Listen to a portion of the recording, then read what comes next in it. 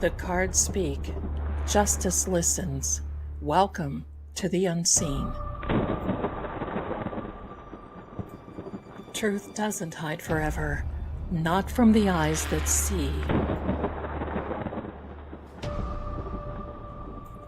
Spirits stir, clues awaken. Let the seeing begin. Behind every crime, a shadow speaks.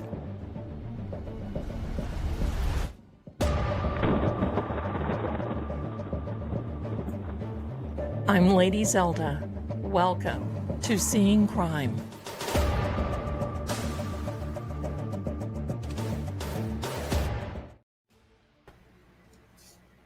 Hello, my darlings. Pardon me, I start out all gravelly. How are you? I'm excited to be here with you because we've got a show. And I think you're going to like this show. Hello and good evening to everyone. I've got my buddies here from the courtroom. Hello and welcome to each and every one of you. I am watching the chat before I come in, and you guys are just amazing. We have people from all over the world watching. And if you are one of them, welcome. And that means welcome to everyone who is here. Oh my gosh, I'm so excited because I've got some things to share with you.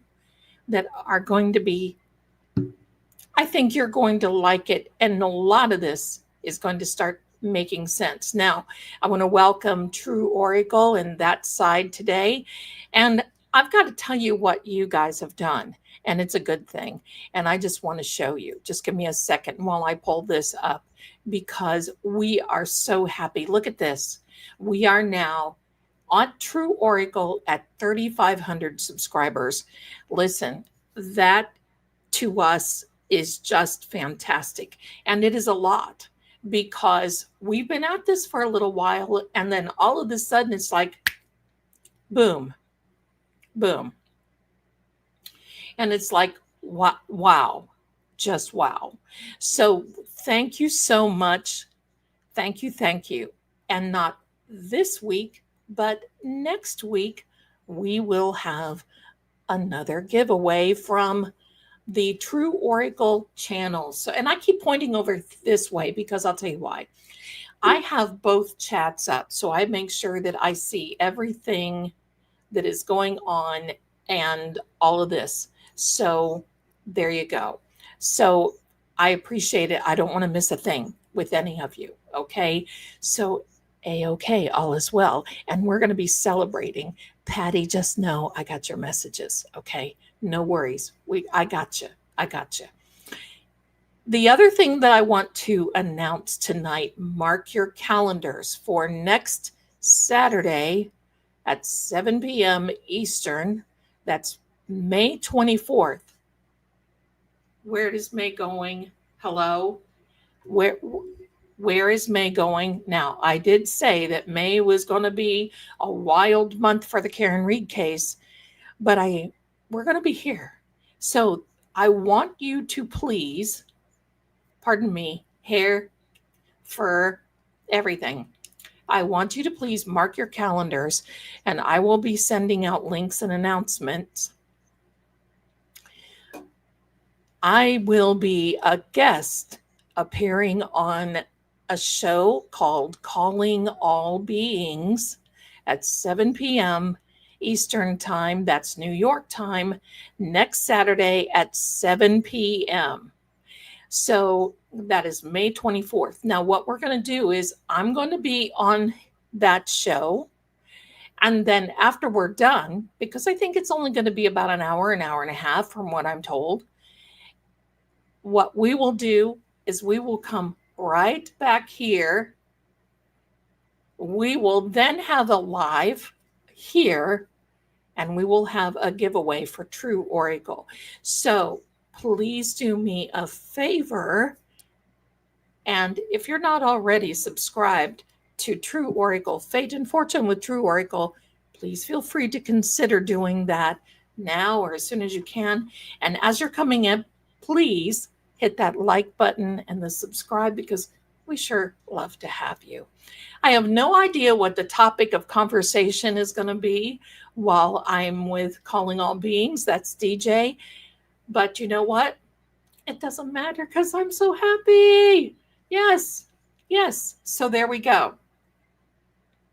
There we go. Well, thank you so much, AK Cat Lady, because I'm going to see you there.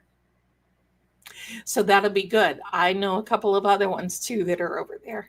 So thank you so much for the recommendation. And thank you so much because we're going to have a lot of fun. He is a great guy. So I will put the link out and when the time comes. So this coming week. So we will be doing that. And it's going to be a lot of fun.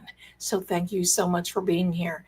Now, my darlings, we had a week, didn't we? I mean, we had a yesterday from the hot place. But you know, I see so many people talking about the legal side of Karen Reed's case and what's going on legally. And I appreciate that because I love all of our legal beagles at the LawTube. But I want to you know me. Hello. I think that's why you're here. I want to go in another direction. And I'm going to show you in another direction what some things mean. Okay? So It's going to be kind of a take on a few things. But the first thing that I want to, and you may want to grab your pencils and paper and pens. You may want to take some notes because I'm gonna be doing what we need to do. Gotcha, V. Gotcha. I wondered because you placed 2 orders, so gotcha. So just let me know, and we'll get it taken care of. So, my darling, I got to tell you, how many of you yesterday was... Sit down, demon. Sit down, demon. But this is going to be my favorite one.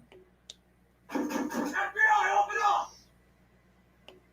FBI, open up! That's right. Hands on the wall. Spread your feet apart. Check your pockets. Goodbye. Goodbye, bad actors. That's it. Sit down, demon. It was all over yesterday. Sit down, demon. Listen, I keep hearing people say, oh, this is so bad for Karen. The fix is in. No, my darling, the fix is in for the Commonwealth. I just want you to know that. Because they keep tripping over themselves, and the fix is in for the Commonwealth, not for Karen. Karen will get a good trial regardless of this judge, regardless of Stinky Hanky. She will be okay. I don't hope so. I don't believe so. I know so. I know so.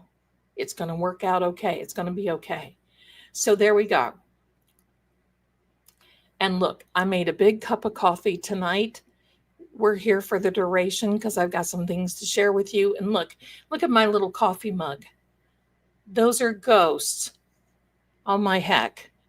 Cute little ghosts carrying in this good Friday night, hello? Saturday night with each and every one of you. Sip real quickly.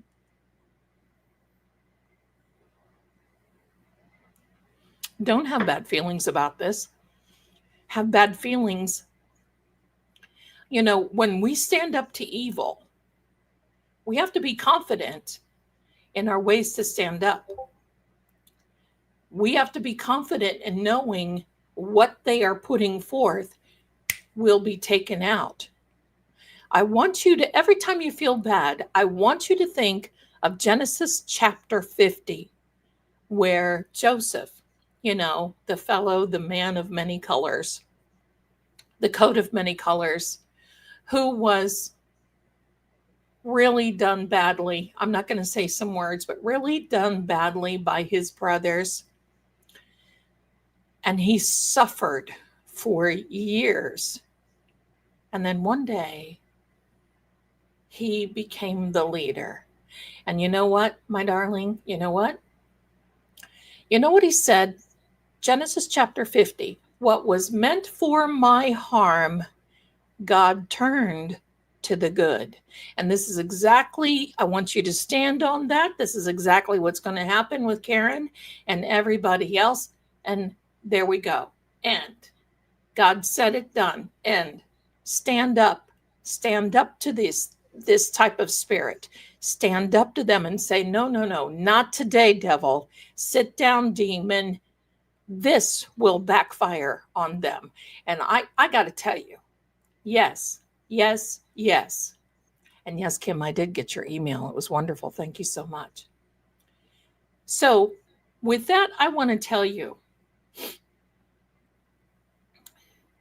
I want you to just say this. First of all, we were talking, hello, I'm there too, right? Hello. Well, first of all, I'm going to thank you all for really minding what we say in the chat tonight, because I'm going to be bringing up some subjects and we have to be very careful about what we say. Gotcha. All right. We were talking about hello, all of us, we're in this together. Thank you. First of all, Tilly, I'm going to tell you this. The energy is so bizarre. They are in my room with the door closed watching cat TV with cat nibbles. They're all set. They're in there having a good time. But all week, they have been up around me. The biggest one wants to sit on the keyboard. They won't leave me alone. So that's what happens. Sammy is laying on the windowsill, wrapped up really cozy in a little towel. She's going to be sleeping there for a little while. And Bilbo is on my desk on his little towel. He is sleeping and having a good time. So everybody's good. Everybody's good. Now, cat TV, yes. Birds, squirrels, live TV, bird feeders. And they're like, it's so funny. It's so funny. But it's overwhelming with me because I'm going to tell you, that type of energy, constantly wanting to be up around my neck and everything, it really, as much as I love them, it is very smothering. So we're good. Now, because we're in court with Karen, we're there with her. I want to share with you something about DNA. You may or may not have heard this, but I think it's very important going into the rest of this trial to remember who's in charge. Here we go, my darlings. Here we go. Now, I made some show notes because listen, if I don't do it, I won't be able to share this. Okay, I'm going to share something with you, and this is what I'm sharing with you. I want you to take a look at this. This, my darlings, is a strand of DNA. What you see there are Hebrew letters. It is a gematria, which is also some numerology. The numbers that are assigned to each Hebrew letter are written in this. So the letters that you're seeing, well, first of all, DNA is made up of 4 substances. It is hydrogen, nitrogen, oxygen, and carbon. Now, it spells out 4 words of the Hebrew alphabet: Yod, He, Way, and Hey. Okay, there are 2 pronunciations of that. My darlings, this is really what it spells out. These are the Hebrew letters YH, VH. That is the sacred name of God in Hebrew. Yahweh, or some people say Jehovah. It is actually, the J's are not pronounced. It is Yahweh, or Yahweh, or Yahweh, or you can say Jehovah. This means that the DNA, every cell of our body, has God's sacred name in it. We are not just creations of the divine, we are expressions of it. This is called the God Code. And this is so cool because when I first started studying, and this has been in 1994, I started studying really, really hard. This is a science, and this is when science meets, I don't like to say the word religion, but when science meets religion, it is coded into our biology. Ancient Hebrew letters are aligned with the atomic makeup of DNA to form the sacred name. And this is the only way it is spelled out. And that's it. That's it. So that's what I wanted to tell you. Now, of course, the court is not going to talk about this. I just want you to know. This is a little something for you all to talk about and to know. Yes, all DNA. All DNA. It does not matter if it's touch DNA, if it's anything else. It is these are the strands that are in Hebrew that is made up of the four elements of DNA, which is hydrogen, nitrogen, oxygen, and carbon.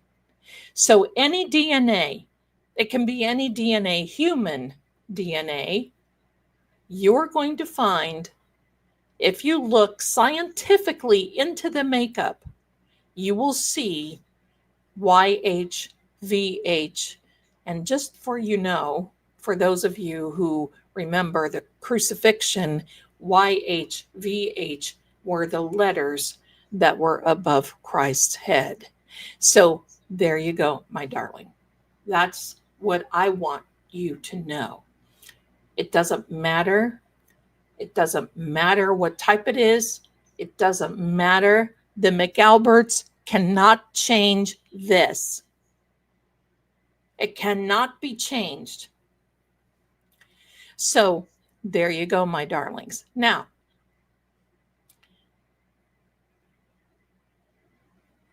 I had a little conversation with John.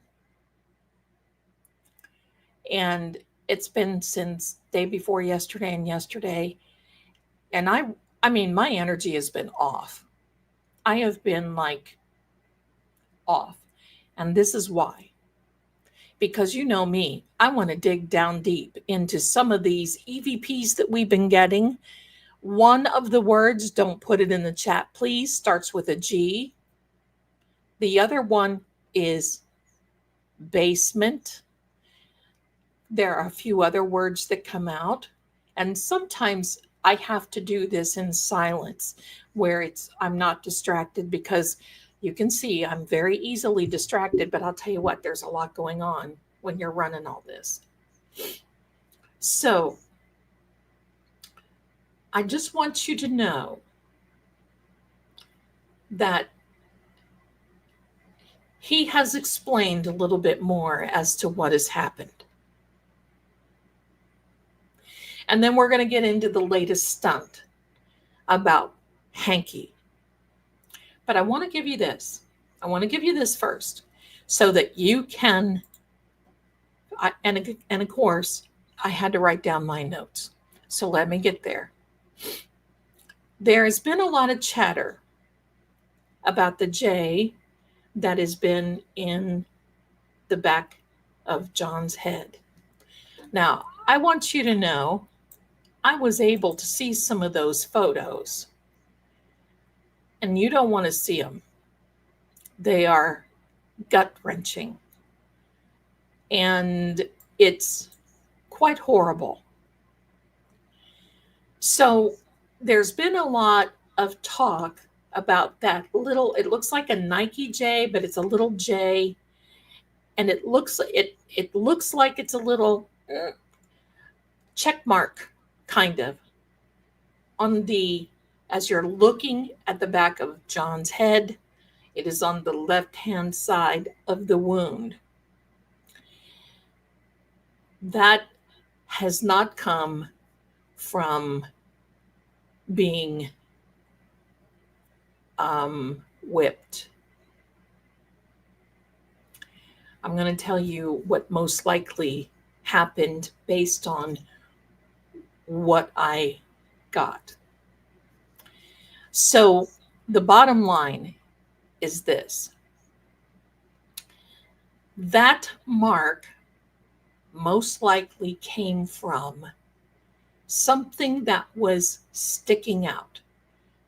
It's a natural tear if you have some type of accident, in quotes, like John had. There is a forensic transfer of pattern here. It is a partial pattern. And I want you to think about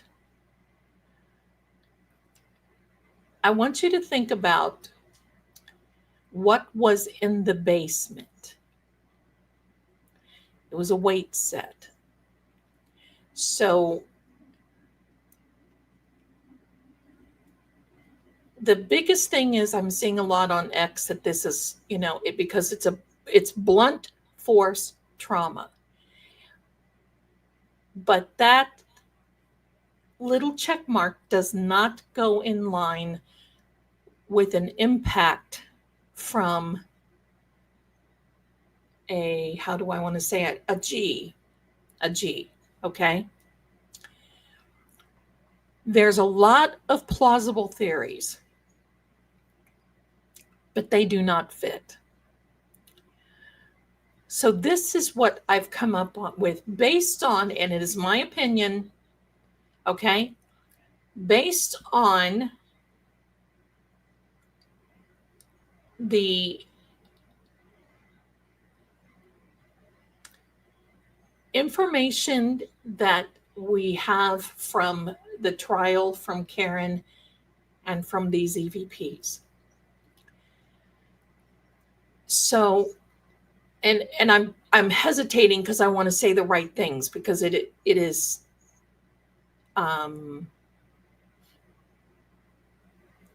traumatic. It was a traumatic event, obviously. So this is why it fits into this, from what I get. And I have to scroll down to my notes here.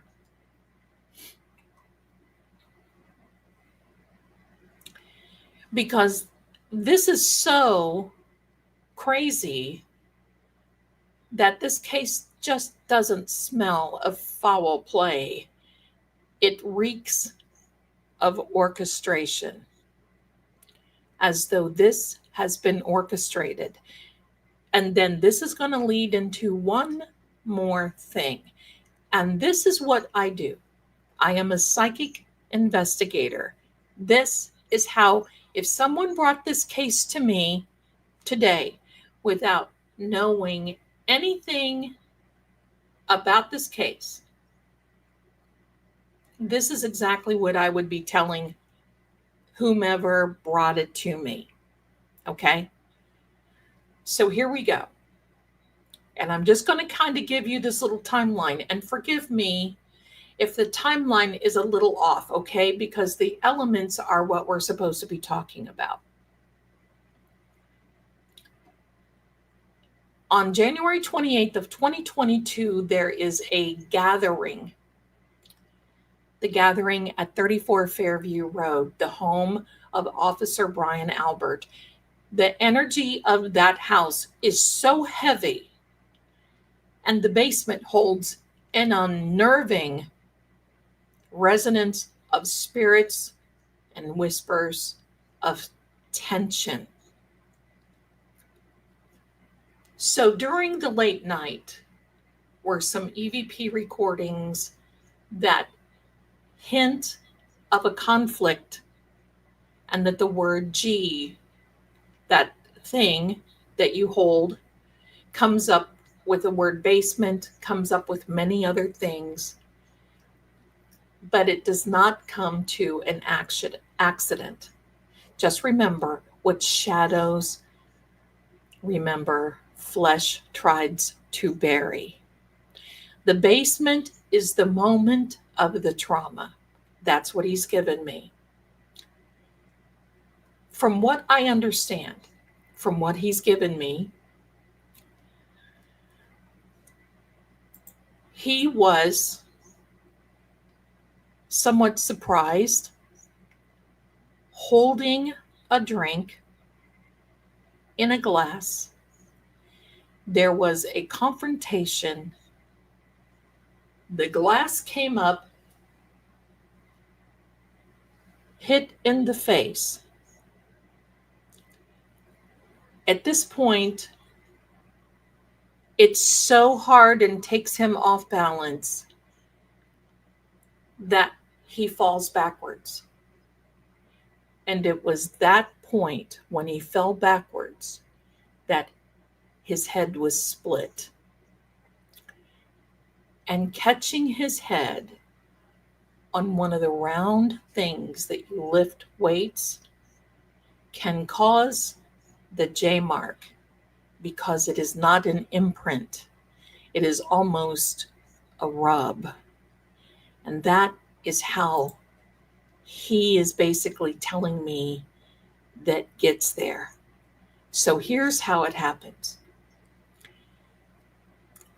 This whole thing bears the impression of something that is stationary and metallic. So that would be the weights. And when you have the weight bar and there's the round hole. I mean, listen, I've been around guys who've had weight sets, and you walk into one of those things, and you like, holy mackerel, you hit that and it hurts.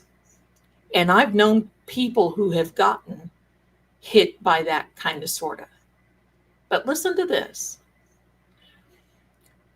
There was a scene sanitation, in my opinion, between the impressions and the thoughts that I got from John's energy. The scene sanitation, the basement, was never investigated thoroughly. Instead, as we know, it was remodeled. Some evidence was probably removed before they would ever be able to take luminol in there. But this is when the first cloaking spell happened. Now, I want you to remember that cloaking spell, okay? Look at this. The shadow cannot exist without the light, but the light will reveal all. So now, that's the first cloaking spell.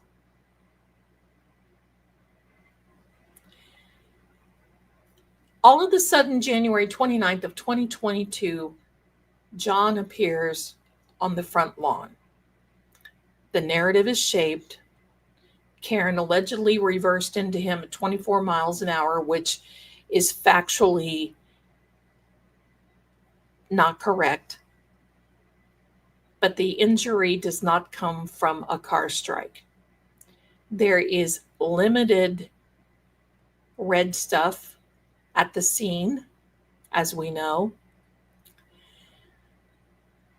And there's no arterial pooling. And there's no drag trail that is noted. That means somebody either had to carry him or put him on something like a tarp and drag him out. Now, of course, there was a quick sale of the house. I think that happened between February and April, maybe longer, I think. The quick sale of Brian Albert sells the family home. It's under market value. Now, spiritually stained and karmically heavy, it is passed on like a cursed artifact. Uh-oh, there's a problem. Whispers become storms. Now, this is when EVPs started to grow louder, because I was doing EVPs on this case before I even started streaming it. The shadows push toward exposure. Forensic review reveals, as we know, 3 DNA profiles found that were male and one was John. Who are the other 2? Well, we'll never know, because they're never explained, never tested, and never acknowledged. May 2025. In court, contradictions surface, motives unravel, and the veil begins to tear, and the world sees that the shadows have mass and the secrets have echoes. Now, stay tuned, my darlings. I'm going to try not to go too quickly with you. The shadow cannot exist without light, but light reveals everything.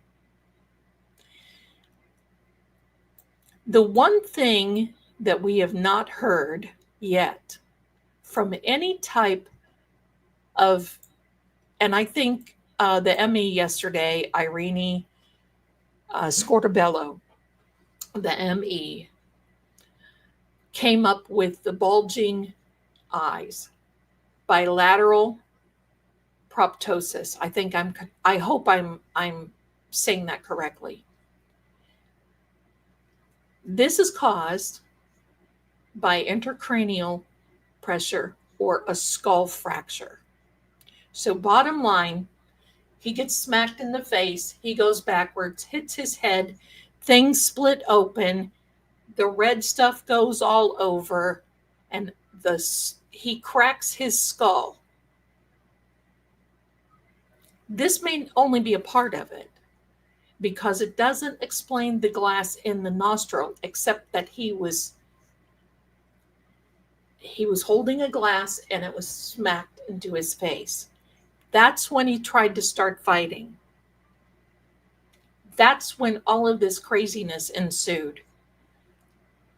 Now, the other thing that can cause his eyes to be that way are two things: a pressure buildup with all of this going on in his poor skull, or heavy duty chest compressions with neck trauma. Heavy before Karen, before they get there. Because the bottom line is, he's telling me they went, because at first they were laughing. And then all of a sudden, it was, holy mackerel. What have we done? They see that he's asphyxiating. I can't even say that word. They see he's choking up. Hello. They see that. They sit him up. And that's when things start to happen. They see back here what's going on. And before, he told me there were a lot of towels, and they put him there trying to add pressure. They lay him back down, and they put him in a place that was cold and dark until they decided what to do. All of this happened so fast. So fast. There's more. The facial injuries above the eyebrow, the gash, and the shard in the nostril came from hits. And especially if someone had a ring on. Have we seen these guys with rings? I don't know. Maybe wedding rings? So, most likely, he remembers that he was hit in the face and fell backwards. But it would not make sense in some ways. Bottom line, he's telling me because he did not fall forward. He fell backwards. So he's telling me that most likely it was the weight bench. He was struck in the face first, from my opinion, based on what he has given me. He fell backwards violently, and they were still pushing at him. Then he started bleeding, I'm going to say it that way, internally and externally. Now, here's the funny part, okay? There was a part here that I wrote down that I can't remember where it is, and it was very instrumental in this, but oh well. We're going to move on. So now, the cloaking spells started, and we're going to go into Jennifer. We're going to go into Jennifer.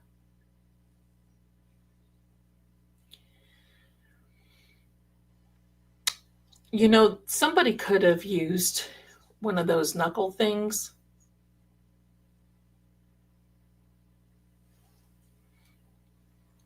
All right. Now, in my opinion, This is based on because things were happening very fast. And he said there were 4 people there besides him. Now, this is for Jennifer, and this is how she is doing this even up until yesterday. Okay? I want to do a little bit of esoteric profiling for her. She is the pattern of 3 227s, 3 a.m. events, right? Then the testimony is just littered with numerological markers. It's all over. I think they're brass knuckles is what I was kind of getting at. Okay. 3 is a binding number. It seals, reinforces, locks a ritual. She started doing a cloaking at 34 Fairview. What is a cloaking? Well, I know you've seen some of these movies and so forth that you put a cloak and it's like an invisibility spell. That's cloaking.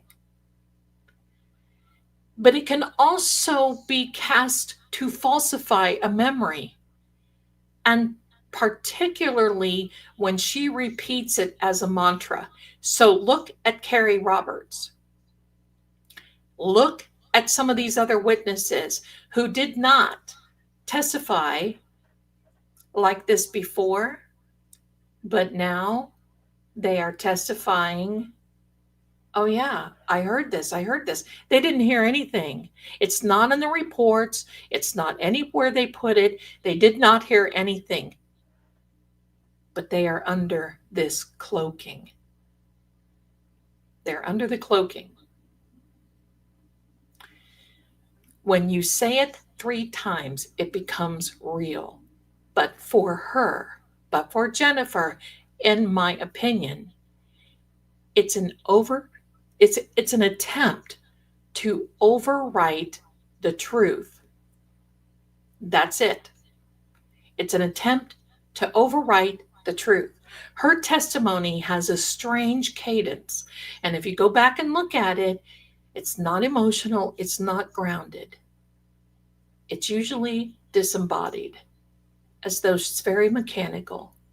It's scripted and almost invocational. It's like she's speaking in a way to disrupt clarity, casting verbal glamours to the listener. She's a gaslighter for sure, and that is shadow magic. She distorts the truth. It fragments the memory, so you're only getting bits and pieces, and it projects innocence while displacing the guilt. Why do you think that Colin is so protected? She's projected innocence while displacing the guilt, in my opinion. So the bottom line is she's sustaining lies as if feeding a living spell. And the energy gets darker and darker the longer it's protected. Why do you think we're seeing Hanky being able to do what he's doing in the court without explanation and Bev going along with it? There's more to it than meets the eye. Yes, I think that there's some things that they are together on, definitely.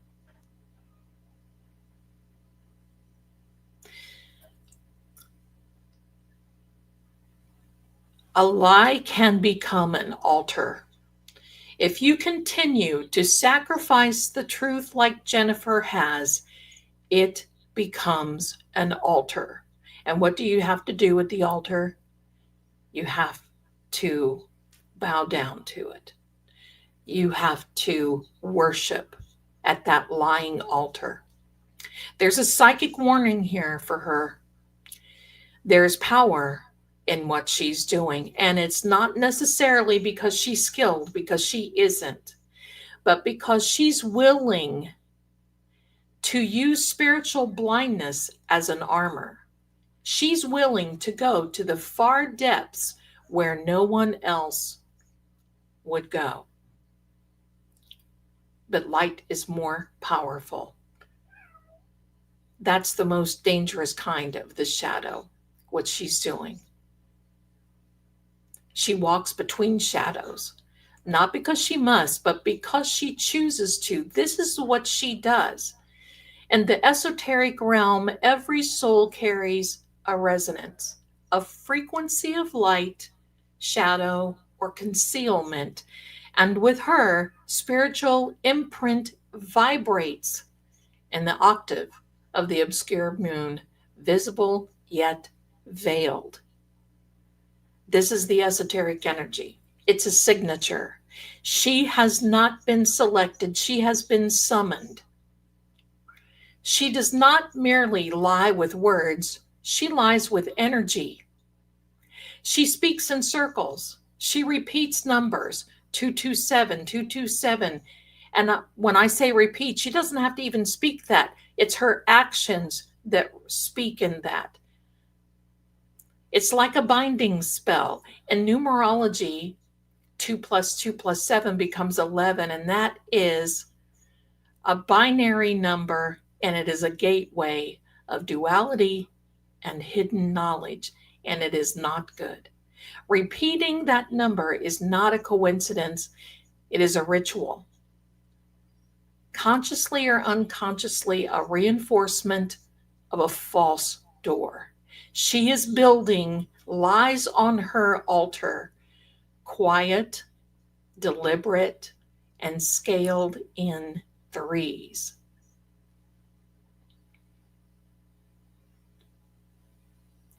The cloak of influence.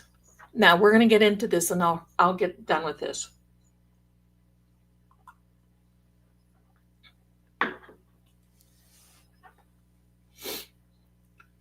Hold on just a second. Yeah, let me play this for a second. Sit down, demon. Amen. Shut. FBI, open up! There we go. The cloak of influence.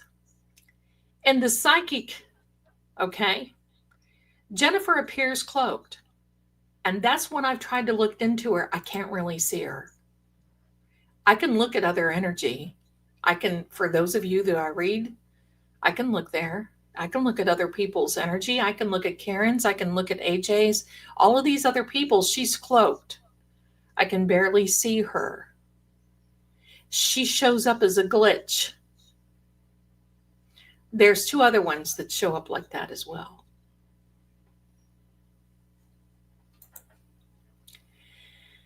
She's cloaked, but not with innocence, but with deflection. So she wants to be like a mirror. Anything that comes through, she will deflect it off and throw it off. She cloaks others, and she cloaks others with intentions. And above all, she cloaks the truth. Her field is not empty, but busy. She's busy. She's layering, spinning, and reactive. She is not alone energetically. You hear that? She's not alone. I sense that there are external forces here. Possibly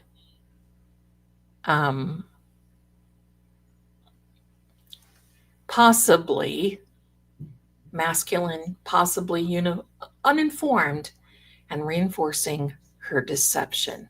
And I want to welcome you beautiful people from Canton Chronicle that are in the chat. Hello, Boozy.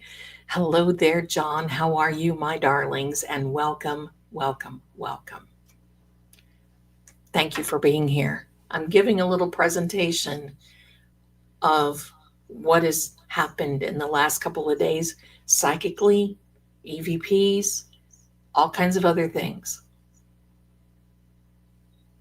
So hi, my darlings. So welcome to each and every one of you.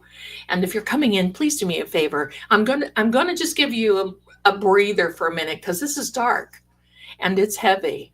And I'm going to tell you, this isn't the only case that I've run into this type of thing before. And I can guarantee it will not be the last as well. It will not be the last of well. There are 5 involved. There were 4 with John, is what he says. Okay? The external forces that are possibly with her are masculine, possibly uninformed, reinforcing her deception. And I've said that, but I want to repeat it because she is the psychic wall between crime and its exposure. Why do you think it always seems like we get really, really close to this finish line and boom, all of a sudden this wall is thrown in by Pinocchio Hank? And then Bev does something. And then there's other stuff. Hang in there. We've got this. The web of 3. Jennifer is not the only one in this circle. There are 2 others energetically bonded to her. One is a male, strategic, cold, grounded, in fear of exposure. The other is a female, calculating, detached, and silently complicit, in my opinion. This trinity, which is not a good trinity, forms a triangle of distortion. Did you see what shape that rock was in? That said the Alberts that was on the lawn of the Alberts or the 34 Fairview? Her vibration is mismatched with her testimony. Her body language pulls to the left. Have you noticed that? When you see her, when she does this, she pulls to the left when she speaks her words. Her timeline fractures psychically, and it won't hold.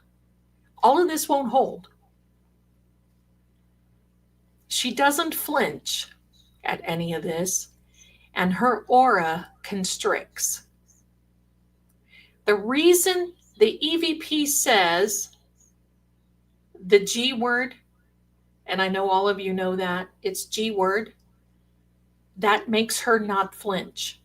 And the EVP that says basement, her aura constricts.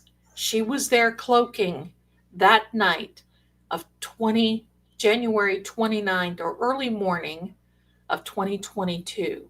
She knows, not maybe, not partially, not accidentally, she knows.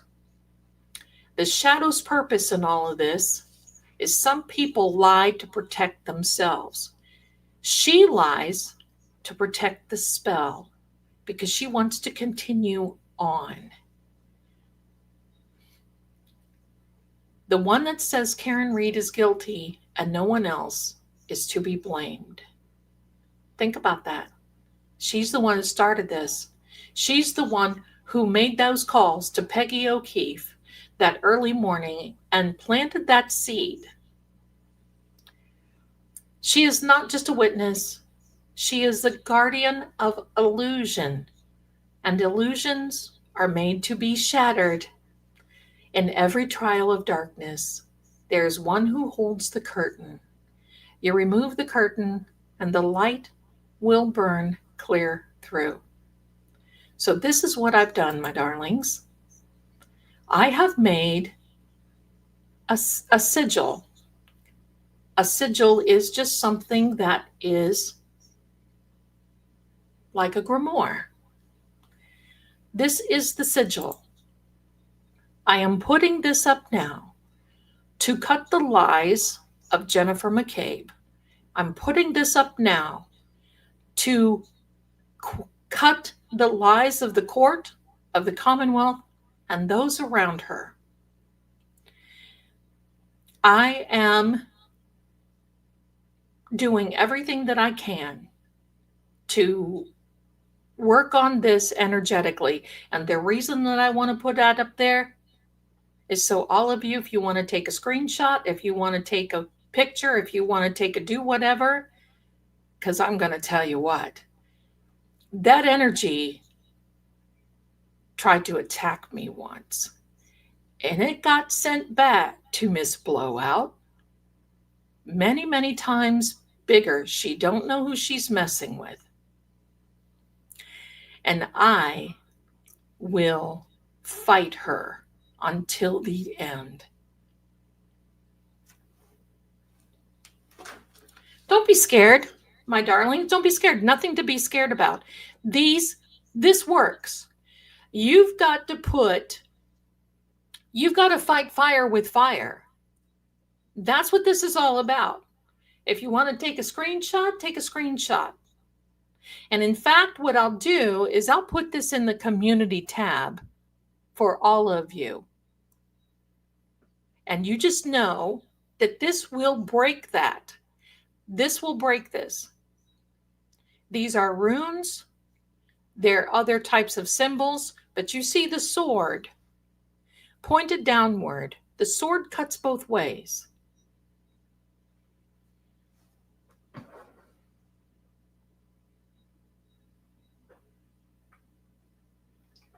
So you see, my darlings, she's not going to win. She's not going to win. You will see this fall apart. You will see when the defense presents their case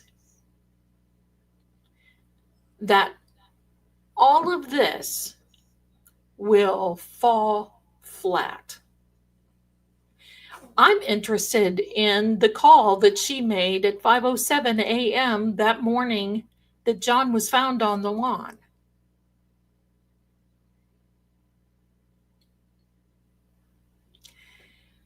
I want to know what she was whispering during the 911 call when she was trying to call whoever else was in that house. And you could catch her whispering.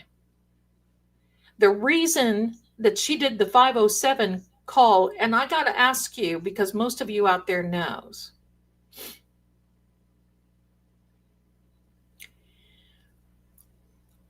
oh,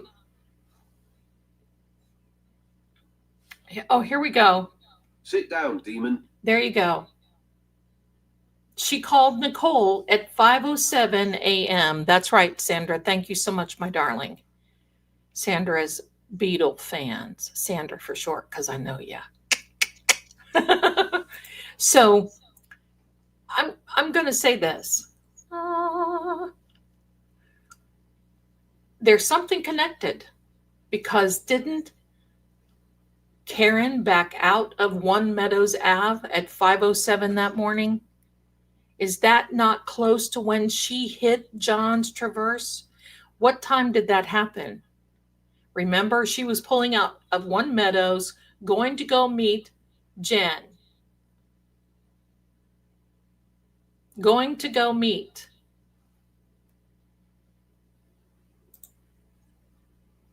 Yes. Right? So she met, so yes, you see? So as she was pulling out of One Ave,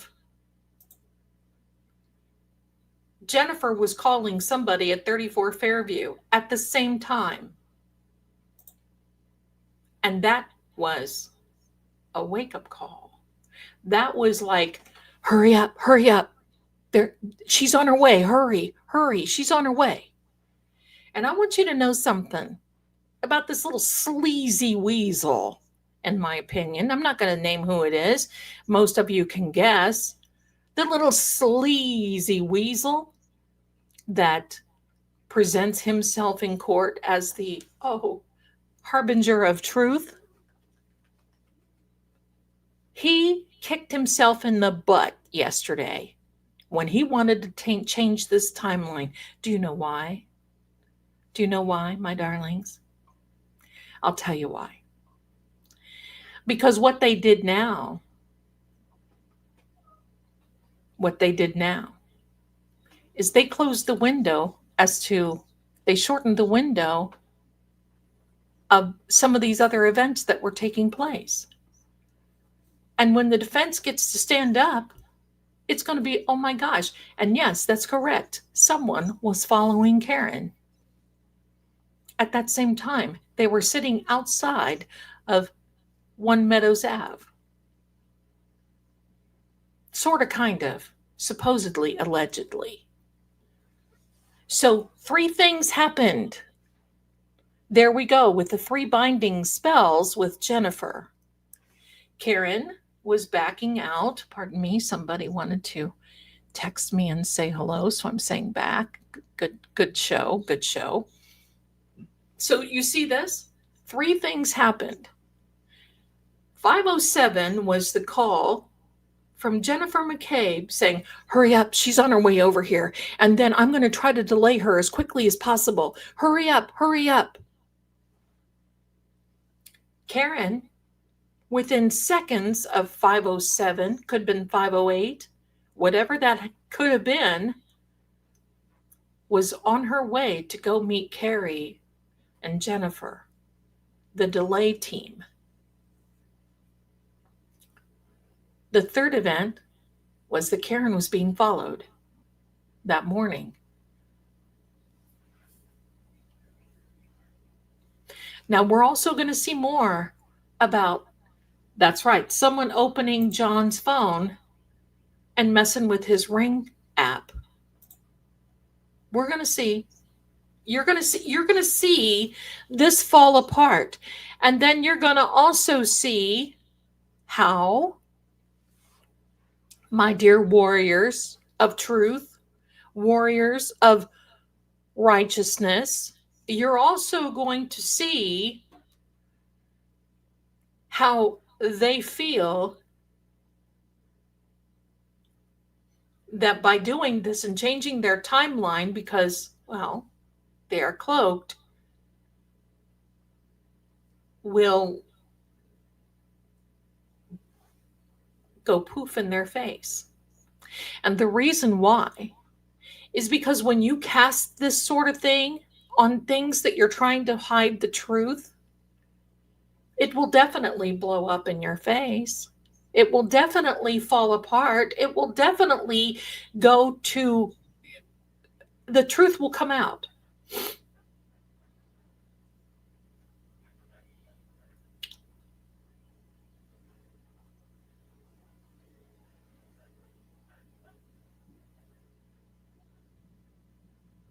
Now, I think they'll try to put Jen back on the stand. Will they able to? I don't think she will. I don't think Bev will allow it. Because Jen is afraid of testifying. She does not want to be put back on the stand, and she may not. She may not. The 2 people I do not want them to see in them bring up. Oh, let me go back here. Hold on.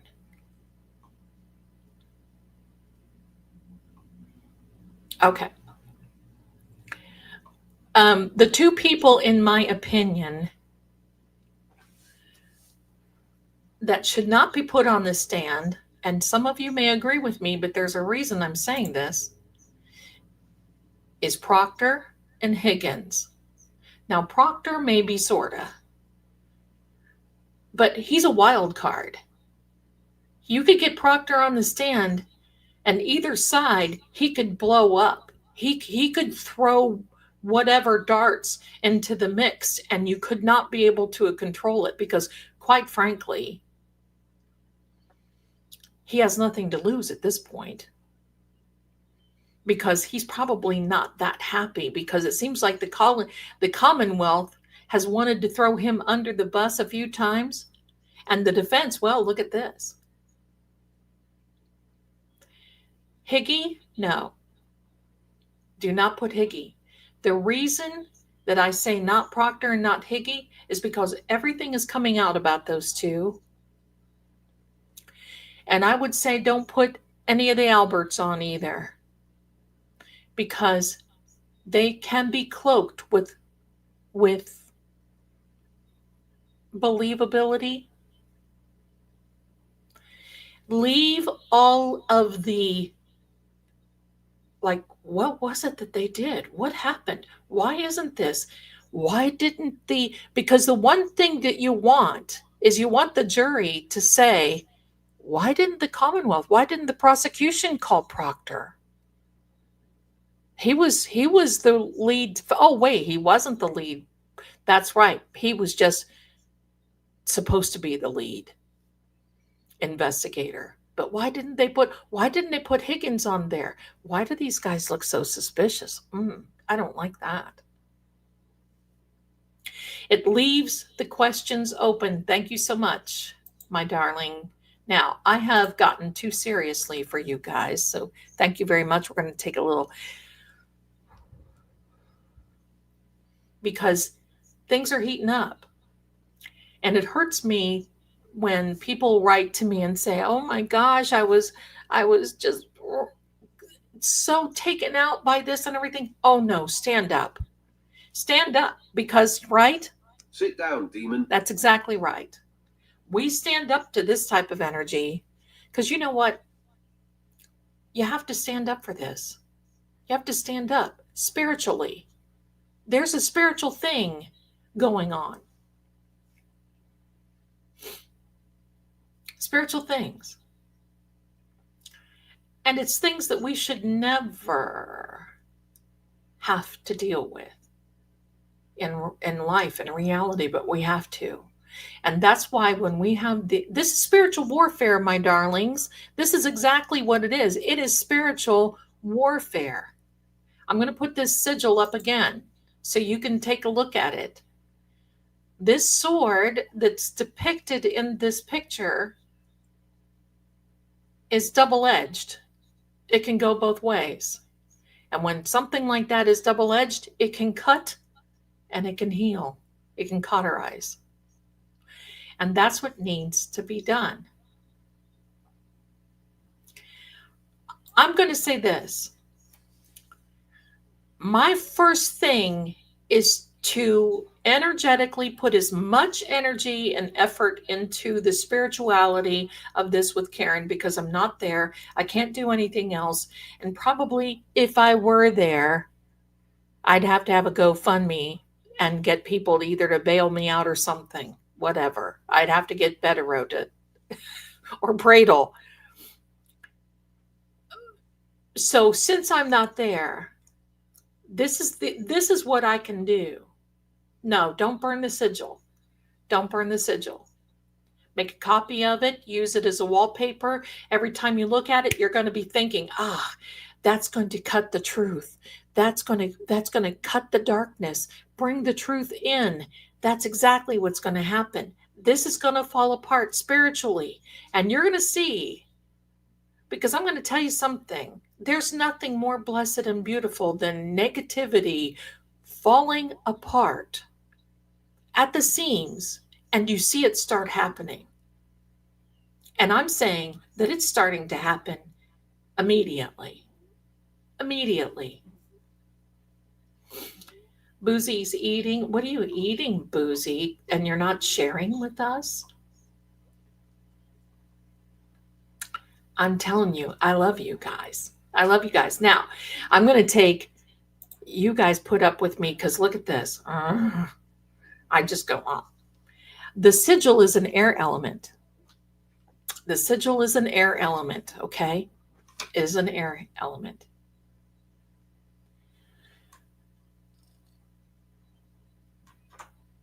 Yes, there you go. There you go, my darling. Action, action, we want. I was the cheerleader. Action, action, we want action. Action now. Well, my darling, listen, you guys. I watch her on that tiki-talkie thing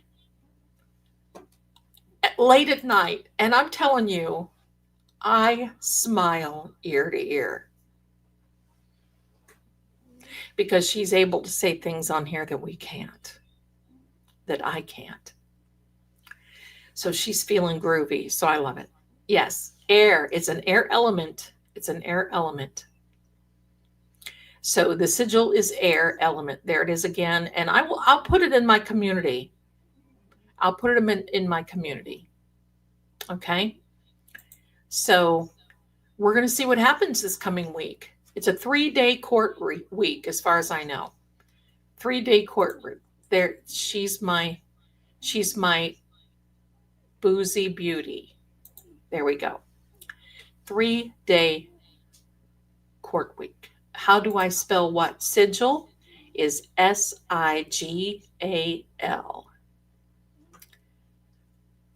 I think it is a 3-day court, right? Yes, I'm sorry, Karen. C. Did I just say C? Oh my gosh, I'm so sorry. SIG. Now you can spell it 2 ways: SIGAL or SIGIL. There you go.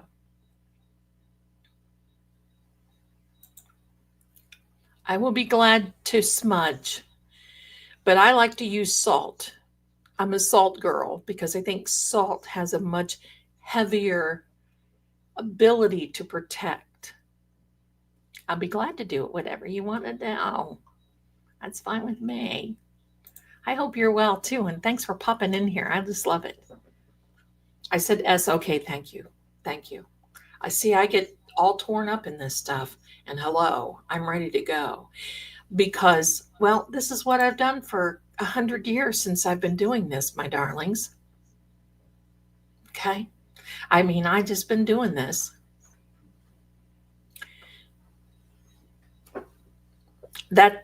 This is what I'm, yeah, I do other readings and I love doing other ones like the weekly and the daily and all that.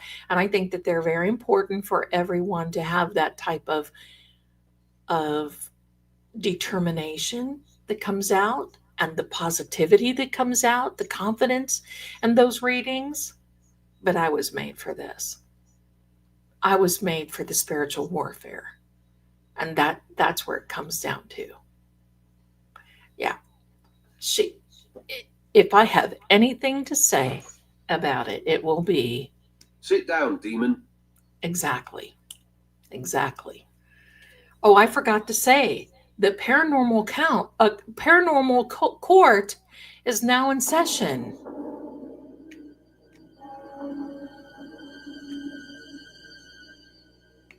And I have another one that you guys are going to love. You're going to love this one. Ready?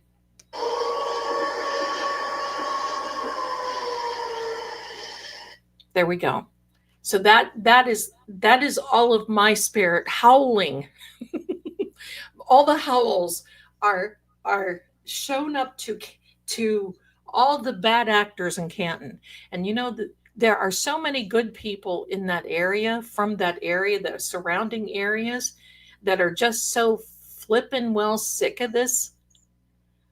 I mean, I just feel bad it's horrible. I love the howling. Let's do the howling again. Let's do the howling. Here we go. There we are, my darlings. Now you know. Now you know why my theme song is Love is Kind of Spooky with a Crazy Little Girl Like Me, because it really can be. Yes, it is. Thank you so much, Susie Q, my darling. I love those little puppies. Half day Thursday in court too. Yeah. And then they're off on Friday, right? So it is 3 full days and then a half day, a half day on Thursday and a full day on Friday. Court on Monday, my darlings. Cart on Monday. Thank you, everyone. Is the jury getting it? They will be. They started to. I believe that they are. They started to. And believe me, I believe. I got to tell you this. For those of you, you probably know which one this is. It was Lord of the Rings. And I forget what her name was.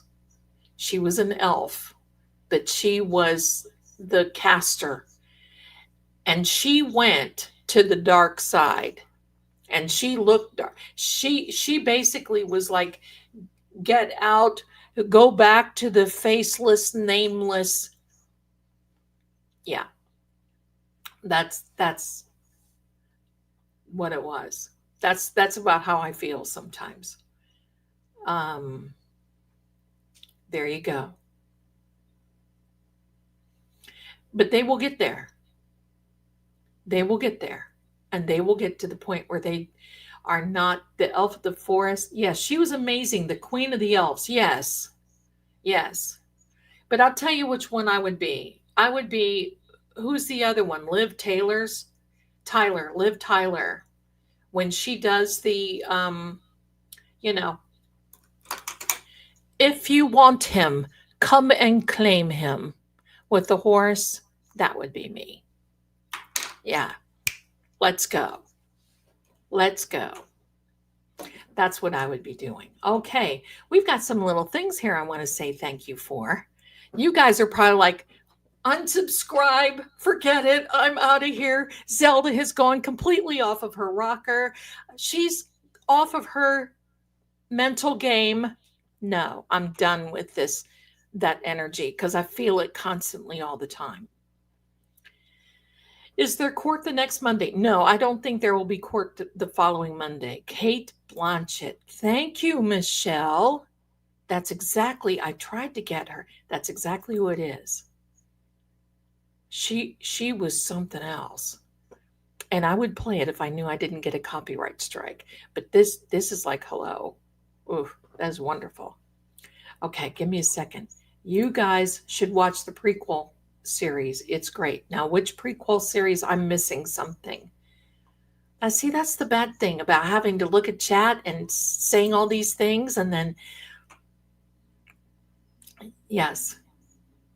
Yes, Arwen. That's right. Sassafras Griffin. I love that name. Arwen, Liv Taylor. Why do I say Taylor? Liv Tyler, Lord of the Rings. That's right. I need to put that on here on my soundboard. If you want him, come and claim him. Because they won't get past me. Yes, please do. Hit the like and subscribe. The new jury was not living under a rock. They saw the first trial. I believe that. And now, you know what? These pieces of this puzzle are coming together because the last trial was a little hard to keep up with because by the time we got done with Lolly's snooze fest, right? What chair did you sit in? Did you take a laxative in the morning or in the evening? What, if anything, did you put in your coffee that morning? What if anything? I mean, hello, Lolly. I was kind of glad to hear about from him the other day. He was a little bit better than that. So there you go. Now, I've got to say thank you to everyone. And we have a new member, my darlings. It is Patty GPW became a new member, and thank you so much for being here. We just love it. And then there's Sherry D. Thank you, has gifted 5 memberships. Congratulations and welcome to all new members. You can find some goodies in the members only part of the playlist and community posts and tabs. So thank you very much. Elizabeth is coming in hot with a $10 super sticker. Thank you so much, my darling. You are so generous. I think Elizabeth was one of my first members. So she's been a foundation of this channel. Thank you. And we are climbing. We are now over 8,600. And you know what? I know I seem like I'm making a big, that we've got Melanie over there. She's cresting the hill to get to 100,000 and all this. Listen, this is big for me. And I want to thank you because it's you guys. And there we go. I love it, and I love being here. So thank you for your generosity, Elizabeth. Thank you, thank you. The Canton Chronicle, bless you. Thank you for bringing positive energy to this case. Well, you're more than welcome. I know it sounds like it's a little offbeat, but listen, we have to fight spiritually. And thank you for recognizing that, my darling. And yes, I will smudge on Sunday anything you want. Let me know. Resisting arrest. Thank you, my darling. 5 memberships and welcome to all new members. Thank you, thank you, thank you. So, yeah, so there we go. Sandra says, someone must have told him not to say, what if anything this year? He barely says it right. I mean, it's like, hello, Lolly, why don't I just go ahead and watch paint dry? Right? I mean, so this year, and I'm going to tell you when the jury is really going to start perking up a little bit is when they see ARCA come. First of all, when they see these experts, and I don't know if you know this, and you people in the chat, let me know. I heard, supposedly, allegedly, that Arpiture just opened a new office in January or December and January in and surrounding that area. And one of the people that used to be Trooper Paul's boss opened that office. Now, if there is anything like Trooper Paul involved with any of this sort of stuff from Arpiture, cakewalk, my darlings, cakewalk.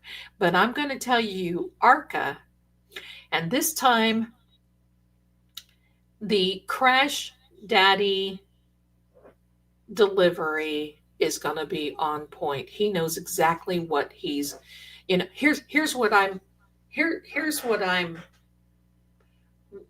proposing to the defense. If you're watching, I would ask ARCA,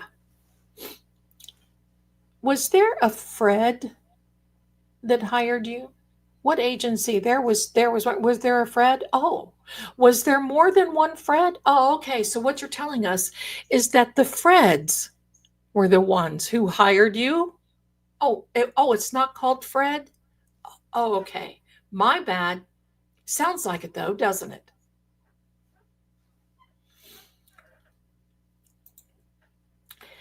How dare you? And you know what? We're going to play that song. Why are they changing time to the key cycles? Her SUV was running. No need to restart the engine. Duh. Well, it's because they think that it's going to help their case because they know they're losing. Look at them so far. Every witness that they have put on the stand has been blown out of the water, right? Right? So thank you very much for everybody for liking my humor on this. We've got some more things to talk about here. Resisting arrest, I got you already, my darling. And look at Michelle, 10 memberships. My gosh, bless you for your generosity. And Nicole RM, 5 Zelda Kelly memberships. You know what? Thank you, thank you. So I appreciate your generosity to each and every one of you. You are wonderful. I love it. I love it. What do you say? Y'all know How Dare You, the song. Why don't we go ahead and play that? Do you want to hear it? I think we should. Get pumped up a little bit. Welcome to all the new members. Oh, Kelly, my darling, I'm going to tell you, I love your profile picture, by the way. You are just the sweetest. I can tell with that little ducky. Aw. The jury will see. The jury will see.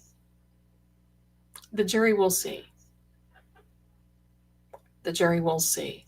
When they get ARCA on the stand and Pinocchio Hank decides that he wants to be yucky and he wants to tear into this person who is so innocent and will not be shaken and he just keeps his cool.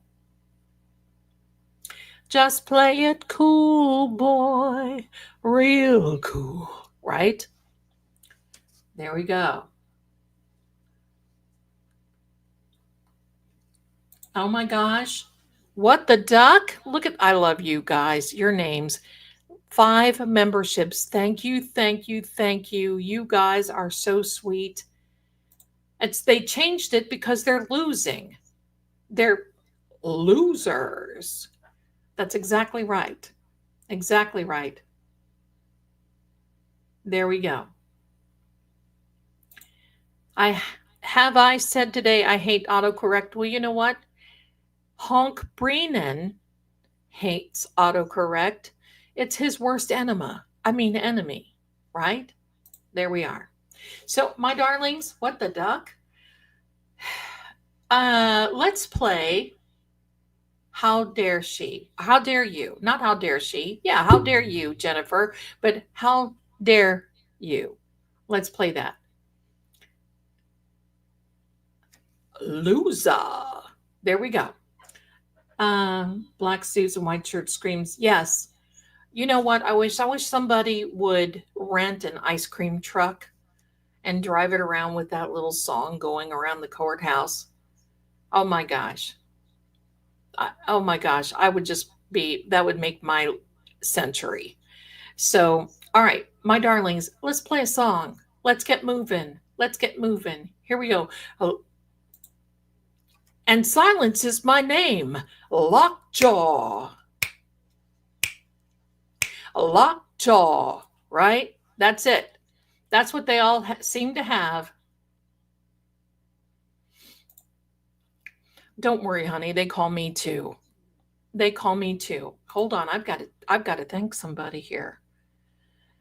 Cheryl, my darling, thank you for the very generous Venmo. Bless your heart. Thank you for sending that through.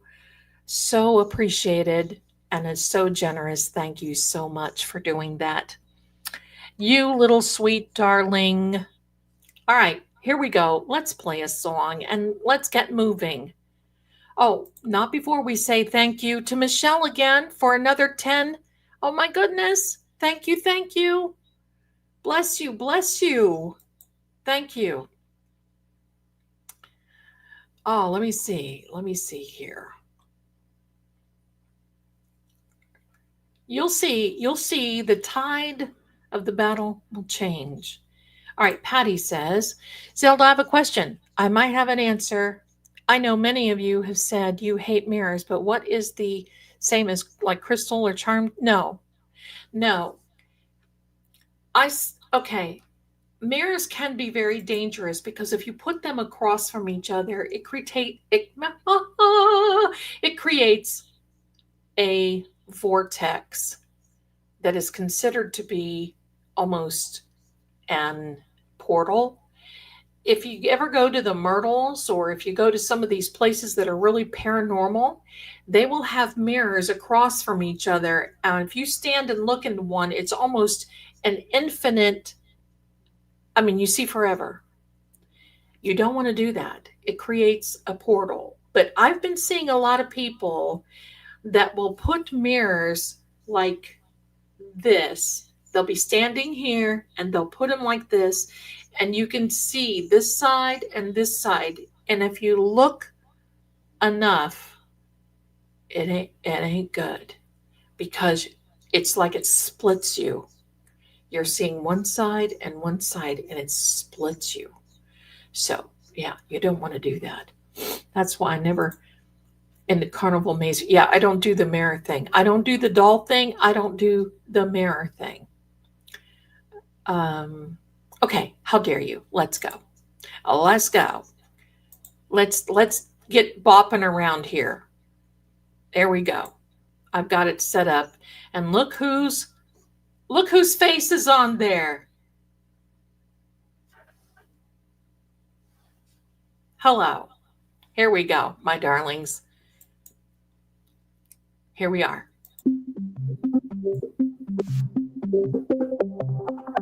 Wait, it's going too fast.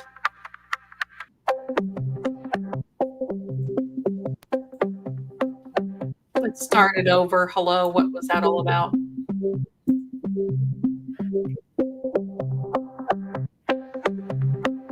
Here we go. Turn it up, everybody. Let's go.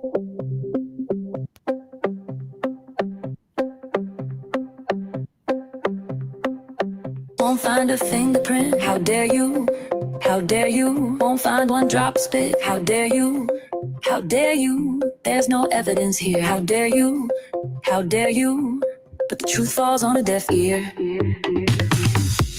I'm innocent, how dare you? Magnificent, how dare you? Your accusations are not based in reality, and I deserve much better than you're treating me. When you die, you will see what a monster you've been to me. Is my love not enough? Can't you just be happy in this love?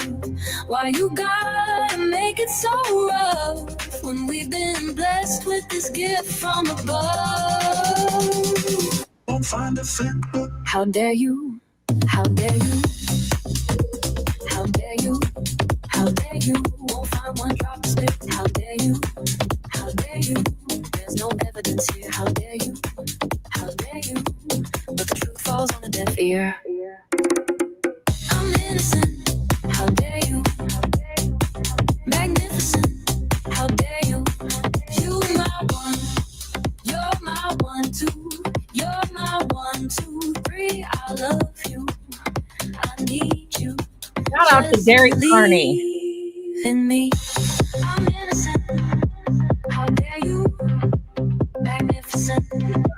How dare you? How dare you? How dare you?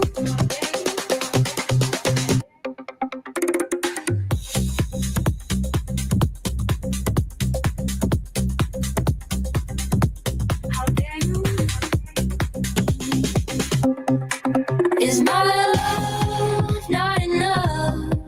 Can't you just be happy in this love? How dare Why you? you gotta make it so rough when we've been blessed with this gift from above? Won't find a fingerprint. How dare you? How dare you? How dare you? How dare you? Won't find one drop of spit. How dare you? How dare you? There's no evidence here. How dare you? How dare you? But the truth falls on a deaf ear. I'm innocent. I'm innocent. How dare you? Magnificent. How dare you? Stop this judgment. How dare you? I'm heaven sent. How dare you? You're my one. You're my 1, 2. You're my 1, 2, 3. I love you. I need you. Just believe in me. I'm innocent. How dare you? Magnificent. How dare you? Stop this judgment. How dare you? I'm heaven sent. How dare you? How dare you?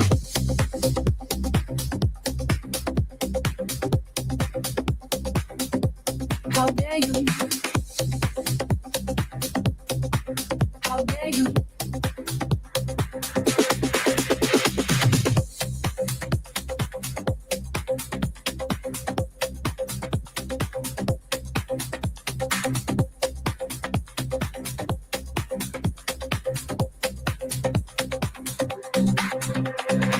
I'm innocent.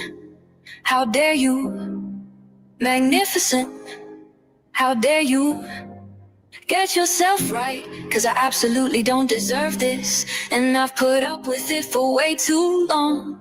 Better wise up, straight up. Get it together, wise up. Oops. Here we go. We may play that in a little while, but it started over again. Let's go. Free Karen. And justice for John. Way to go. My darlings, I'll tell you what. You guys like a lot of fun, don't you? I do too.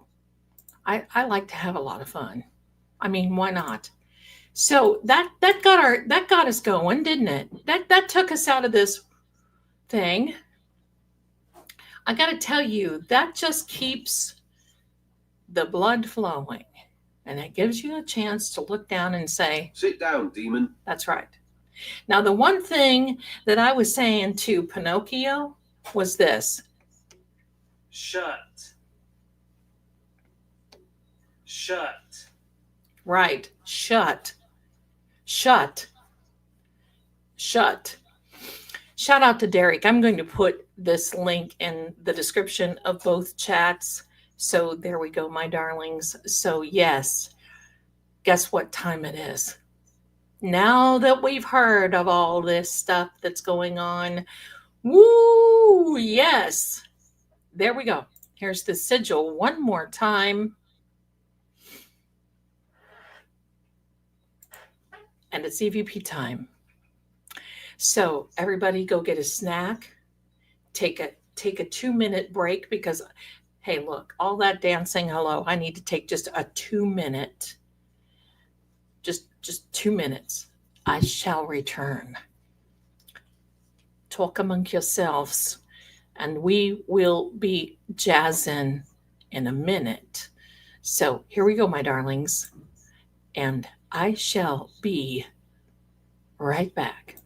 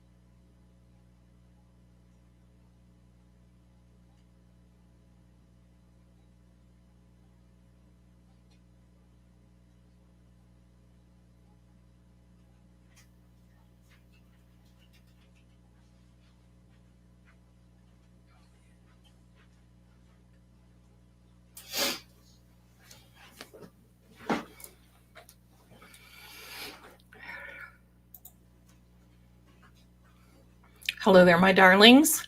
How are you? There we are. There we are. Okay. Are you ready? Yes.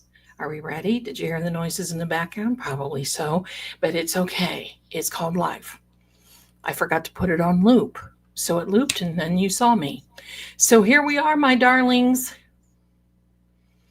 And you know what? I got to tell you, for those of you who recommended chicken salad chick, because I'm a chicken salad chick, I got it and it's like, hello, it is that good.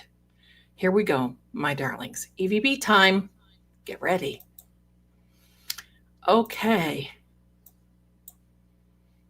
Here we go.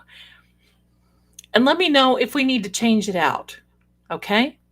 Dun, dun, dun. There's the little hand. And there's me in my green screen. Hello. Hello. Here we are. That's me that you see. I don't know why I'm reflecting. Let me fix this. I don't like to be reflecting. That's not good. There we go, my darlings. Keep track of how many. Oh, I think I'm possessed. There we are, my darlings. Tracking a cat in the snow. I'm marked safe from tracking cats in Canton. Here we go. Now, John, I took all this information, John's energy of what you shared. So let's go, baby. Let's go. You may see me reflecting a little bit on the side of the over there on the EVP. So that's me. Stop. Let's go.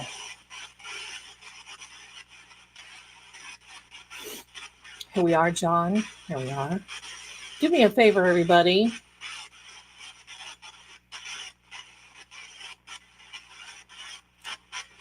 There is a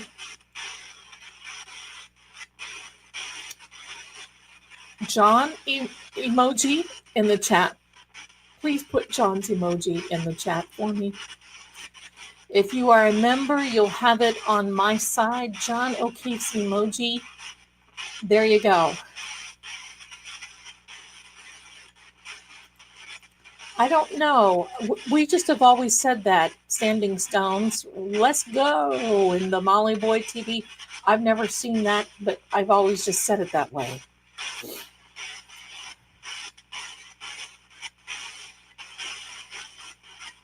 Thank you, everyone. Here is your emojis, my darling. There we go. Justice for John. Brought it to the table. There we go. There we go. There we are, my darlings.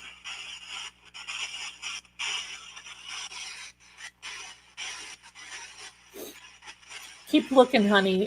Cheryl, keep looking. Fury, governor. Fury. That wasn't furry. It was Fury. Governor. Oh, wait a minute. Somebody got loose, I think. No? Oh, you're the wrong one. Sorry. Cat attack.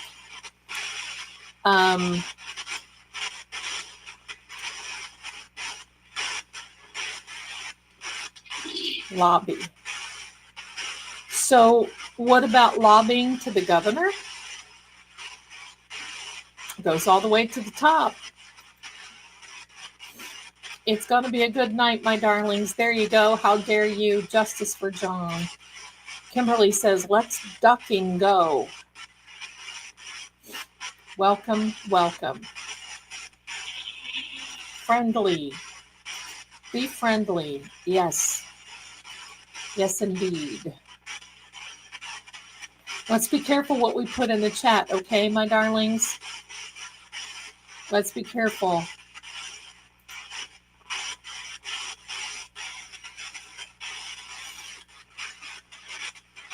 This goes much higher.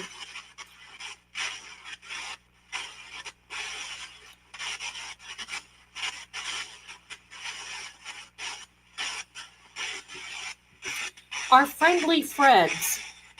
How many Freds hired you? Oh, wasn't the Freds. Okay, I thought so.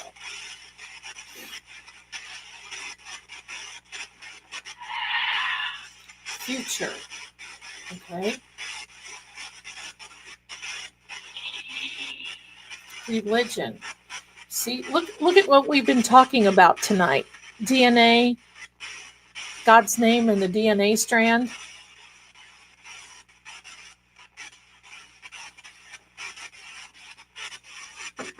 I do not believe, although I'm not going to tell you what to do, I do not believe that type of communication with the governor will do anything.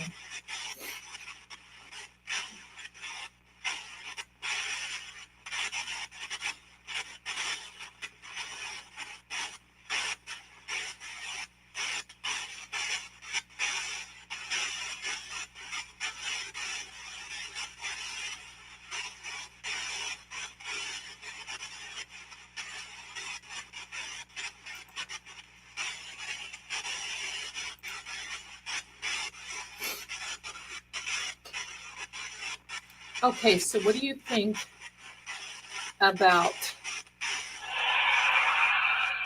who's Monica?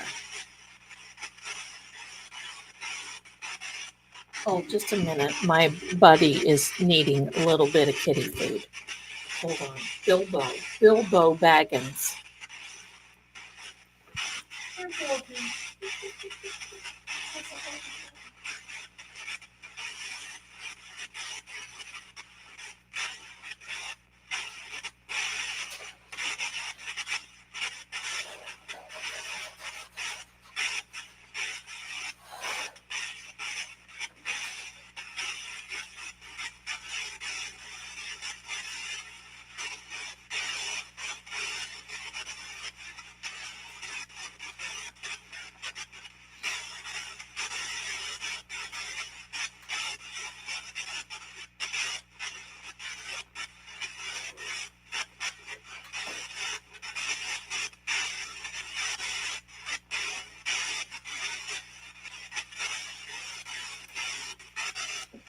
Thank you, everyone. Boots. We got boots on the ground. That's it. But I don't know who Monica is. Harmonica? We know who plays the harmonica.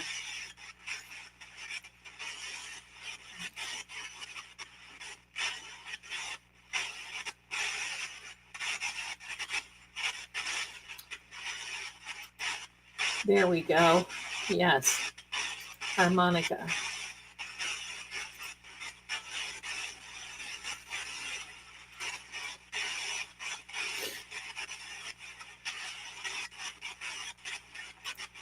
Yes, all been caught in lies. Every one of them.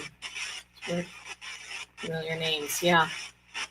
Sometimes, but remember we got Denise, and then all of a sudden we found out that it was Jennifer's sister, Denise, that was writing down the timeline. Oh, I loved it when Alan Jackson called her out. You could tell they didn't like it. What's her name? And where does she live? That was like priceless.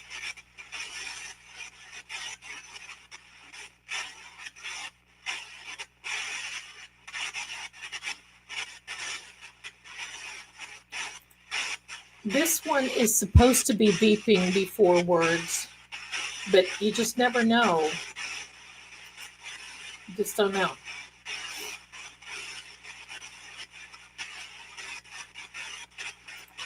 Oh, wow. Hanky plays the harmonica. Well, when I saw his picture in this little video of him playing the harmonica the other night on X, I wrote and said, "Hey, Hank, the other word for that is a mouth organ, don't you?" Of course, I need to be cautious, but I just couldn't help myself. I want to know, and I have asked this and asked this, I want to know what size shoes John takes. And I want to know what size shoes are in evidence. Oh gosh, Kelly, be careful. Yes, there's videos of him doing that. And believe me,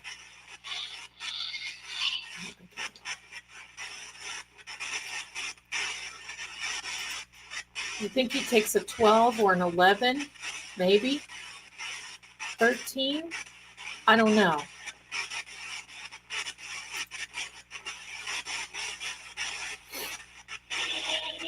Return.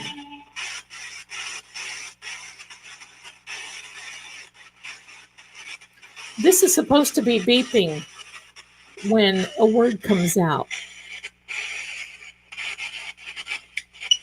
There it is. I had it off. Let me know if that orb. I've been having orbs here. Let me know if the beep bothers you, okay? I can turn it off. In fact, I'm going to turn it down just a bit because the white noise gets to me a little.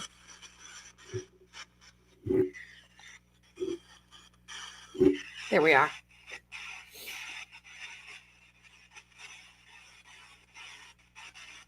Yeah, I think he's been here. He's been here. I've not been able to sleep, and I've had some other energy stuff going on at the same time. So I've been trying to really work on this. You thought John was a size 11? Colleen? If you need, I can turn that off because I know it gives headaches in the crowd. Do you want me to turn off the white noise or the beep? Let me know.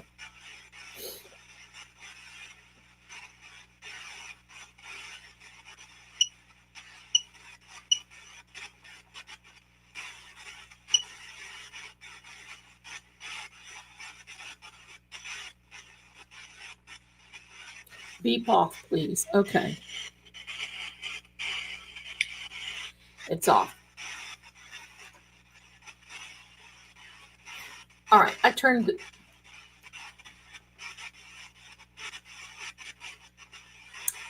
Thank you, my darling. It was hard for me to relax the last couple of days. I did not feel like I got anything done, but I was deeply immersed in a lot of this. And, I had some other things going on that are, oh, I'm okay. But I would just have been deeply immersed in this.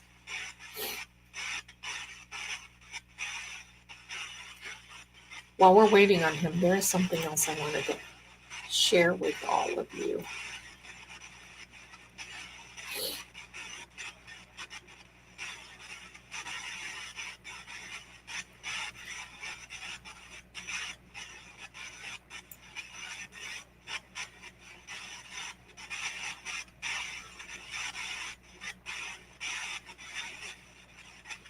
And then there's something else I'm going to share with you as well.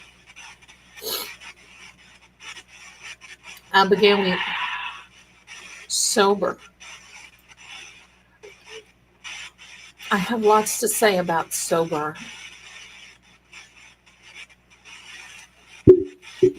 But there's one thing that I didn't share with all of you, and that is the J on the injury can be part of symbology, fragment.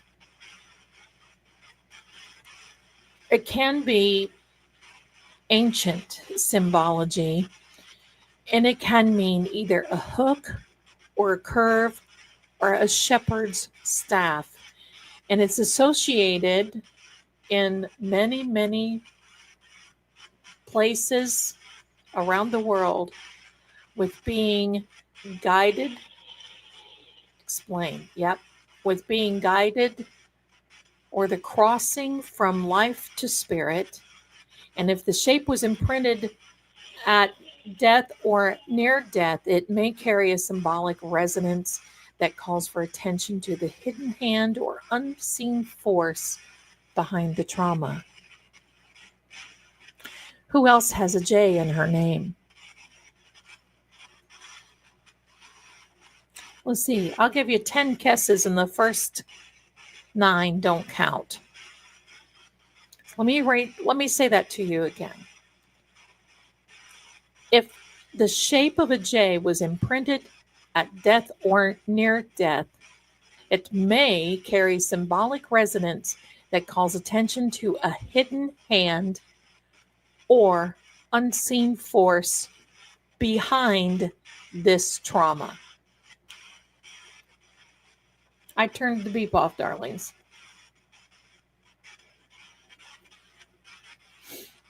I don't think Jade did the push.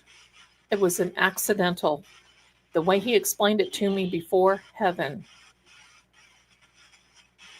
That's right. The way he explained it to me before, lockjaw, was that he was going down the steps and was pushed into these other, and it started from there.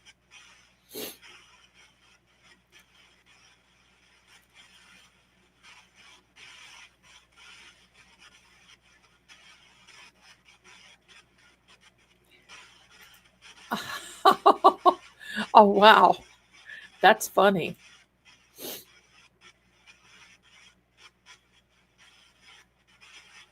She definitely, she definitely orchestrated it. Definitely. I don't see, from what he's shown me, I don't see that he fell down the steps because there was someone behind him.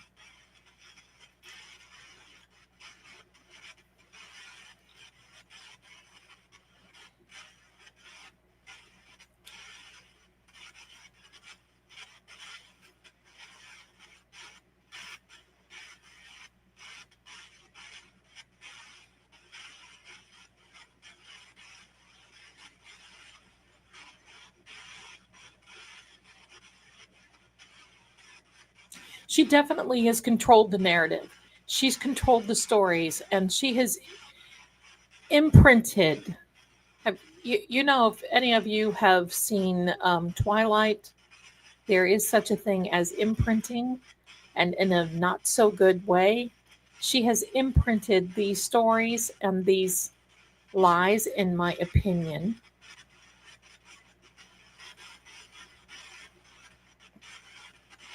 The other thing is this: aside from not having no full body trauma like broken bones and tire marks and all this other, it's wrong energetically and forensically. That's what ARCA is going to be testifying again, or testifying to, is the energetically. How do they do that, Zelda? Physics, physics, binary codes, physics, kinesiology. Now, one part of the photos that you don't see when you see his arm is his upper arm. You only see from about, let me see, from about right here down. That's because that's where all the marks are. But if you were able to see this part right here, there's a big bulge. There's a big bulge, as though he either fell against something or could have been hit with something there. There was no bruising, but it is a bulge.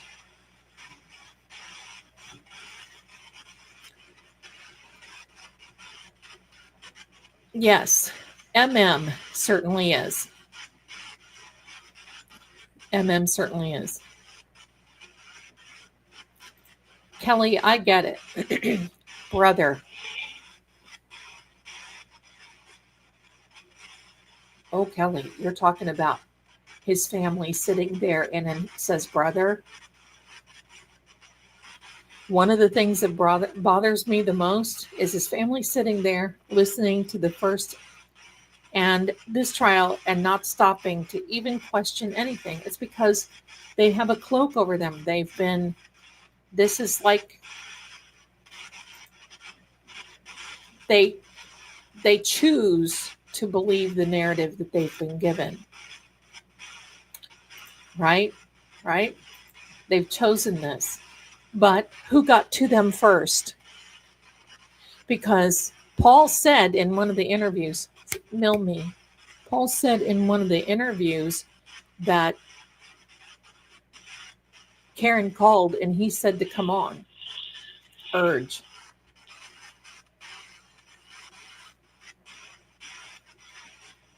Yeah, Jen called. Jen did it.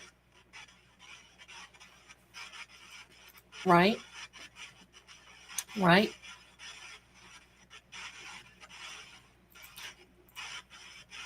That's biblically written.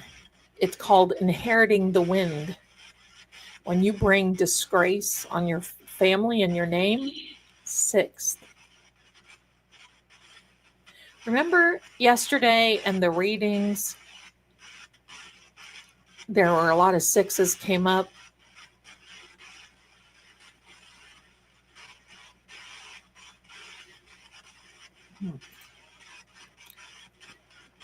Paul's urging. Yeah.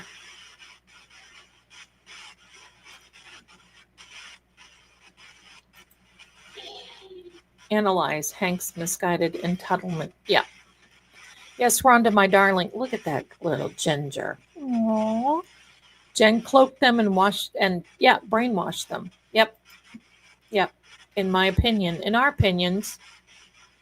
So if you do have a comment, if you could just put in my opinion or something like that, because that helps to prepared. Yeah, see, they are preparing for this new round that they think is a win, and it's actually not.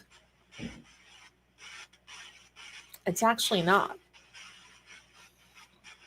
If you look at all the timing, the six month is June, right? Hey, and you know what? Thank you coming in hot. The Sixth Amendment. She has a Sixth Amendment right. Karen does. Yes. Yes. And that's part of the cloaking. And from what I can tell and what I see, the cloaking all started on January 29th of 2022. So that's why it seems like there's highway. It's your way or the highway. Yes, I love the fact that he was moved. Um, the Sixth Amendment, right?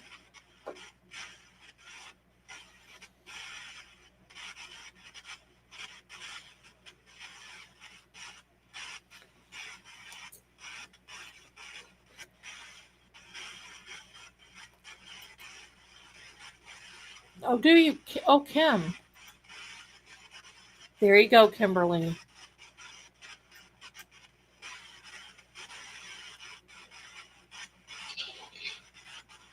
Lagoon.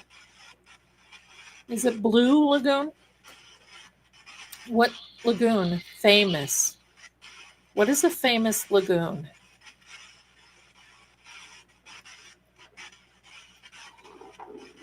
Fear them. I don't fear them.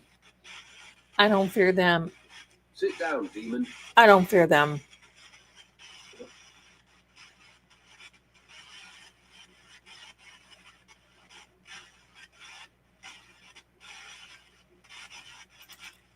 Hi, darling. You are. Honey, it's you that did the changing. But thank you so much, my darling. I'm so glad that you're here. We don't fear anyone. There's nothing to fear. I think the people that are involved feared.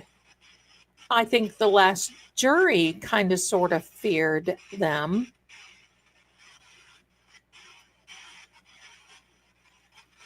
Could be fearing the defense, Amy.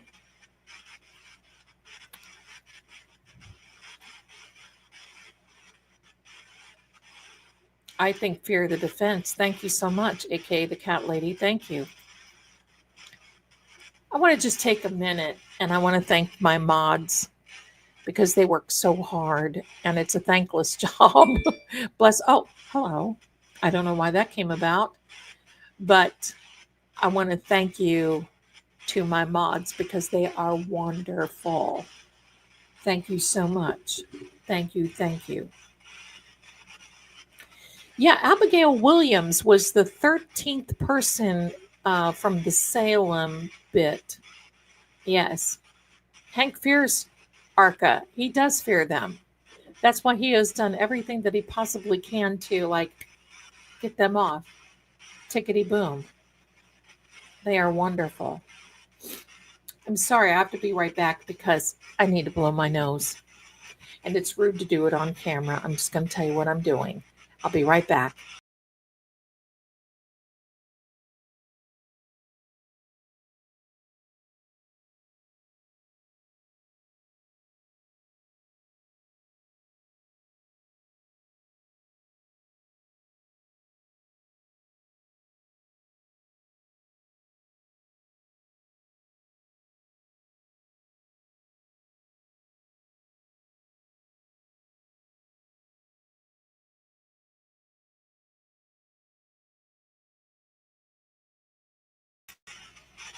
They are worried about them. They are worried about them. I have to split. I'll be right back.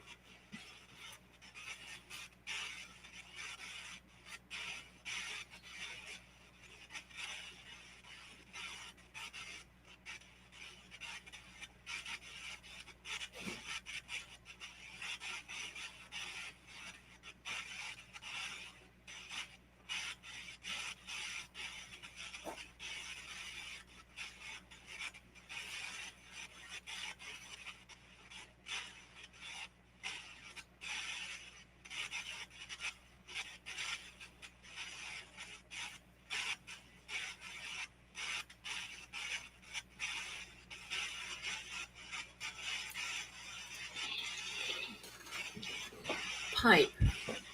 There you go, Hank. Put that in your pipe and smoke it. There you go.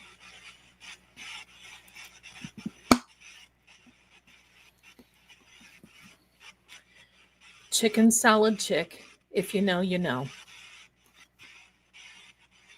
Right? I'm so sorry. Right? I know. I just sit down, Zelda. You guys have to go sit down, Zelda.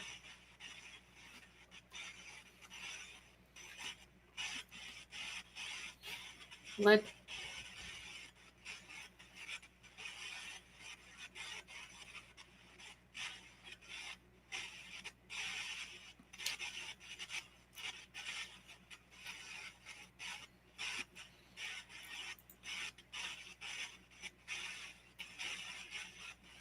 love that.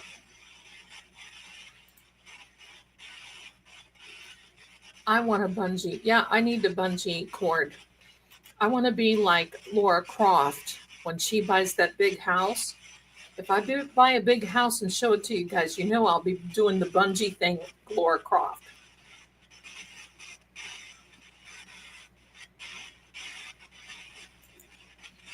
Aw.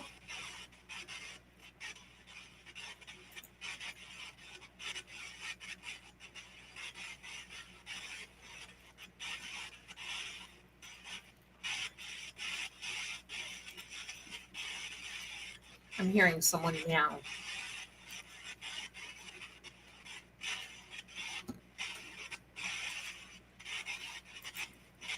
Right?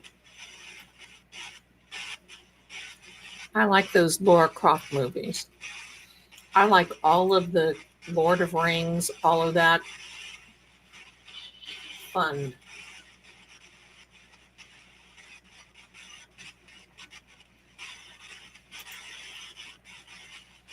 Yes, I have.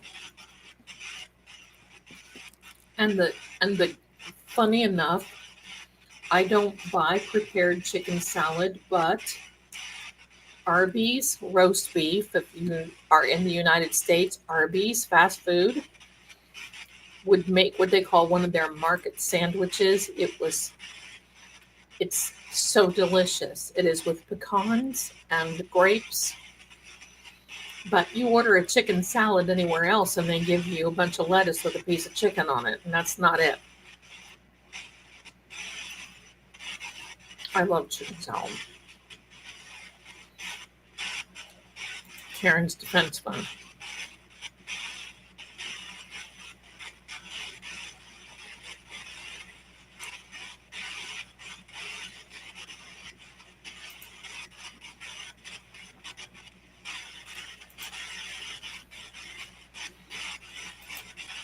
But Arby's doesn't have that chicken salad anymore.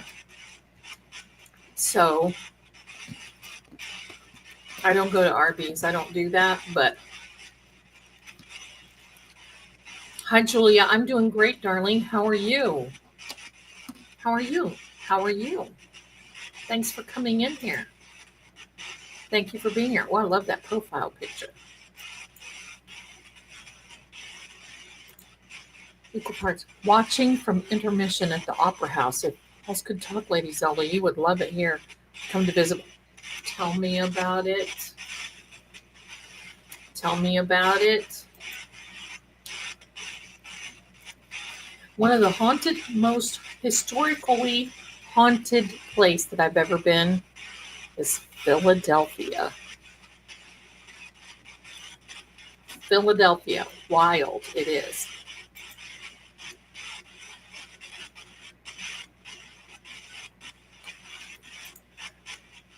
Christy says they say John's dad liked Karen and he believes she's pretty much innocent. He stopped going to trial 1 as reasonable doubt came out and hasn't been there at all for 2. Well, I saw him yesterday. He was in the courtroom yesterday.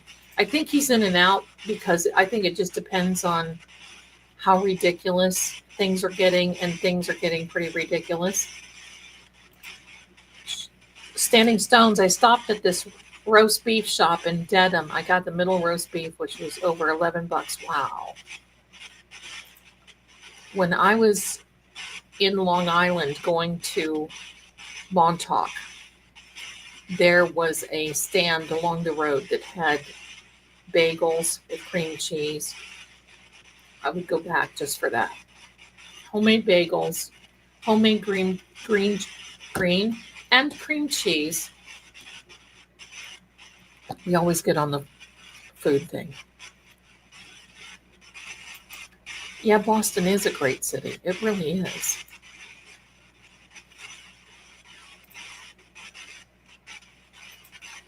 Right, D1111? That's right. I don't have fun. It is fun. I don't have that near me, my darling. I don't have it. I think so too. I think so too, Shona.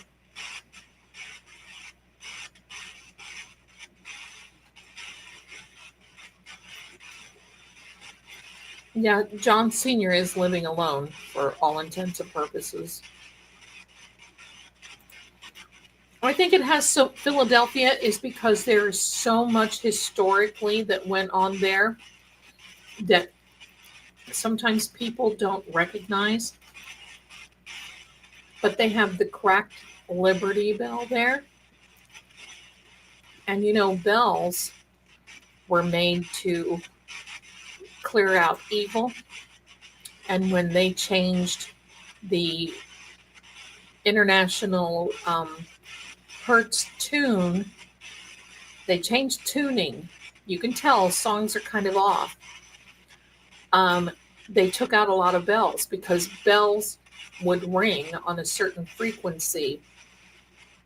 That's why the bells of St. Mary's, that's why the bells of the famous church in Paris that just opened up this year again. Thank you so much, Pierre. Thank you. Thank you. So welcome. Thank you for your generosity. Hello there, James, my darling. How are you? Why jails have iron bars too, Miss Zelda. That's right. You're absolutely right, because iron takes away the demonic, the Tartarian bells. That's right. We want our bells back. That's right. For them.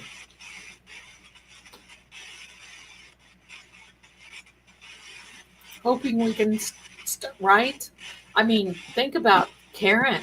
Oh my gosh. Bless her. I mean, I don't blame her for not calm. What's not calm?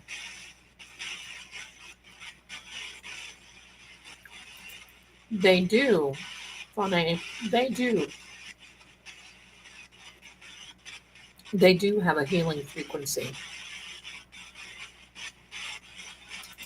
Canton is very historic. Yeah.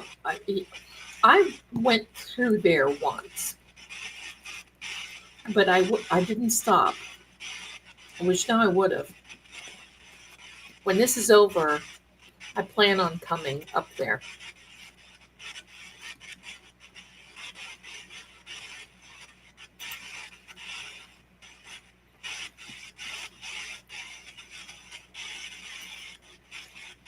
Used to put iron in my fairy gardens. Yes.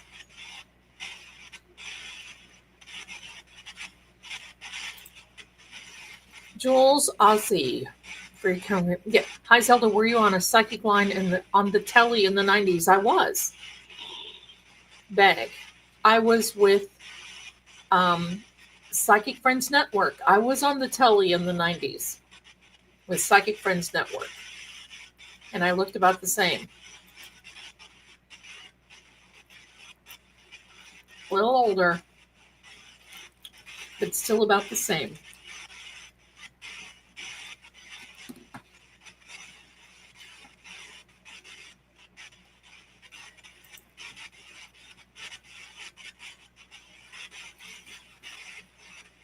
Absolutely right. Nothing is calm in this case, Misfit.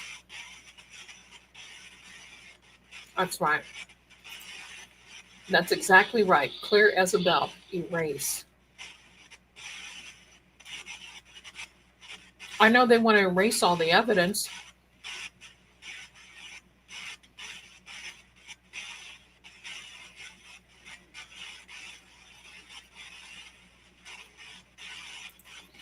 Oh, well, we're so glad that you're here. Soon I will do, why don't I do a thing on the bells? Because actually that started right before right after World War I is when they changed the international tune. I forget what it's called. It's how you tune an instrument. It went from, I think, 4 something hertz to 440 hertz. And that's why some of the songs kind of feel a little off. I don't want to tell you anything right now that I'm not sure of. So I will definitely, we'll talk about that soon.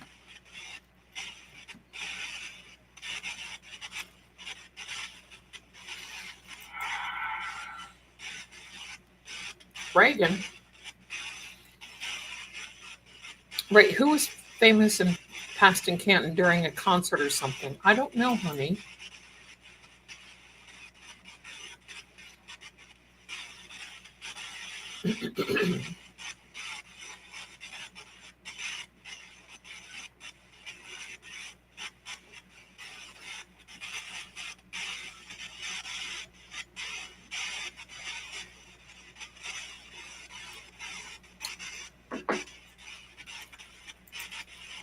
Kelly, I'd love to meet you, Karen, and our friends here.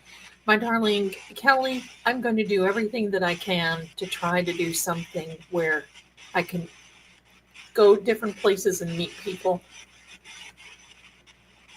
That's what I want to do.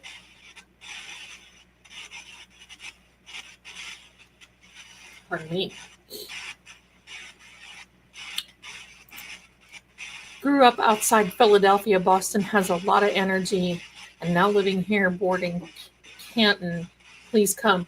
I'd love to do that. I'd love to come up there. I'm going to be meeting Richie, but we're not planning or anything. Microdots met Richie. Pardon me. But I'm not going anywhere, and neither is Richie until we know that Karen is safe and out of this.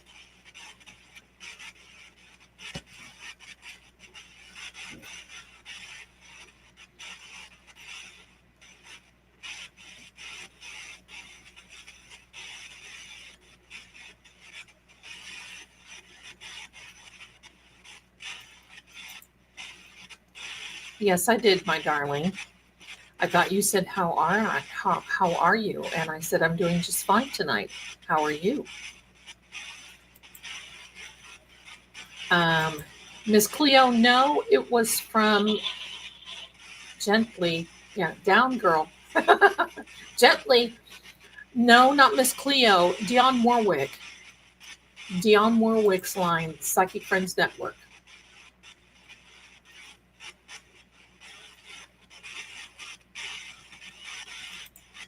Heather, are you in Microdots? Yes, he is going to film it. It's going to be the first time he's ever been on a little haunt like that. And we're going to make sure that we memorialize it for sure. Movement. I think there is a lot of movement that is going to be happening this week. But yeah, oh, definitely. You're going to see it. We're going to put it out there. You'll see what antics. And if it goes really well, we may just do it again. Yep. May just do it again. I will do my best, my darling, to meet a lot of you. That's right. It was in the 90s. All we had was 800 numbers to order anything. Yep. Then they ran out of 800 numbers, it's my understanding, and we went to 888. And that's the psychic line that I'm on right now is an 888 number. D11, oh, my darling, thank you so much. Thank you, thank you. That means a lot to me. Thank you. I know St. Charles. I grew up in Chicago suburbs in a place called St. Charles. It's situated on the Fox River, a historic town and known for haunts. There are even B horror movies made this haunted road. Wow. I did not know, but I know where St. Charles is.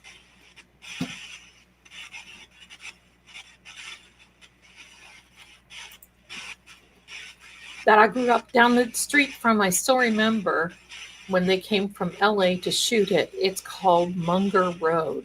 Oh, I'll have to look it up. I might find it on Tubi. Christy says, in my opinion, in New Orleans is the most haunted city. I lived in Mississippi and we went there at least 4 times a year. In fact, I just got back yesterday. Oh, wow. I love New Orleans. Listen, Café du Monde, take me there. Let's have coffee, beignets, and we'll talk about life in general. That's my idea of a good time. Give me a great hamburger, a great cup of coffee. Don't have to do nothing. Hi. Hi. We're here. We're here.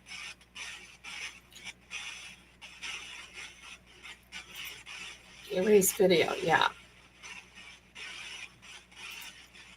Yeah, that'd be great. We'll do that. Yes, I'll do the bells. I'll do the bells.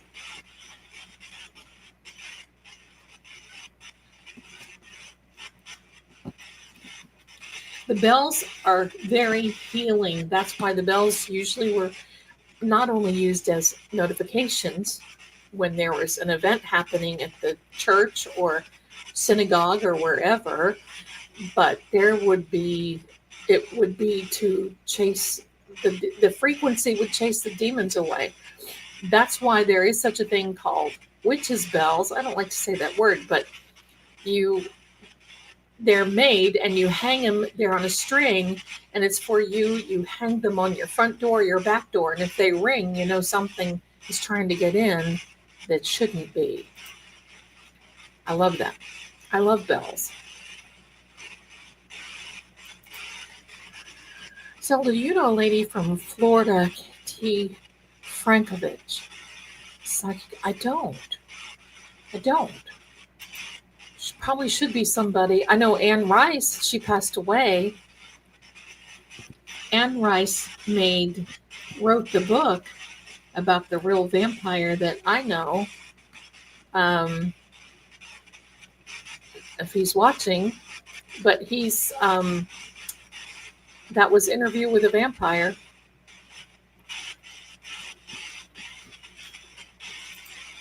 Thank you, my darling. 432 hertz.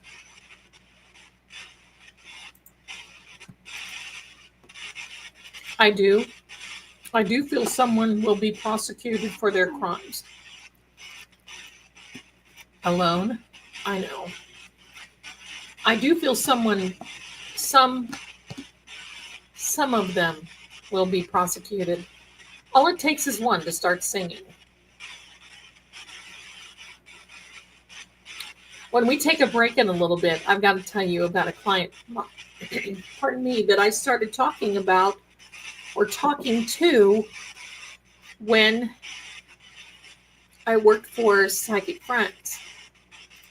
And I talk with her, and I talk with her often now, but she went through a very hard time.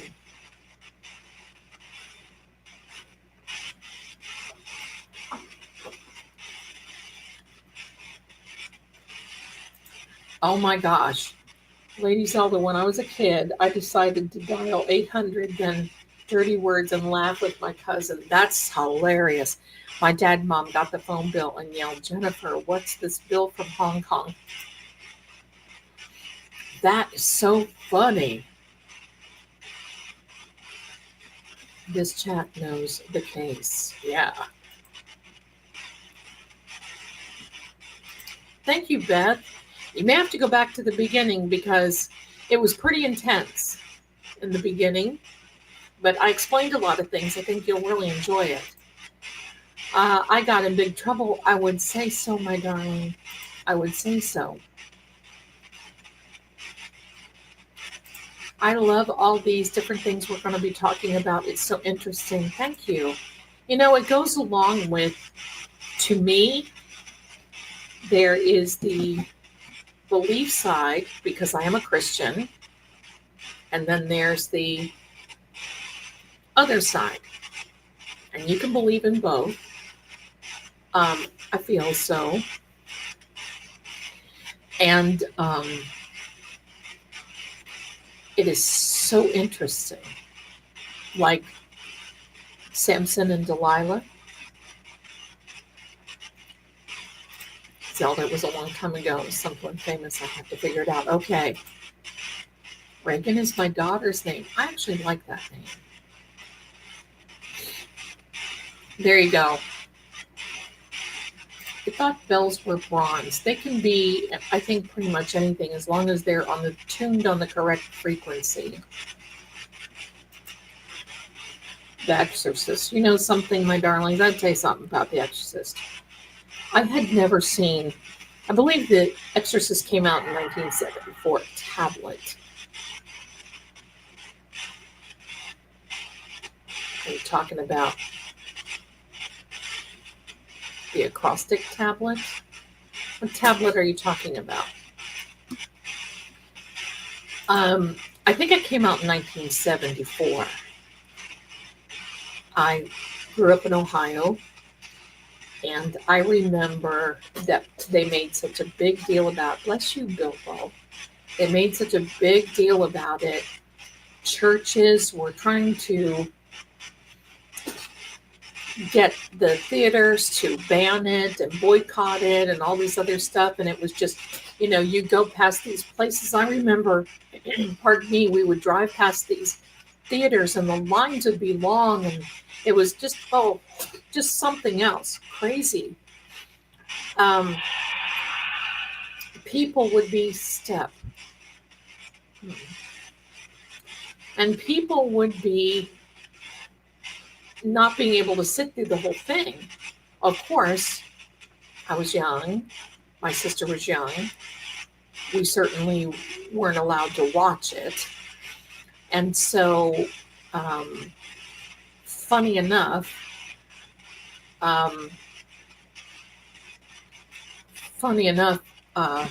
it was last year at Halloween that I watched The Exorcist. And I watched it and I'm like, what's the big deal? But, you know, after think about all the movies that have come out. The one movie that bothered me tremendously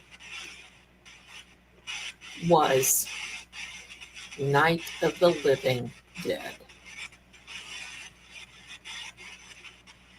That, oh my gosh. And you know, I'm a zombie girl.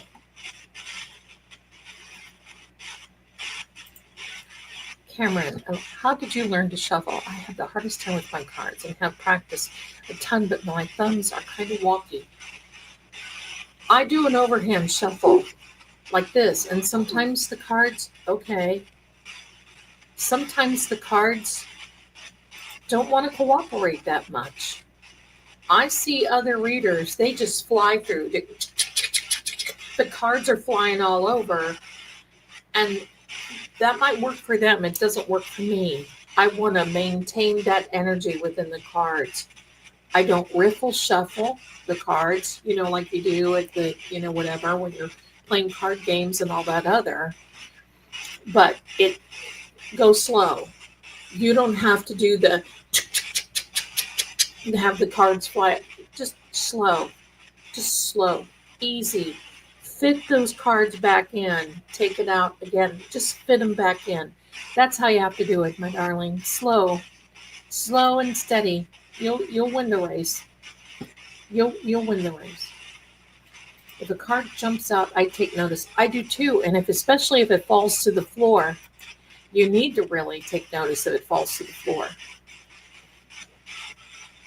It's hard for me to shuffle, like see this big tarot deck. It's hard for me to shuffle, and especially the House of Zelda deck is very hard to shuffle because let's pick a card, because you see they're large, and even though my hands are not very small and petite, it is still hard. So you know what this is, you just have to just take them and work them in. Let them fall like this. Wait a minute. I don't know if you can still hear me. There we go. Here you do. You let them fall like this. Let them fall open. See, and there goes one to the 4. What is it? Here we are.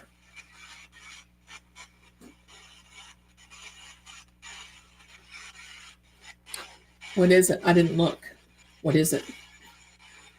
The universe knows the truth. How true is that? So then I'll put it back in the deck. And then you see how they kind of just fall? You let them fall open. You close your hand like this and you let it fall open. Just easy. Easy does it. You don't have to do it fast. There's no rules.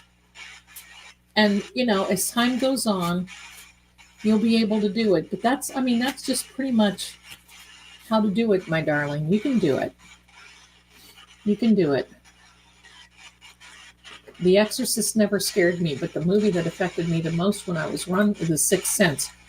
Right? That was a good movie.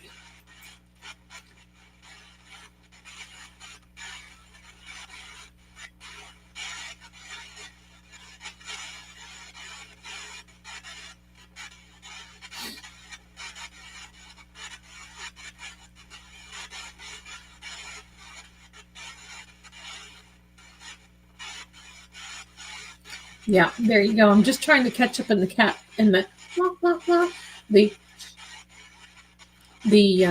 now. The Blob scares me. Oh, the one with Steve McQueen bothered me.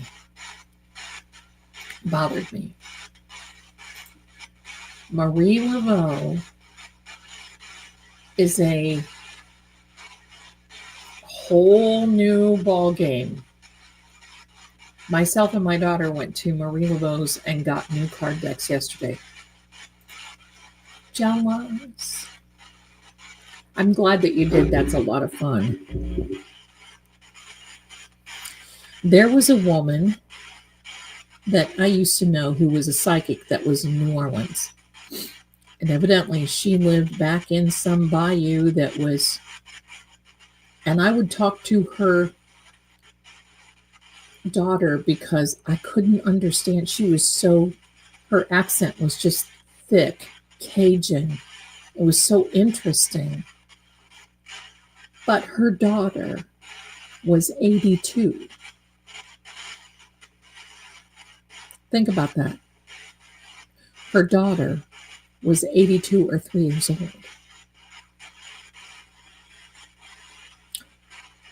She and her mother that I would speak to, and then her daughter, her granddaughter, her great-granddaughter, and her great-granddaughter all lived in the same house. Talk about interesting.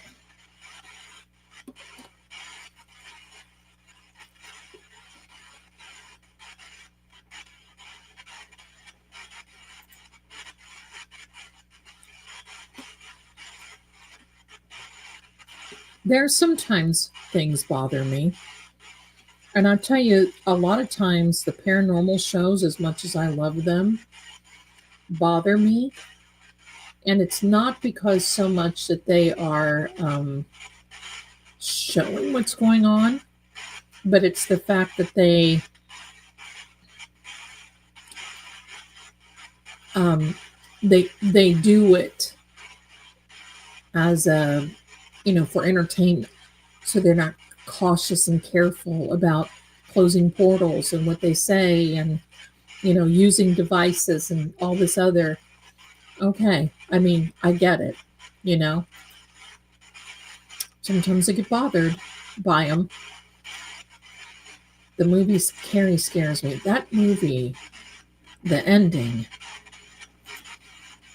I'll tell you what, my favorite films are the Hammer films with Vincent Price and Peter Cushing.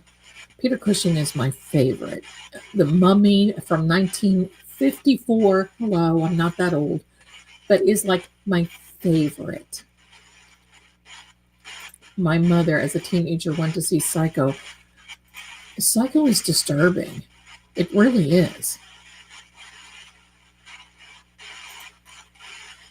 Well, yeah, but I mean, and her mother said that her mother claimed that she was like 130 some, because she talked about her father that worked on a particular building in New Orleans. Okay.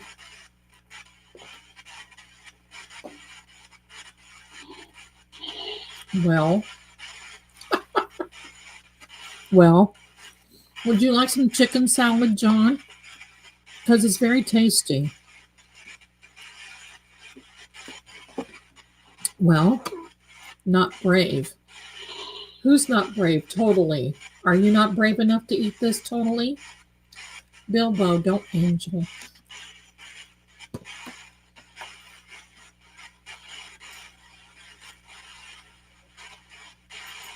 Oh, I get it. I wish I had a cookie. What kind of cookie do you like? What's your favorite cookie? Is significance. I like oatmeal cookies. Eggs. You can put eggs in cookie. What are we now? Having a cooking paranormal show? What is this? That's so funny. Let's have John over for a cookout.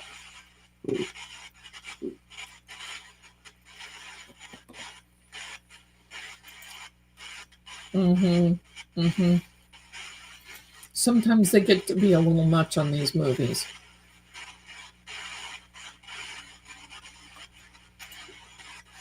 I'm with you. I have Turner Classic Movies. And during Halloween, they play all the old ones, like Dracula, Stop It, Angel, Dracula and the Wolfman. Wait a minute. Lonely. Aw. Dracula and the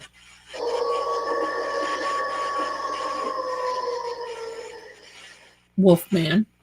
Frankenstein. Those are my favorites. All those old. The Wolfman is one of my favorite ones. I think that old psychic is Zelda. I'm not sure. I watch a scary movie on Tubi every night. Oh, I like Tubi. Well, I'll tell you what. One of the scary movies that I can't hack. One of the scary movies that I can't hack is The Puppet Master. Bilby, stop, Angel. The Puppet Master series. Cookie significant. Mike Bilbo is over here messing around.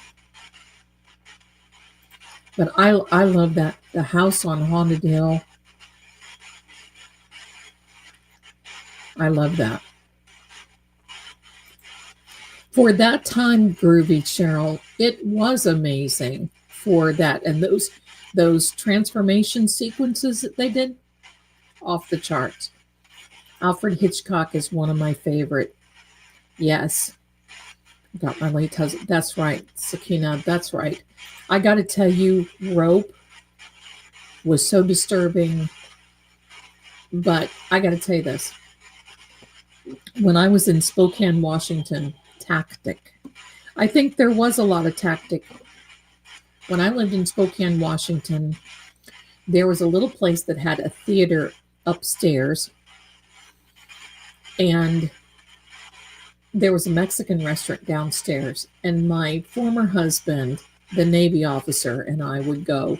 And they would run these movie marathons. Well, I had never really realized a lot about Alfred Hitchcock. I remember seeing, like, The Birds was one of my favorite because I loved Rod Taylor. And for those of you, Tippi Hedren, the nail polish that she wore in The Birds was a particular color that she had made for her and had the lipstick to match. And I went on the hunt for that. And I'm going to tell you, I love that.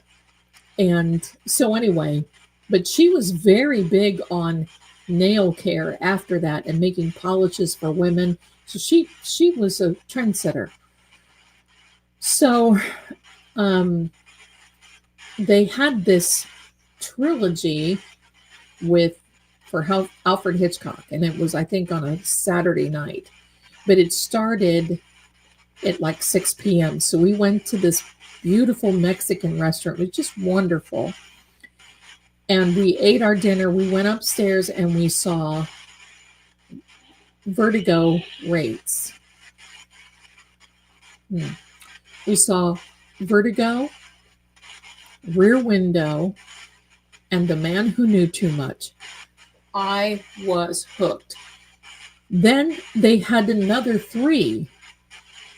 And it was Rope, which I fell in love with. Then it was Rope, and I forget what the one was on the train. I can't remember what that one. But anyway,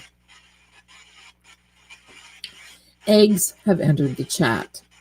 Yes. I did love. Let me back up here a minute. Rosebud mentioned Trilogy of Terror seminar. I love this session because it's chill in a way. But yeah, Trilogy of Terror scared the tar out of me. Waste.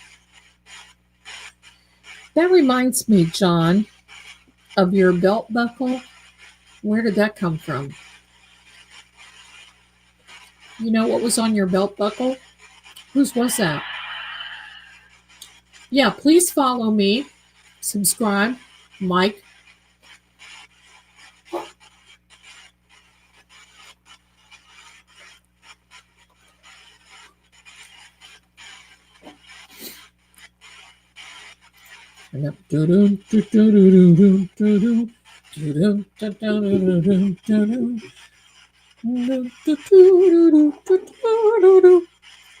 Wilderness, right?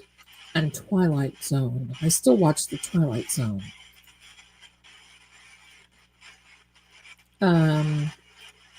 Loved all Stephen King, but he gets a little bit on the side for me.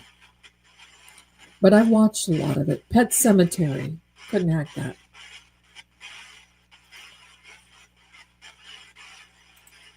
Standing Stone's a real good B movie, not real old, called Sessions Night, about workers at the old Denver State Mental Hospital. Oh, God. Mental hospitals have entered the chat. There was an old mental hospital that I went to. It's called Old Pittsburgh South hospital, I think. Anyway, it's in Tennessee. Creepy. And I have a picture because Zach was there and had his name on the wall. Serpent and the Rainbows. Yes. Tales of the Crypt. Oh, absolutely. I do. I might need to watch that. That place is so haunted. Yes, it really is. Love the Halloweens. I said Halloweeners.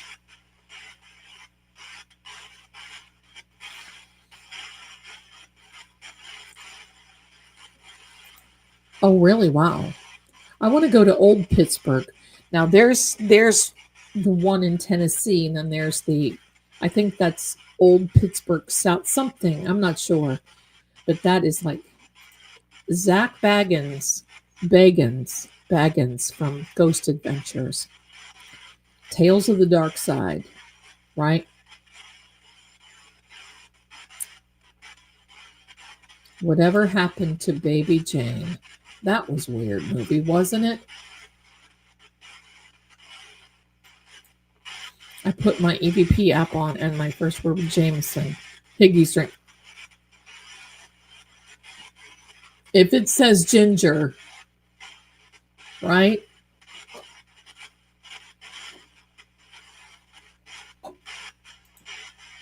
That says, my husband and I watched every Hitchcock film a few summers ago. I'm ready to do that again. I love that. But Rope is one of my favorites. And of course, I loved The Man Who Knew Too Much because of Doris Day and how she sings.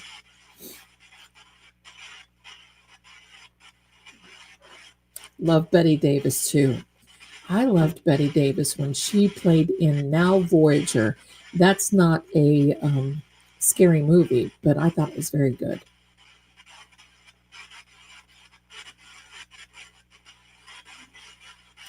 Well, Misfit, I worked in haunted houses. It is so much fun to scare people. Oh my gosh, look at this. Aunt BB, Zelda. Lots of folks in the chat would like to visit NOLA. You should bring Richie with you too. Since you don't like humidity, wait till November. Oh, Susie Q wants you to tell the vampire story. Okay. The one that the vampire talked to me? Oh, thank you for your generosity. I almost spilled my coffee cup.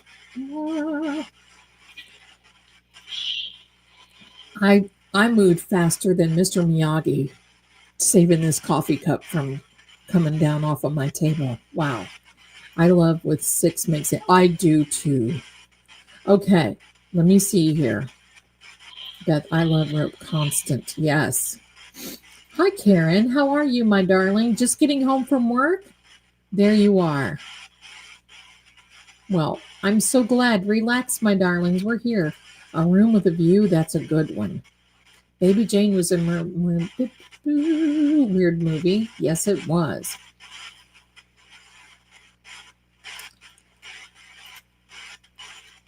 I saw Turtle Boy new intro song about Hickey. Oh gosh, I'll have to go and see that.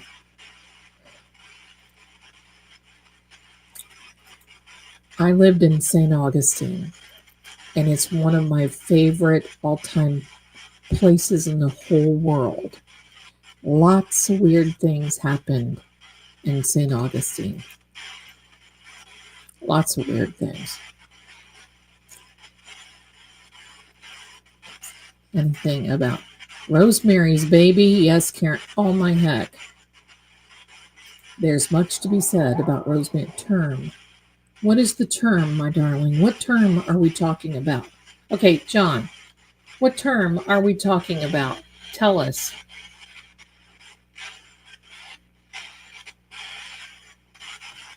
What term, darling?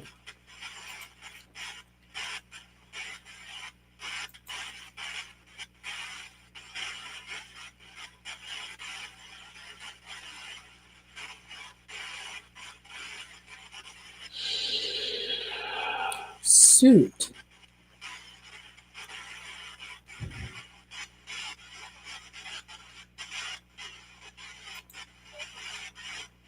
Thank you. St. Augustine is in North Florida on the coast. I love St. Augustine. Lighthouse is haunted and on my bucket list.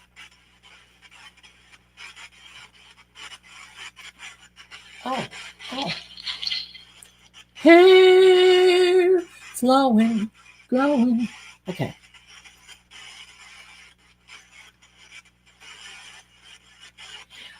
Yes. Pierpont Fisher. Yes. Thank you so much for the generous Venmo. And I do read tea leaves and coffee grounds.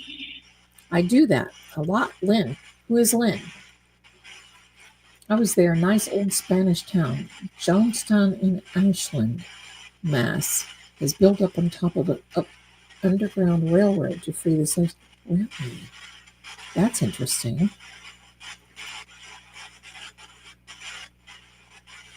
Filing suit. I like that. Best Salem's Lot. Oh, I love Salem's Lot. The old one, not the new one. There you go. Fred's suit. Fred's suit. It's the Freds. Salem's Lot, yes.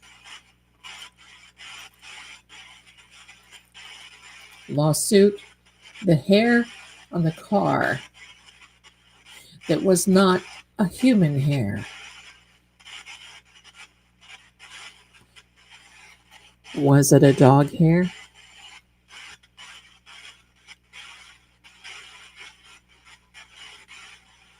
Pardon me.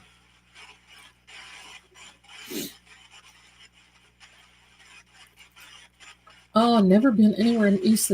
You would love St. Augustine. I lived in St. Augustine. I've got stories of St. Augustine. Murphy. Hair on the car. Lynn came up before. Yes, she did, or he did. Yes. The hair didn't reveal any human DNA, right? And they made a big flippin' deal about it.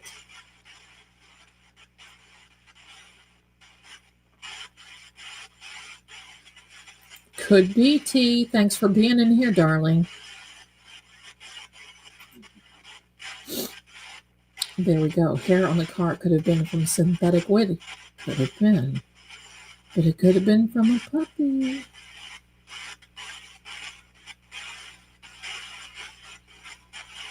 My daughter, let me tell you about Rear Window. My mother saw that movie. It's from 1954. That was the year she graduated high school. And there is a bracelet, pardon me, there's a bracelet that Grace Kelly wears. Gain. What do they have to gain by this? But time out. There's a bracelet that Grace Kelly wears in the movie that was kind of like a little chain, and then it had a round punch. Okay. Okay. There was a round bauble. It was heavy. That my mother had because Grace Kelly wore one in that movie. My mother looked like Grace Kelly. She would wear her hair, the gold set, Grace Kelly. My mother was blonde hair and green eyes. And she would make her clothes and my grandmother's because, they lived out in the country. They didn't, you didn't have Amazon or any of that type of thing. So they would get the McCalls and the Butterick patterns.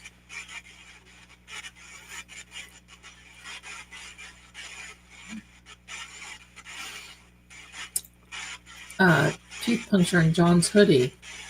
Oh, yes. And we're sitting here talking about a hair, and I'm saying a dog hair, and then it says puncture. Thanks, Kim. Zelda, did she do the braid like she did? Not sure what you mean, darling. Yes. Now I get it. Wow. Wow. Very good. Thank you. No. You're not talking about that?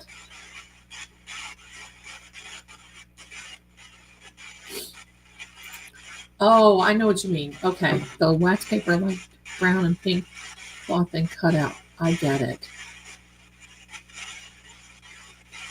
Love how the experts avoid the word puncture.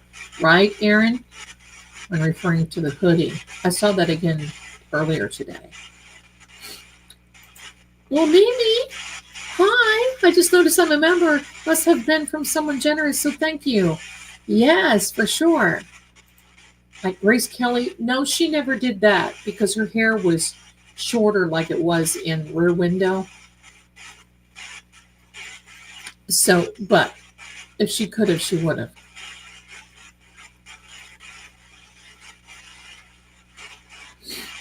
Charmed was a very, I like Charmed.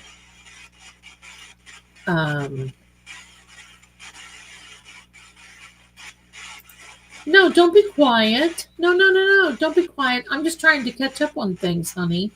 No, no. We don't want you to be quiet. We love you being quiet. We love you here. No, no. No, be quiet. Never feel like you have to be quiet. Never, never.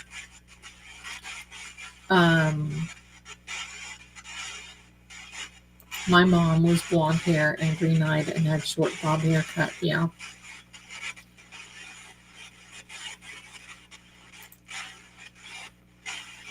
Being my Great White North. Yeah. Yes. Shelburne Falls. Piggy. Yeah. Lesson John. Yeah. We love you, Kim. Never be quiet. We don't want you quiet. Okay, story time. Women were very glamorous back then. Never. That's right. Never be quiet.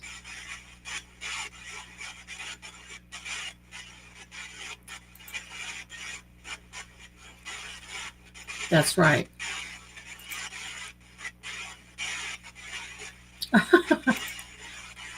Thank you for my hi, Julia. Well, welcome to the full. Thank you, thank you. I love Practical Magic too, but they're not coming out with the sequel until fall of 2026. Hello. Why?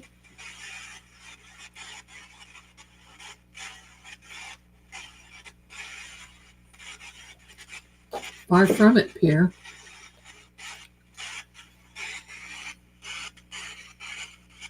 Oh, phones are hot. Oh, you can see my hand. Hello. Sorry. Please, everyone, if you're coming in, uh-oh.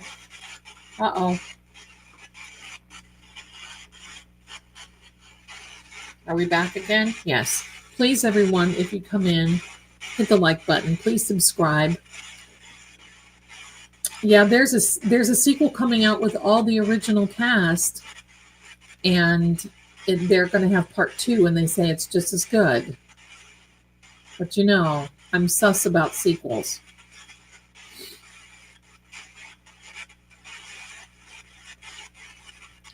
Now, if you're going to Branson, I love to go to the casinos. Opposed. Who is opposed? Thank you, Jerry. Thank you, thank you. Aw. I saw a newborn moose yesterday. Cutest thing ever. Aw. Yes, I figured that. Thank you so much, my darling, for your generosity. And I do read tea leaves and coffee grounds, Amelia. So thank you so much for your generous Venmo. Thank you, thank you. Oh, yeah. I win, though. Sounds like courtroom talk. Wow, little moose. Aww. A little moose. Does that mean he's a niece? Little thing.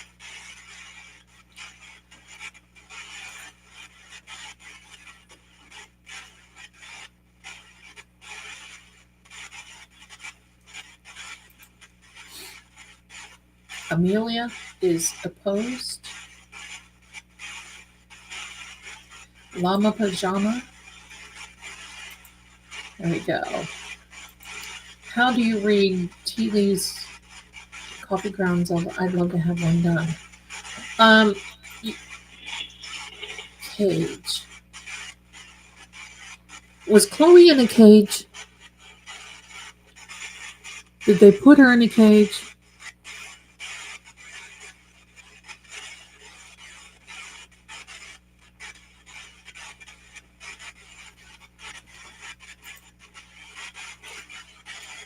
You will have it sooner than what you think.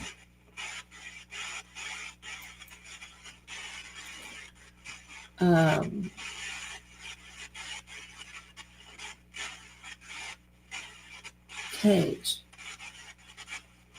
Pardon me. Anyway, somebody, Patty. I think there's a place on the website where you can get the, let me check. You might be able to get a tea leaf, a tea leaf reading had, or a coffee reading. Let me see.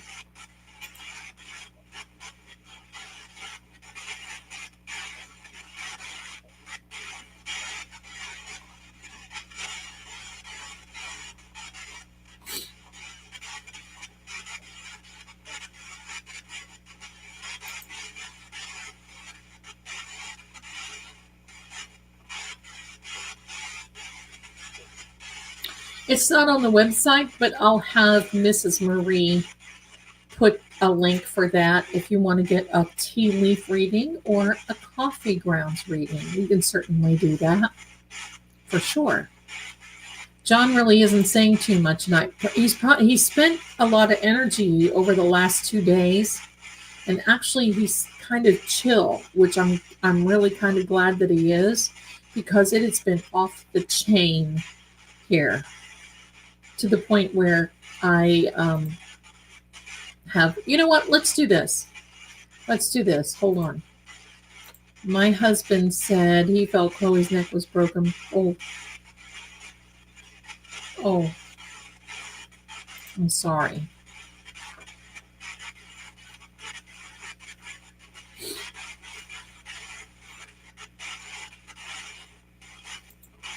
Patty says, okay, I love my other readings, my palm reading and my life reading. They were amazing. Answered questions I had my whole life. Oh, that's wonderful. Thank you. Pierre, I love you, but I have to remove that, okay? I think you know why, but I'm glad you mentioned that. I have an chiropractor appointment to get my x-rays done the 17th. Also to determine my disabilities. You'll get it soon. Bill B. Bushigareta. Behaved aggressively because of her owners. Hi, Born a Hawkeye. I believe so. I'm sorry. Bilbo is like taking a minute to just move around. Karen, thank you so much. Thank you, Laura. Thank you. And for those of you, I'm sorry. Let me do this. For those of you who have ordered readings, I'm working on those and bracelets tomorrow. So if you order bracelets, those will go out Monday. It's okay, darling. No worries. Llama Pajama, so you just felt John's energy around you or from the cards? Around me, sometimes to track in because I'm so heavily emotionally involved with Karen's case. It sometimes happens where it's just kind of like that type of energy dials in on me, and that's what it is. I have all the Harry Potter books on Audible. I love Harry Potter. They took me off disability in 2018 for having Oh, honey. Yeah, you're going to have that soon. So get ready.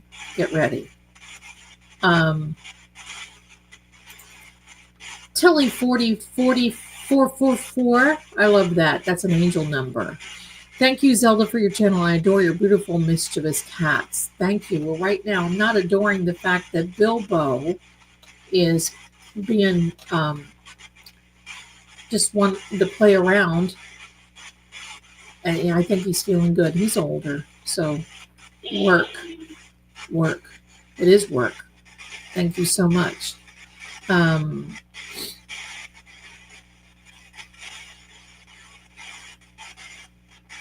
Beth, are we doing a drawing? I have to go to bed. I'm sorry, honey, not tonight. Next weekend, we're going to do a drawing. So be here. I'm going to be on Calling All Beings. In case you missed it, I'm going to be on Calling All Beings next Saturday, which is May 24th at 7 p.m. I'm going to leave a link in my community tab so all of you can come over and say hello. And I don't know what we're going to talk about. We're just going to be talking about things.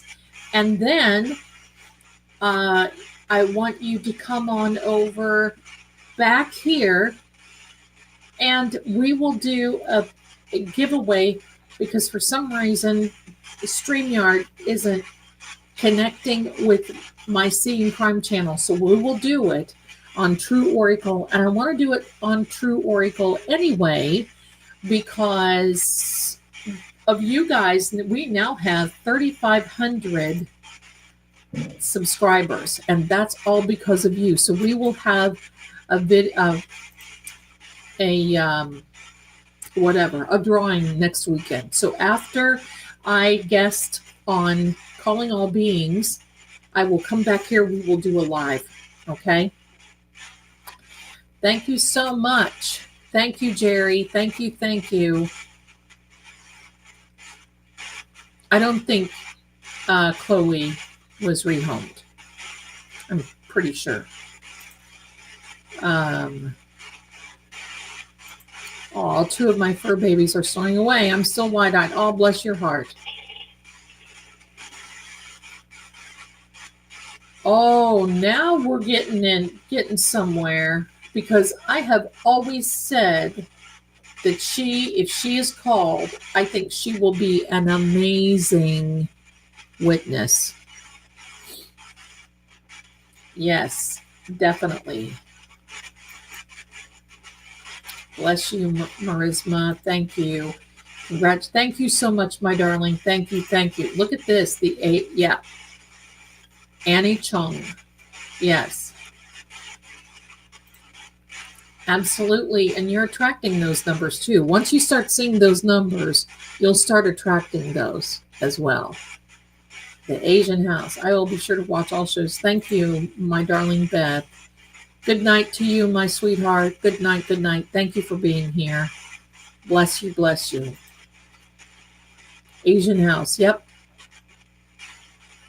Yep. I've always said though.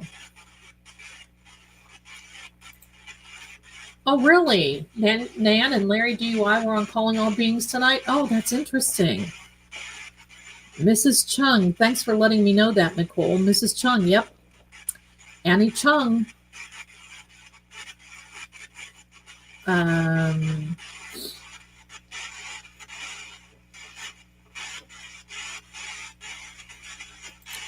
Oh, Polly, get better, okay, Angel? Clip. I think they may show a clip of her. There's something there. She's got something. She knows something. Zelda, she's on the defense list. Yes, she is on BB2. Neighbors have something to say about the barking dog and when it quit barking.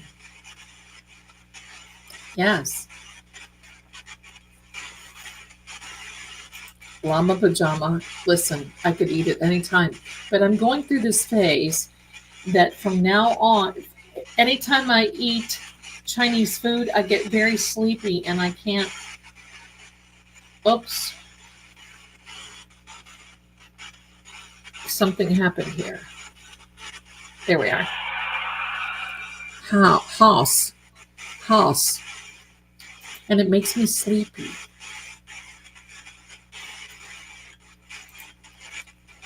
V, good night, my darling. Thank you. Thank you for being here. Thank you for your order. Just make sure I'll get it fixed up. Have a good night, darling.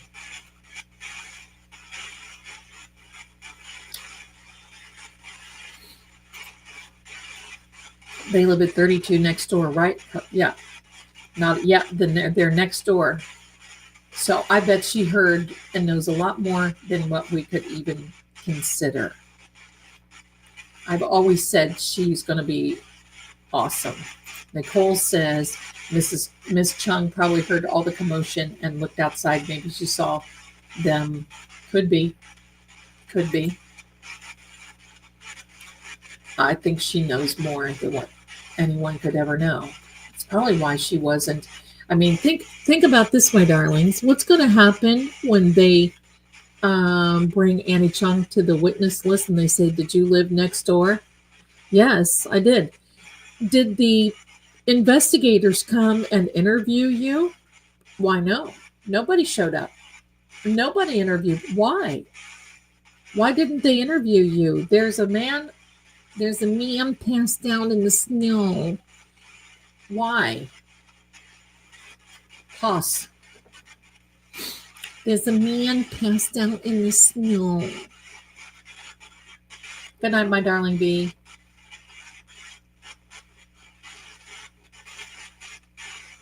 Please. What do you want me to do? Meaning of 5, Zelda? Well, the number 5 in biblical numerics means grace. But in this particular case, it's not that good. Not a good number. Because John said there were 4 people other than him. So that makes 5. Is Miss Chung the one who took the pictures of the emergency vehicle? I think she may have. Be that one. Because I saw them.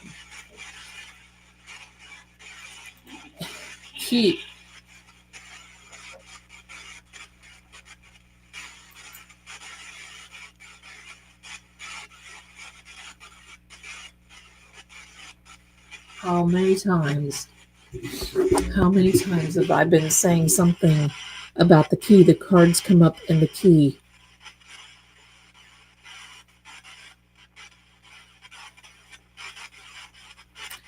A tall, dark-haired man. Yeah. What would happen if Mrs. Chung saw John going in the house?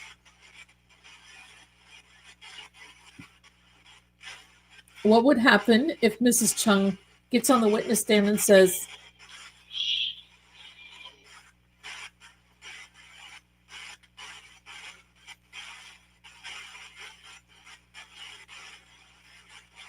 wow, that could open the doors. Wow, the key. For those of you who have ordered the key bracelets, do me a favor every now and then. I want you to the lobster side of the clasp. Just make sure it's tight.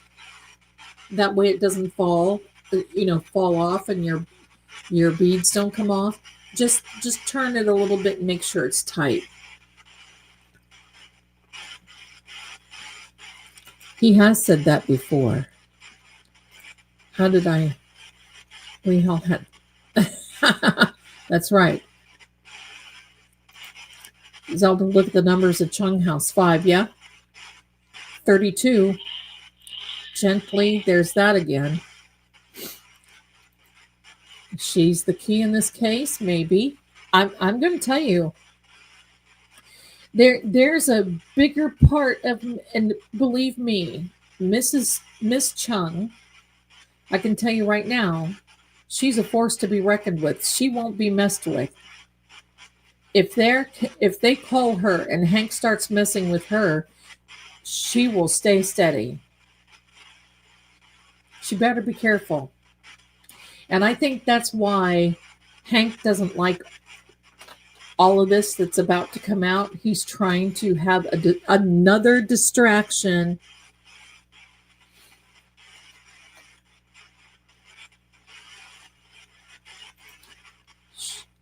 Standing stones. Bilby, stop that, Angel. At least 4 or 5 times, right? But that didn't happen. she saw something but was probably scared last trial. I don't think that they really knew to call her, but she may have been. You know, people are getting braver to come forward now because it's my understanding that they don't have as much oomph. There's something about her because you know Jawbone's husbands know their name. Absolutely. Absolutely. I want a free membership. Yay, Melissa! Bless you, my darling. Now you can use all the emojis too. They're tired. Yeah, she could have been filming from her upstairs window. Look through my window. Mrs. Chung was always afraid of them. Well, I could see that though. If you got a dog like that, oh, I would have been afraid. Kelly says the universe has to reveal the truth. Here's the sigil for anybody who missed it. I'll putting that in the community tab. That's the sigil that is the sigil to break the truth or break the lies and reveal the truth.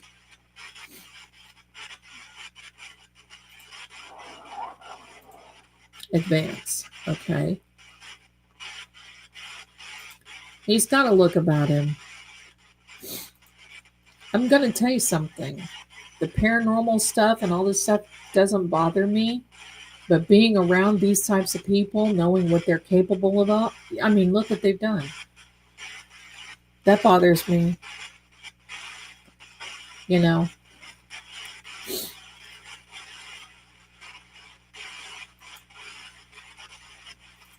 Zelda, mine just said to meditate. I told it to speak with you. It's listening to you speak. Arrived. What is arrived?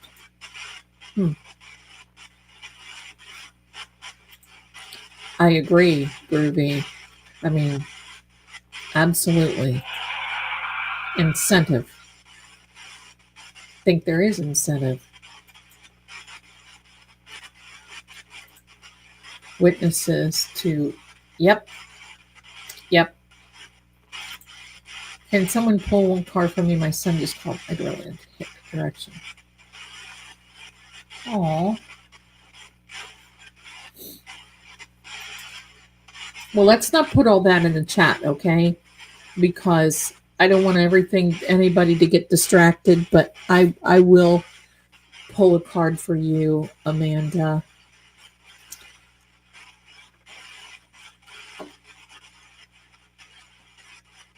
Amanda, light up my life. There's one card for you, darling.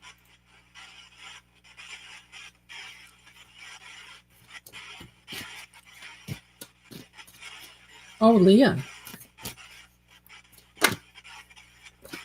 Patty, good night, my darling. Thank you for coming in and being a member. Thank you. Thank you. Thank you.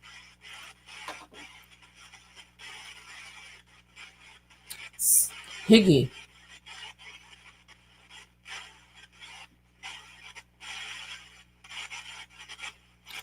Let's be careful what we put in the chat, okay, my darlings? Okay, Amanda. Farm.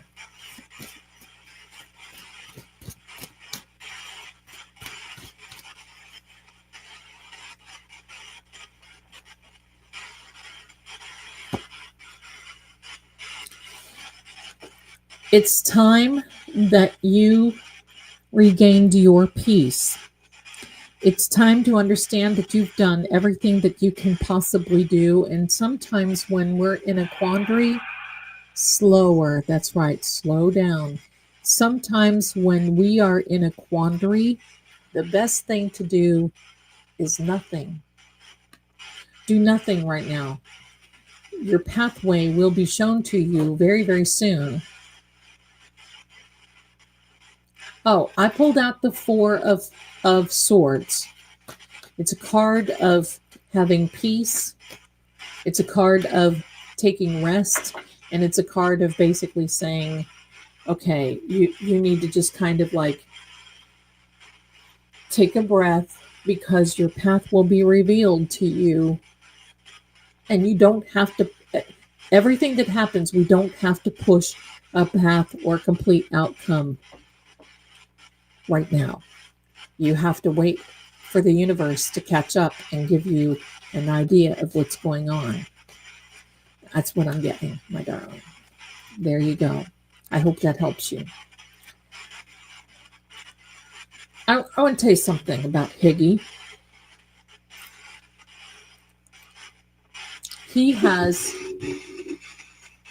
There was an issue before where he actually saved one of his ATF agent buddies. They were in a very tense situation in which they were getting things pew-pewed at them, and he pew-pewed someone, and you know, he got an accommodation for it and so forth. But once that happens, it's much easier the next time. And the next time. Microdots came out with a video today for members only of Patreon. And you're welcome, my darling Amanda. And I've got to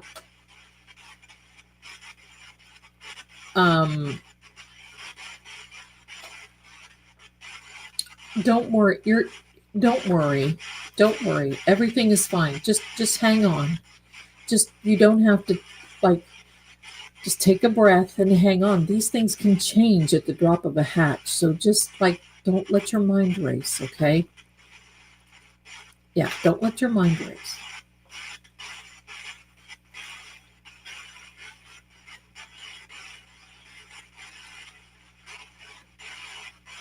So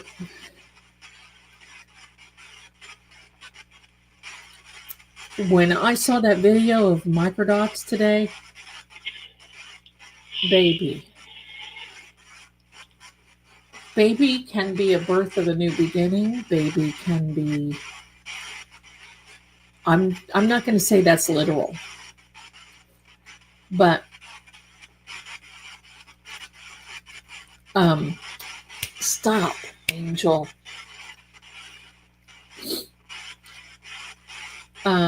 You're welcome, Amanda. Higgy, in my opinion, in that movie, in that little thing that Microdots, no, I don't think so. I don't think, Sandra. This thing, Microdots, when I looked at that, I made a comment in his chat in Patreon. Pardon me, at what we were looking at. That there's a debt there. There's a debt that needs to be paid, a spiritual debt.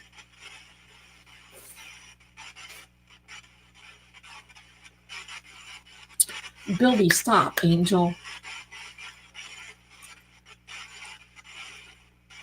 I don't think so. There is a female, in my opinion, that I read a long time ago that knows.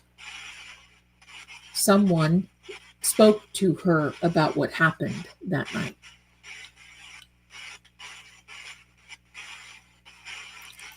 Absolutely, Anne. Absolutely.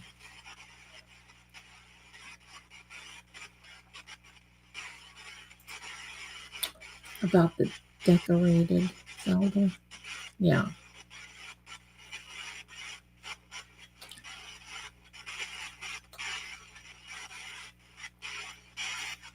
Yep, it only takes one. Just start singing. It only takes one. And maybe somebody has. We don't know. There was a young man. Don't put it in the chat, please. There was a young man who has been removed as a third-party culprit that supposedly, allegedly spoke to a female about what had happened.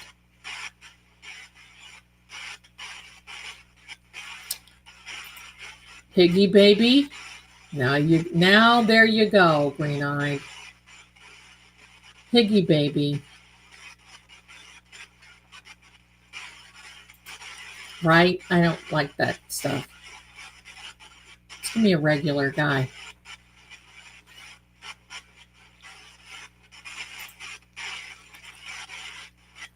Yeah, Microdots enhanced his video.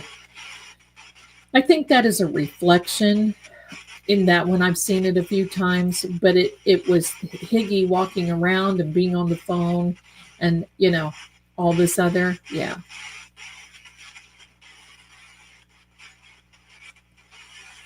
If you want my opinion, this is what I believe. My opinion. I believe the event happened, and that's when Higgy Baby decided to go to CPD, and he gathered a few things because when he left, he said he went home and slept on the sofa. I don't believe that. I believe that he went back to 34 Fairview and helped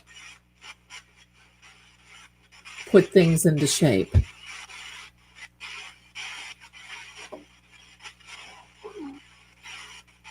See, he returned.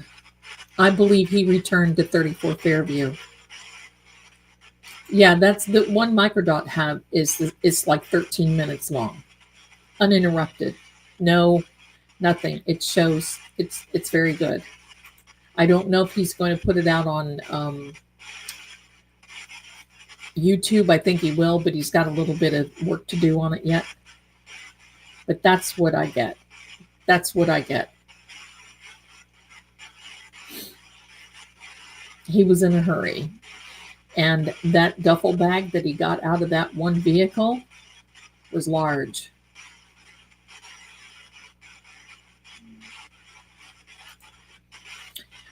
It could be Phoebe, but I also think the incentive that was offered to him was to he'd better do what he could, because otherwise he'd be going to the pokey. Did you, Mimi? Did you watch it on Patreon?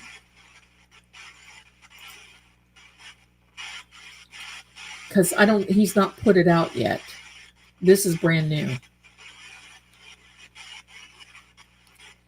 John's alcohol was through the roof. Yeah. The small puncture hit was Higgins.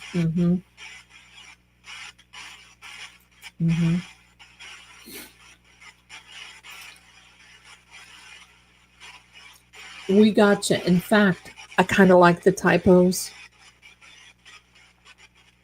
If you know, you know. I know my reflection is on the phone and I can't help it. Grade. Hi, Elizabeth. Let me see if I can fix it. I know my reflection is here, but I can't help it. Here we are. Yeah, Video Jesus has a good one out. Yep.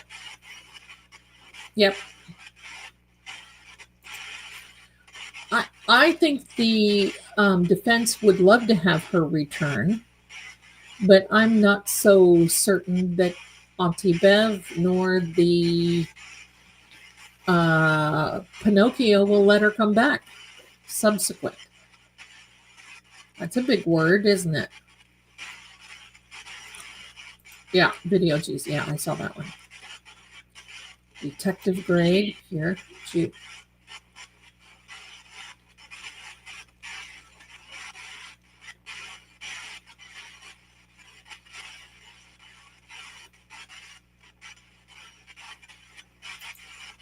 Aunt Baby too surprised he didn't pick up on Higgy right hand mark coming out of the office that you showed us. I told him about it. but he sure did stop to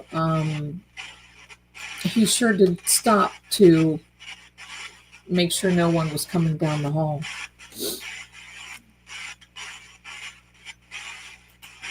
No, it's okay. You're good. Don't worry, honey.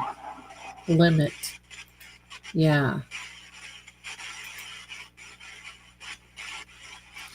Well, I think the point is that there's going to be a breakdown in the cloaking that she's doing. And that's exactly what's going to happen.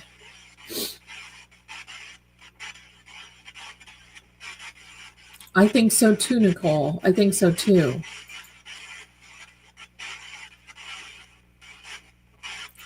Zelda.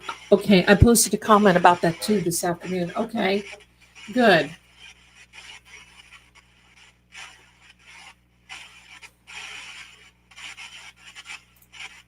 Hickey was a Cambridge fire for 15 years. Yeah.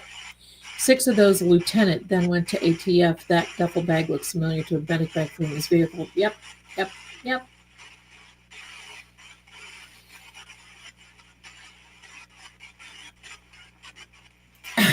Cookie. Right? I'd take a double take.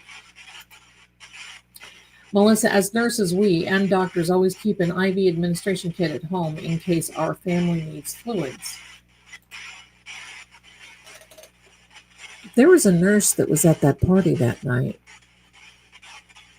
Do you think there may have been a possibility, we may never know, that someone tried to administer some fluids or something to John? But I don't think so.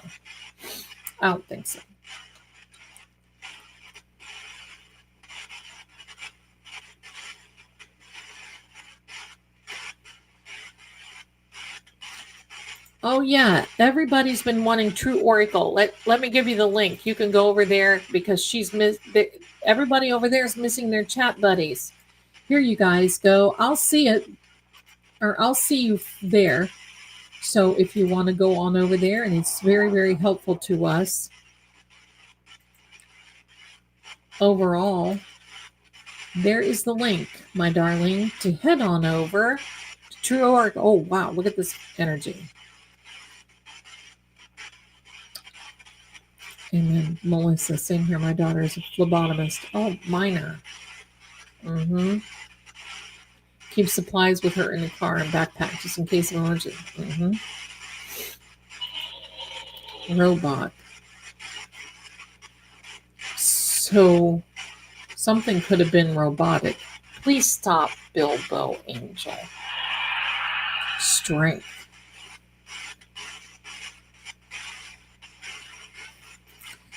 I don't think so. I don't think so either. I think what happened, and the boys club, and I think Matt, in my opinion, told Jen. And the games began. There you go. Thank you. All right, Amanda. Good girl. Thank you so much. Adam. What, if anything, if that could be lolly? What, if anything, could you tell us if that means lolly? What, if anything, could you ask us if that means an ADA or a general? Or is he the robot? What, if anything? Hold on, guys. I can feel the heat coming off my phone. You're welcome. Okay, I want to ask you, let's do this. Let me take, there's a lot of strong. Well, strength and strong go together. Okay, so here's what I want to ask you. If you'll indulge me just for a minute, because my devices are hot. I can feel the heat coming off, and I've got to keep them tremendous. Yes, tremendous heat. So this is what I want to do. I want to tell you a story. Let me tell you about a story about a man named... Okay. I got to tell you about this story. And we're going to let that cool off, and then we can come back to it in just a few. Okay? So thank you so much for that. But superhuman strength, right? Um,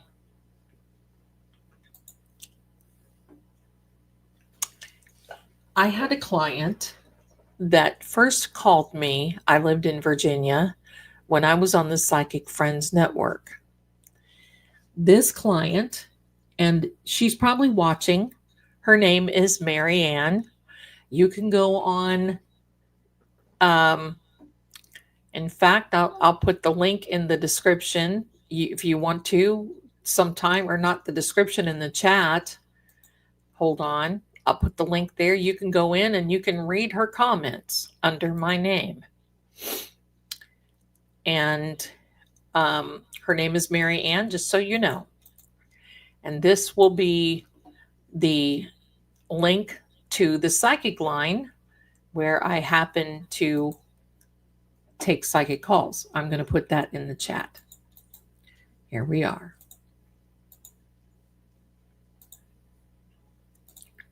There you go. Now, again, her name is Mary Ann, and if you're watching, hello, my darling. Hello to your sister. Much love to you. She is a huge fan. You guys would love her. She is from Virginia. Sorry, I've got a little hair that wants to just stick somewhere other than where it's supposed to be. And over the years, I met her. It has been years. She's a little younger than I am. She was going to college when she called me back in the day when I was with True Psychic Friends. She was in a relationship. She met a gentleman who was in college with her and who just got married. She fell in love with him. He said he fell in love with her, but she didn't want to break up the home. And I kept telling her, something bad is going to happen if you remain, because it goes beyond whatever, and you can do whatever you want to do. I was living in Hampton, Virginia. And I said, you can do whatever you want to do. And there's no judgment. But you have cards here that are not good. And you need to figure things out. As time went on, of course, she graduated from university. She got a great job. The reason I'm telling you about this is because this mirrors Karen's case. And all of this happened, and I actually posted a video on this before I really even started anything with Karen. This has been a while ago. And so this gentleman friend and his family moved to a very nice, exclusive area in Virginia. And I'm not going to say where it is, but a very exclusive area, a small town, the nice big Catholic church. Everybody knew everybody. Everybody was, very tight, this sort of thing. And she dated this man for a very long time. And each time it would be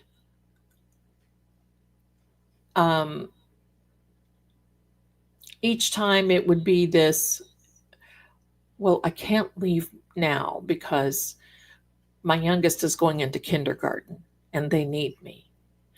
And then, well, I can't leave now because they're now getting into junior high and they need me. And then it was, I can't leave now because my youngest is graduating from high school. And I can't leave now because we've got this big anniversary party and she's planning it. It just kept going on and on and on. And I kept telling her, you better be careful. You better be careful. Something is going to happen. I think about 2 years ago, it's been maybe 3, her sister called me and said, "Oh my God, Zelda, you need to help Marianne." And I'm like, "Why? What's going on?" Well, she explained, well, let me back up. Marianne called me, and it was the last time I had talked to her for a while. And she called me and she said, "Oh my gosh, we have a breakthrough." What's the breakthrough? His wife called me and invited me over to their house. And it was a Sunday, and said they wanted to talk, and they wanted to talk things through. She understood that I was in the picture, and that and that she just thought this was really good, and the wife was going to give him a divorce because she didn't want him to be unhappy, blah blah blah. And I said, "There is caution tape around this, and you'd better not do it." "Yeah, but what could happen? Because all this is going to happen. All this is blah, blah, blah. And all this is going to be like, oh my gosh, what is going to happen?" And don't go. "But I have to go. It's him, and I love him." "Don't go." "Okay, if you say so. I just think that you're just being, prudish." "You can think whatever you want to think. It's not that. The cards have bad vibes. Don't go." "Okay." Her sister calls me a few days later and said, "Oh my God, Zelda, you've got to help her." And I said, "Okay, what's going on?" Evidently, Marianne didn't listen. She went into this beautiful neighborhood. She went up to the door. There were no cars in the driveway, thinking that they were going to have a meeting with the wife. They were going to settle things, act like adults, blah, blah. Knocks on the door, and the door comes open. The door wasn't closed. So she opens the door and she said, "What's going on? Hello? Hello? Are you here? Hello? Are you here?" So she said she walked into the foyer and she saw her gentleman friend, evidently who was laying in front of the sofa. Now remember, she's only about 2 years younger than me, so I think or a few years younger. I think at that time she was like 58, 59 when this happened. So she had been with this man for 30 years, waiting on him. So she went into the house.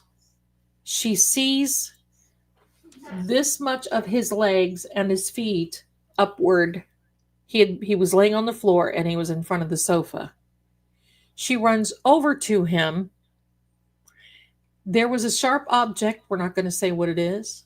There was a sharp object that was laying over his chest.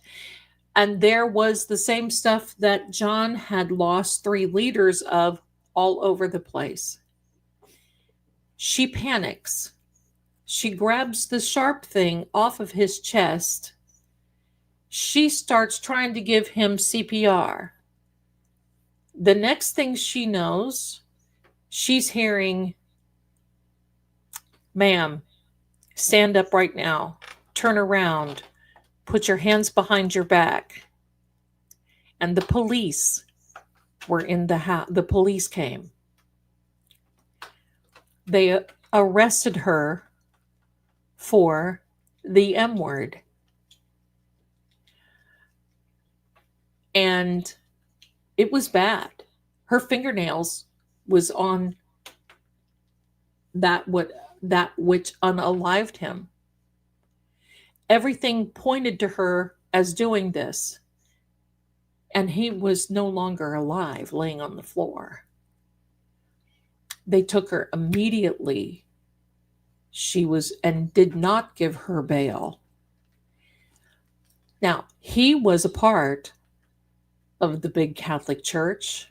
He was a huge corporate entity in that area. I mean, he was very well known, and they kept it very hush-hush because they didn't want this happening, that this man that was involved with the Catholic Church that had a mistress, and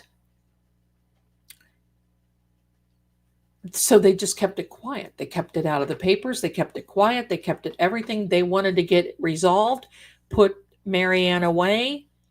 Goodbye. See you later. Well, they have a gentleman that was catty-cornered across the street. It was daylight when the police went to interview everyone, said,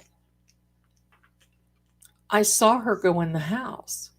But before she went in the house, the wife and another man came running out, got in the car and drove off. Well, the police didn't want to listen. She had a very good attorney. Now, this was 3 years ago or something like that. She had a very good attorney. But when it started getting to the point where she's like, I didn't do it. I was set up. The attorney dumped her. This was costing her hundreds of thousands of dollars with no bail set. And she sat in, the pokey, thinking that her world came crashing down on her. It was horrible. And so finally her sister, she would call her sister from the jail phone, and her sister would call me, and we would have a 3-way call, and I would be reading her cards, and I said, you're going to go through 2 more attorneys. There will be a female attorney that will take your case, and she will help you. Well, the first attorney went to the wayside when he figured out it was too hard. She lost her home, just like Karen. She had to sell her home. She liquidated all of her retirement. She lost her job. She was a teacher. She lost her job. She lost all of her savings. She had no other family but her sister, and nobody to help her. And nobody would step up to help her because they all kept telling her, get away from him. He's using you, blah, blah, blah. And she wouldn't listen because she was so in love. She was so blinded by him leaving was not going to happen. So the next attorney came in, and the next attorney was working through all this, was coming to her and saying, listen, I can get you a deal. And she's like, why would I take a deal? I didn't do this. Well, your fingerprints are all over. Well, you were right there. Well, the police caught you in the act. Caught me in the act of what? I was doing CPR. Well, in doing this. Well, in doing that. No, the problem was she was dating someone who was already in a relationship. And that was the problem. And you'll find that out. So finally, this other attorney left her. Nope, can't do it. Nope, isn't going to. Nope. The last attorney was a female. She showed up and she listened.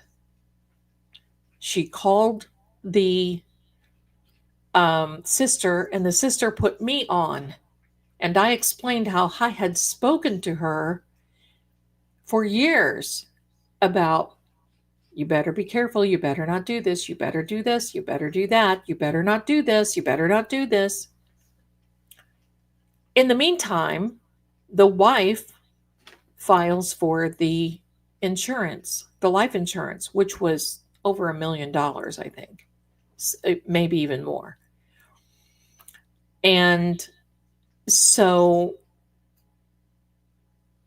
the insurance company refused to pay because this was under investigation. So they said, we have to find out because of the way the policy is written.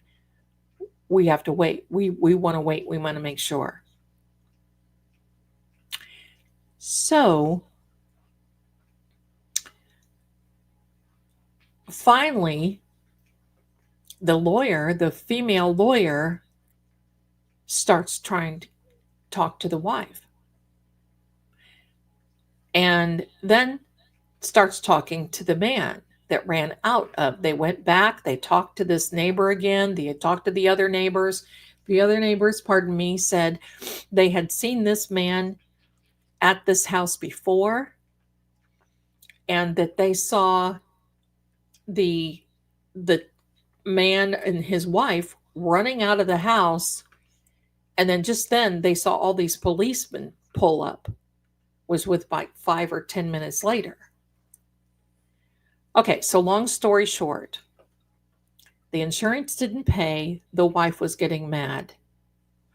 They got to the man, and it turned out that the man was dating the wife. And they knew that the husband had a big insurance policy, and she wanted rid of the husband, but he wouldn't give her a divorce because it was, bottom line, cheaper to keep her, because she wanted everything and he said no. So the wife and her boyfriend came up with this scheme to unalive him, and at that time that they arranged for my client Marianne to go over, they unalived him, and that was it. So they got to the boyfriend, and the boyfriend started to sing, because they told the boyfriend, they said, well, they, and this is how I know that the law enforcement will lie to you to get what it is that they want, and especially the feds, but the feds were not involved in this. Pardon me. So, Marianne, she's my girl. So, they went to the boyfriend and said, we got to tell you, the wife is singing like she's in a chorus on Sunday. She has told us what you've done. She has told us, and she's blamed it on you. She said that you're the one that did this, and she said this, and she said this. Holy mackerel. This guy backed up. He lawyered up and told the whole story. They arrested the wife, and they didn't want to let my client go. And this female attorney, who, by the way, reminds me of attorney Melanie Little, because she is that savvy. They let my client go, Marianne, not without being ruined, not without losing her house. I mean, she had a little dog waiting at home. Her sister had to go get the little dog, had to go over. Her sister couldn't make the payments on the house. She was making the payments. They were, she was trying to save everything, but all of her money had to go for lawyer fees. And so she sold the house. She had a lot of equity in the house. That went to lawyer fees too. So finally she was released, and they have brushed this all away. And sadly, she came out of that and moved in with her sister, and now she has lawsuits because they would not investigate the case. When she told them what happened, and they went to the neighbor, and the neighbor said there was a man and a woman that ran out of the house before this lady even came in, they ignored what he said. And it took this female attorney to put her foot down and say, so I'm going to read you what she wrote to me, because now you'll know. Now you know. And I still have a lot of clients from Psychic Friends, I can tell you that right now, because they have hung out with me throughout the years. I don't know how, but I guess all you have to do is Google my name and pretty much find out where I'm at and what I'm doing and all of this other stuff. So let me see. This was, okay, this was over a year ago. This is from Marianne. She left a review on my profile on True Oracle Psychics wherever under my bio. And it says, Zelda, you saved my life and the life of my sister. For those that don't know, I was falsely accused in September of 23 of a very heinous crime and was arrested. My head was spinning. Not only did I lose a loved one, but I was facing a very serious set of charges. My sister was at a loss, and I told her to call Zelda. I've been her client for decades, and that's very true. And I knew she could help. Zelda immediately went into action and worked with my sister throughout these past few months. I'm not surprised nor shocked that Zelda pinpointed everything down to the mess I was in and what the others were doing around me, which was nothing, by the way. They didn't do anything. My situation has finally cleared up after months of blood, sweat, and tears, just like she said she told me it would. Now she helps me with my healing process and navigating the loss of the love of my life. Thank you, Zelda. My sister and I will never forget you, what you've done for us. We love you and we will never stop calling you. That is from Marianne. So that is, I wanted to, she's probably watching now because she always watches. Hello, Marianne. I love you. You know that. Marianne is from Virginia. And so that's it. It's a tragedy.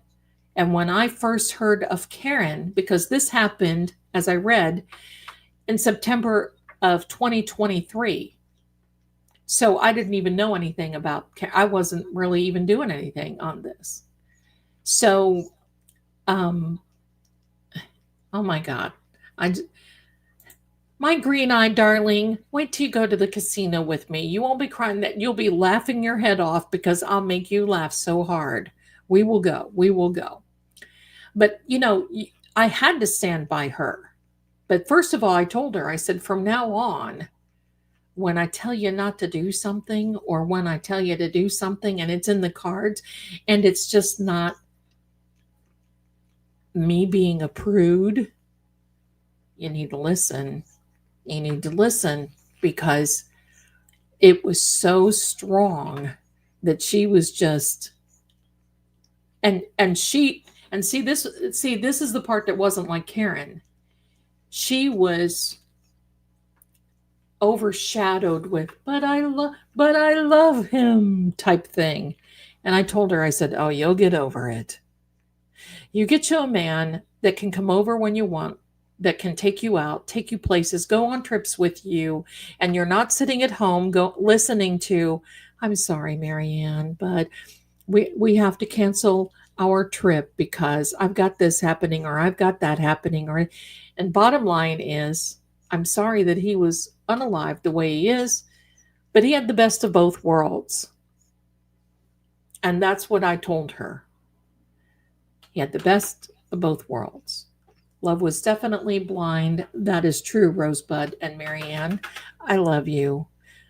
And I'm so sorry. But the problem, you see, she was in her 20s, early 20s when she first met him. She never had a family. She never got married and she never had children because she waited on this dude. The problem is, you see, it doesn't only happen with Karen. When you get into this whole mess where somebody wants you to be guilty and they want to nail you, the law's not on your side. Even when the facts prove, because it was just easy to let Marianne sit and rot behind bars and not do anything. So there you go. So, yeah. So I wanted to share that with you because there's a lot of things here that ring true. And there was a couple of times she would go to hearings. She did not go to trial, but she would go to hearings. And that judge would look, her sister said that it would just be everything that I could not to be yelling and screaming in court at the judge, because he would be looking at Marianne and saying, "Oh, well, we know you're not telling the truth. We know you're lying. We know you're lying. We know you're lying. So you're going to rot in jail forever." And she had a very aggressive district attorney that I think made Hank kind of look like a pussycat, who would get right up onto her, and it was bad. So I'm going to tell you, this is a sign, because I saw it in the cards for her, and I said, you're going to have to endure pain. You're going to have to endure a little bit of problem, but you're going to make it through, because the truth will prevail, because there is so much. I said, here's what you need to do. You need to be brave, and you need to tell them, fine, I want a jury trial. Bring women in here. I want women here in they'll understand. I want a jury trial. And these men, they would just let her sit. They wouldn't file anything. They wouldn't do anything. She paid these attorneys a lot of money, and they just wouldn't do anything for her. Now, obviously, that's not the case with Karen, because she has the dream team legally. So, but I want you to know. Oh, wait a minute. There's my sweetheart, Derek. Do I have permission to include you in my next? I do. Don't spoil that. Yes, of course. Were you in here earlier when we were bebopping around? Because we were all dancing, Derek. I love this video. I love your video. Of course you do. Send me anything you need to send me. Of course you do. And just, I hope it's bebopping, because, man, I'm going to be going with it, because that's, I love that. I love it. I was going to play it again. So that's awesome. Thank you for asking me, because I love that. We all love you. And I'm going to put a link in the description for both True Oracle. We've got you're being broadcast on 2 channels right now. So have your ears been burning? Well, in a good way, I hope, because we've been going at it over here. We were dancing up a storm. I was going at it. You should go back and look, because when we were playing it, we were letting it all hang out, as they say in the 1960s. We were just going for it. So there you go. There you go. But yes, thank you, Derek, for coming in, because I love that. Thank you.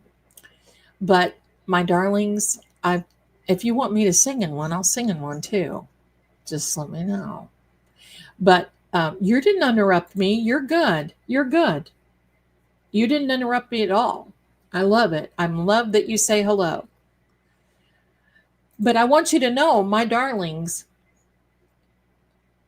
when I will do it, and I can sing too. So you just let me know. I can get down with the best of them. Sorry. But pardon me. I want you to know that sometimes when we're seeing this evil, you have to fight to get through it. This is evil that's been happening for a long time. Karen, I believe in my heart, was chosen. Think about this. This young petite woman coming in like Joan of Arc. Well, not in the end like Joan of Arc, but you know what I mean. But yeah, like Joan of Arc, coming in, ready to lead.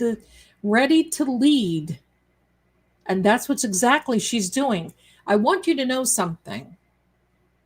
The fact that you can see, let me put it this way, you can see her dream team and all these people that have been asking to join, just like Mark Betterow, all doing it pro bono, by the way. And her legal fees are now almost 7 million, I believe.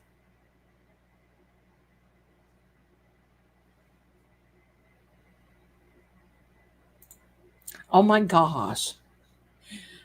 I guess I can tell you what it is. I'm horrible at keeping secrets. But we love that you do. I'm doing a video putting the Karen Reed players into Twin Peaks, and I want Lady Zelda to be the mystical log lady. Of course I will. Just let me know what we have to do. I can even sing the Blue Alien song from The Fifth Element. You let me know what I need to do. We'll do it. I love it. The Log Lady. Just call me Log. Zelda the Log. Zelda. I'm cool with that. But anyway, back to Karen. I love that. Thank you, Derek. But I love it. But I've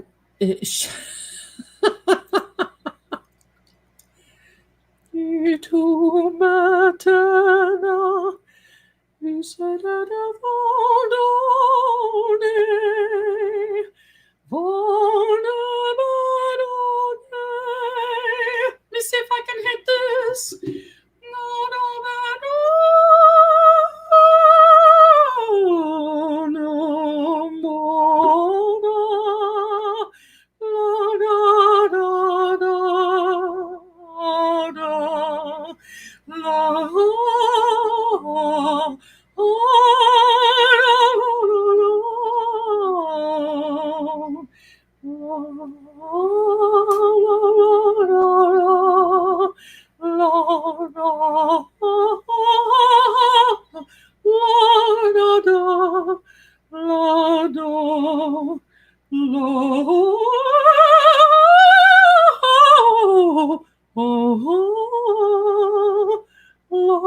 And I just scared a cat. Sorry about that. 227 people here. Oh my gosh. If you all hit the like button, thank you so much, my darling. Sing the Phantom of the Opera. I will do that for you sometime. Aunt BB2. Zelda, listening to this story, the insight you gave Marianne gives me chills. I need you to help me find out what happened to my angel. You know what I'm talking about for my... Yes. Okay. Okay. I love Twin Peaks too. Exactly. My first two videos, I didn't use AI. Well, you can use AI on me if you want to. Thank you, my darlings. Everybody now around me has called 911.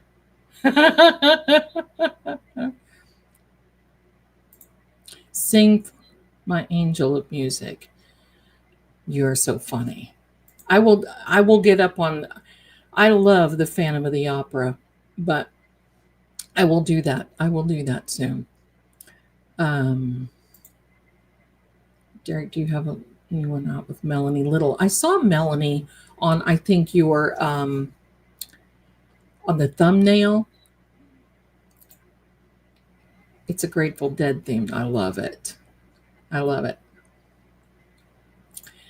I told her the other day to add Special Angel to the, I love it, to the Spotify.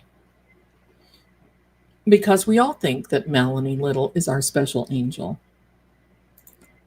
My baby jumped up in excitement. Oh, I'm sorry. I hope I didn't wake anybody up. I'm sorry. But I scared my cat when I hit that big high note. All the cats are hiding under the couch. Oh, I'm sorry. Probably so. Mine kind of looked at me like, really? Really, Mom? Hello. Just singing the Phantom in the kitchen. Musical theaters, like, I love that. Oh, the Phantom of the Opera is there.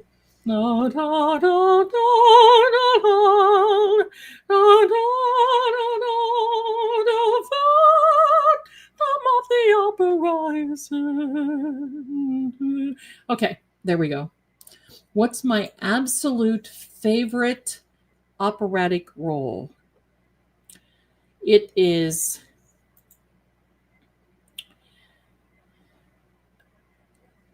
ooh, Violetta in La Traviata. Thank you so much. Tell him that.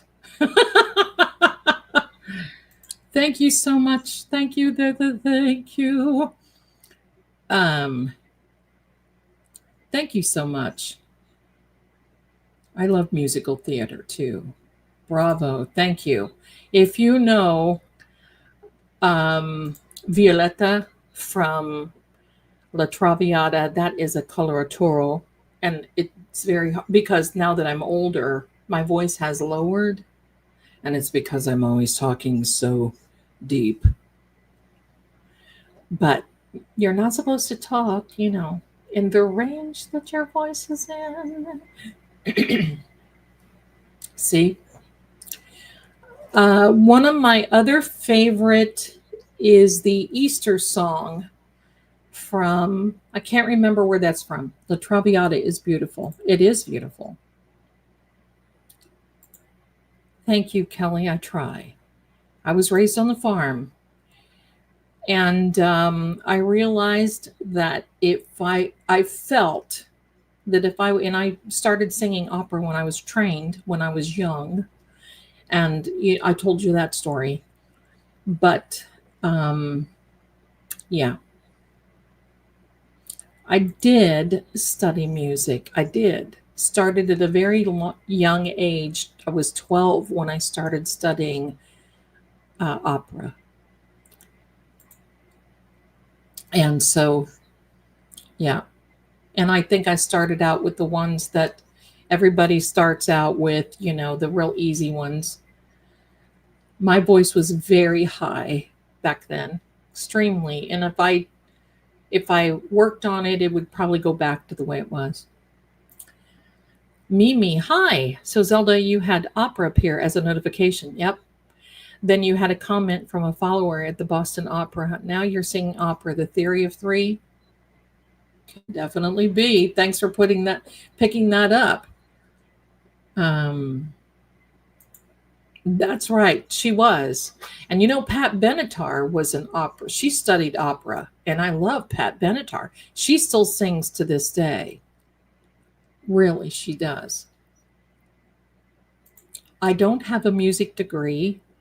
I studied under a professional that would train opera singers for the Met.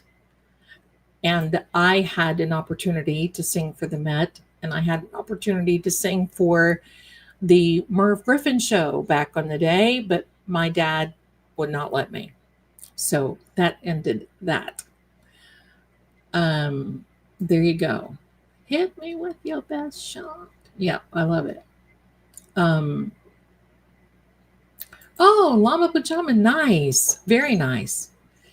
But I liked Handel's Messiah. I've always sang, oh, thou that, that real big Renaissance-y, that real big toned. Did not know that you are a wealth of knowledge. I could do Zelda, you were new, you were meant for something bigger, something somewhere. I'm still at it. The two that I used to sing at Christmas all the time from Handel's Messiah, because you all know the Hallelujah chorus. I know that you know that. But there's a big whole thing of Handel's Messiah. Everybody says Handel. I say Handel. So whatever it is, Handel's Messiah. And I would sing under the glory of the Lord. That one. And then there was, oh, thou that good tidings to Jerusalem, lift up thy voice with strength lifted up, be not afraid. Say unto the city of Judah. Yes.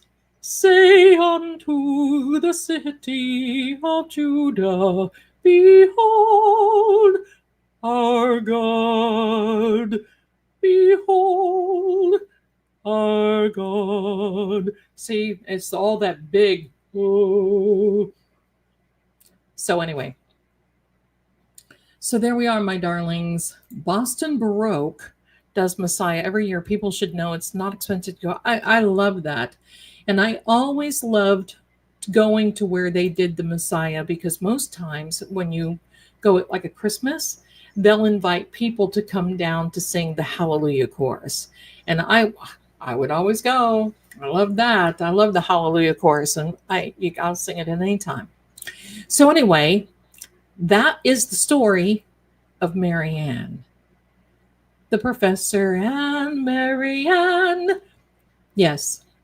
So that I wanted to share that with you, for those of you back to the I wanted to share that with you because it is so important to know that Karen has more than a fighting chance. I heard a lawyer today say, "Oh, I think she's got a 60% chance that she's going to go." Look, her and God make the majority. For those in the back, she and God make the majority. There's not really any percentages here. When her defense team offers the truth of what's happening, then you'll know. I mean, you're going to see this. And my point of this, of saying that Karen was chosen, as bad as this feels, as nasty as Hank seems, and as off as Bev seems, the fact that she has a dream team that is doing this pro bono, she would never survived. She would have never been able to handle this with one attorney and all these fees. There's absolutely nowhere. There we go.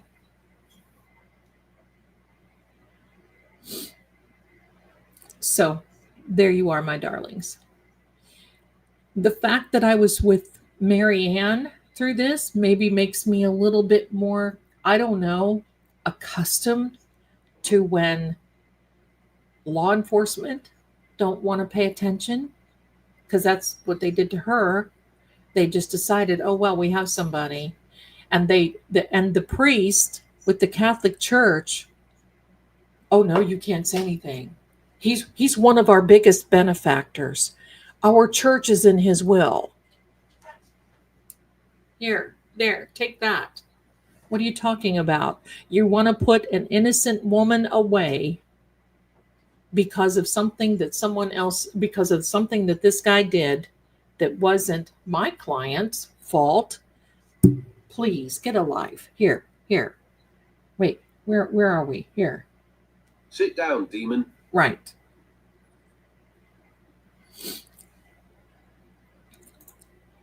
I think so too. When this is over, I do not see Karen staying around there.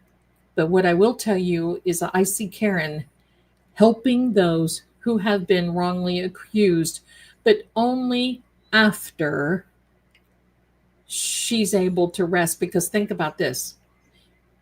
I truly believe that she knew that she and John were on the way out. I mean, you know that look, this is reality. I'm just not here to make this all marshmallows and pillows. She knew that something was up, and it just wasn't right. It wasn't right really for her, and it wasn't right really for John. But they both cared about each other very, very much. And I think that she cared. And I think that she cared very deeply and still does for John. But I see that Um, I can see truthfully that when I saw the remarks that were on X and whatever yesterday, and it was like sickening because they were all pointing her out. They're showing autopsy photos, and look at her. She's not saying anything. Look at her. She's just sitting there with a blank look on her face. Well, you know what, people? Now is not the time to be female. Now is not the time to have all this emotional energy and be breaking down, because if she was breaking down, you would have a problem with that as well and saying, oh, look, she's guilty. Look at what she did to her. Look, she's guilty. So you know what? You're darned if you do and you're darned if you don't. I appreciate that stoic, because she's thinking about fighting for her life. That's what she's thinking about. It's very unfortunate, but all the tears in the whole world won't bring him back. And that's very unfortunate. She's fighting a system. She's fighting a system that wants to overlook what really has happened. People. Crazy. I think the same thing. I think the same things, my darling. I think the same thing. I really feel for the O'Keefes. Know that they didn't do anything but losing John, so they're all in for the money. I don't know. I don't know. She hasn't grieved yet. You're right, my darling. She hasn't grieved. She's disassociated to survive. Absolutely. She can't think right now. That's a great question, Pierre. What is the proper autopsy response? You're exactly right. Beth, I believe there's a divine being carrying and shielding Sharon. Karen, I believe you are absolutely right. Hank was a for Whitey Bulb. Now he's a yep. Yep. Yep. I am going to take that down though, Mystery. If you don't, it. But thank you. I appreciate that, and I agree. I agree. I think the circumstances, undetermined, was perfect. Yep. Thank you, Cornelia. I hope you're doing well, my darling. I think your profile picture is so classy and beautiful. Thank you. I've always meant to tell you that. Amanda, there is no right for Karen except to fight her way for freedom. That's right. And then you know what? When this whole thing is said and done, I bet you she'll cry for a week. She hasn't had time to cry. She has to keep her on her toes. And she knew right from the beginning. She knew right from the beginning what had happened. And you know what? As uncomfortable as those texts were, listening to them, I can't tell you how many times when they've been read that I've sat there and thought, oh Lord, that was me. Or, oh Lord, that was me. Terribly. And you know what? I mean, for anybody to come down on her and say, oh, what was the meaning of that? Why would you? Well, first of all, she felt a little lost. And she wanted somebody to talk to. We know what Higgy Baby wanted. He wanted some pictures. That's why Proctor was looking for what he was looking for. And she wanted intelligent conversation, which we know didn't happen. Karen held her head high during the reading, and rightfully so, amen. I'm so glad, Karen. Thank you for pointing that out. Yes. Kelly says, I pray every day for the universe to free her of this albatross. Absolutely. Did you see that day after she thanked Mr. Ellis and was immediately teared up? That man has the kindest heart, right? Right? He is very kind. And I'm going to tell you, I love the way that they protect Karen, the way that David Yannetti sits at the defense table and he blocks the view of Paul to her. And I don't know if you saw this clip or not, but oh, my friends, Alan Jackson was bent over talking to Karen, and he happened to look to his left, and there was Paul, giving the stinky face, giving the stinky eyes. And Alan Jackson, listen, that man ain't going to take nothing. Alan Jackson, looking at him, gave him the stare down right back. Listen, they all know that they're in this. And every woman has a story. That's right. Amanda, she is going to break the moment the verdict comes, no matter which way the Yep.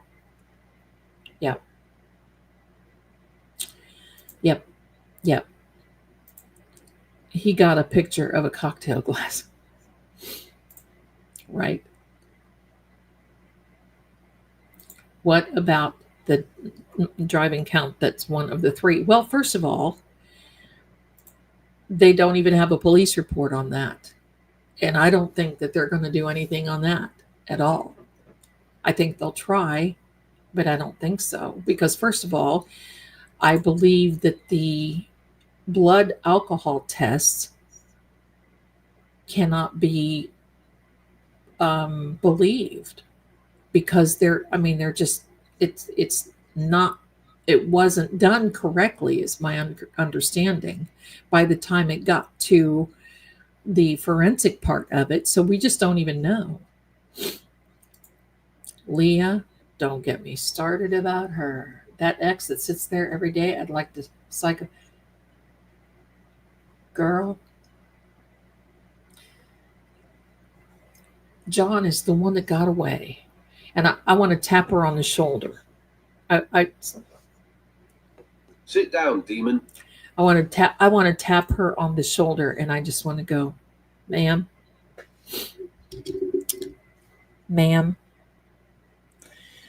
I got news for you.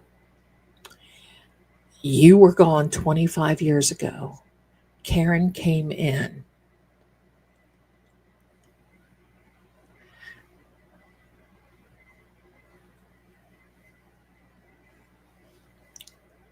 Get over it. Go about your business.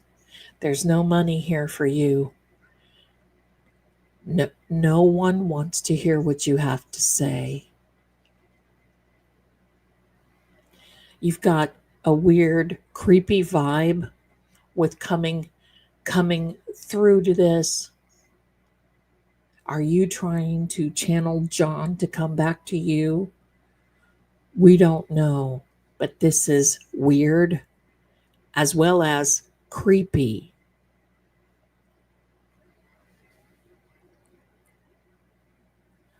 Move on.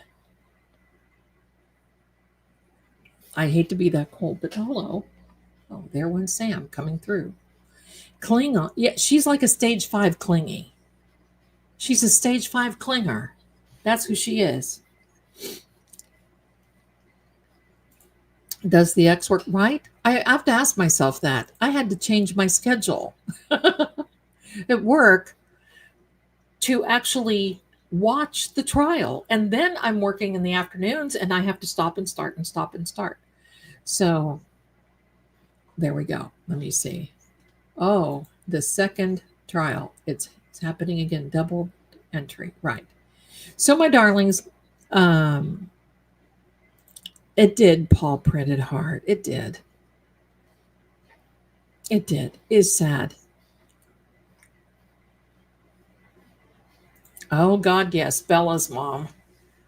But there's always that one that stands out that somebody, and nobody would have brought that up. Another Jen thing, right? It was Jen who, well, maybe could possibly be Bella's mom's. Jen,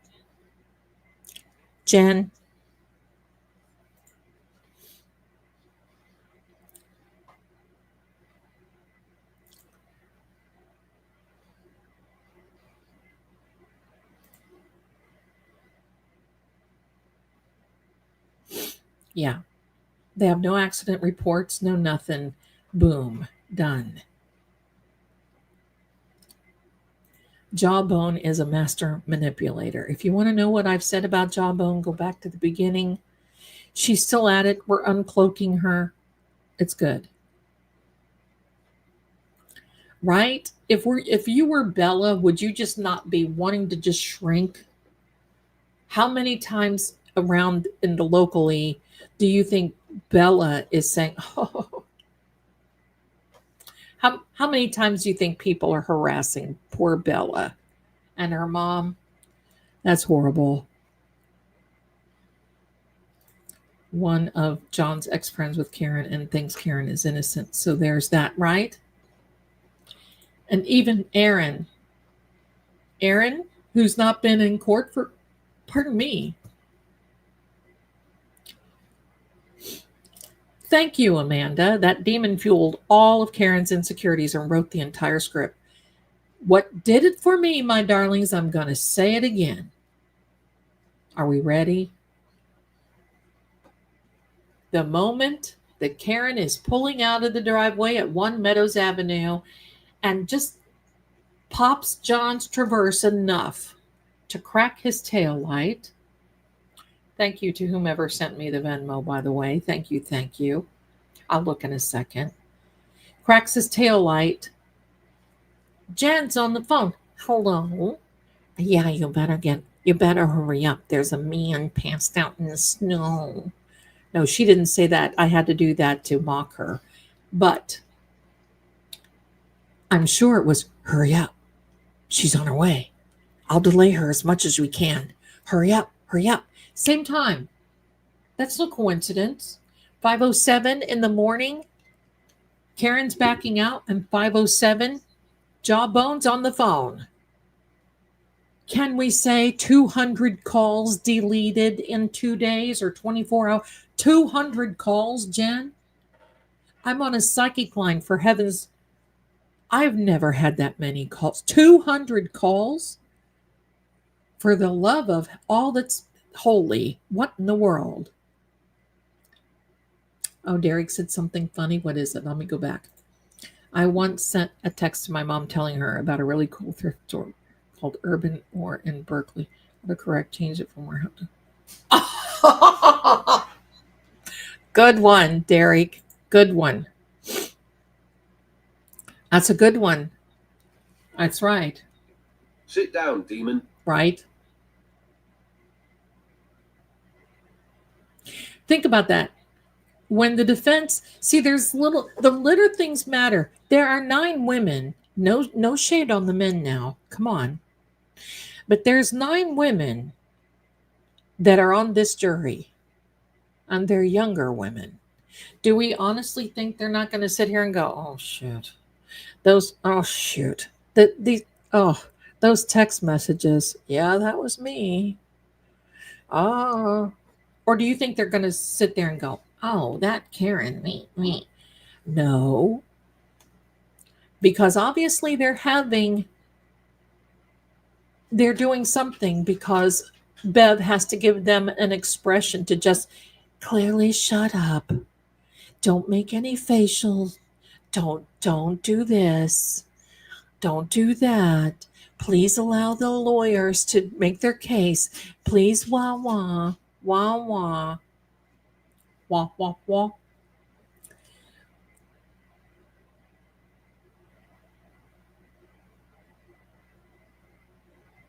$200 calls deleted, along with Hoslong, right?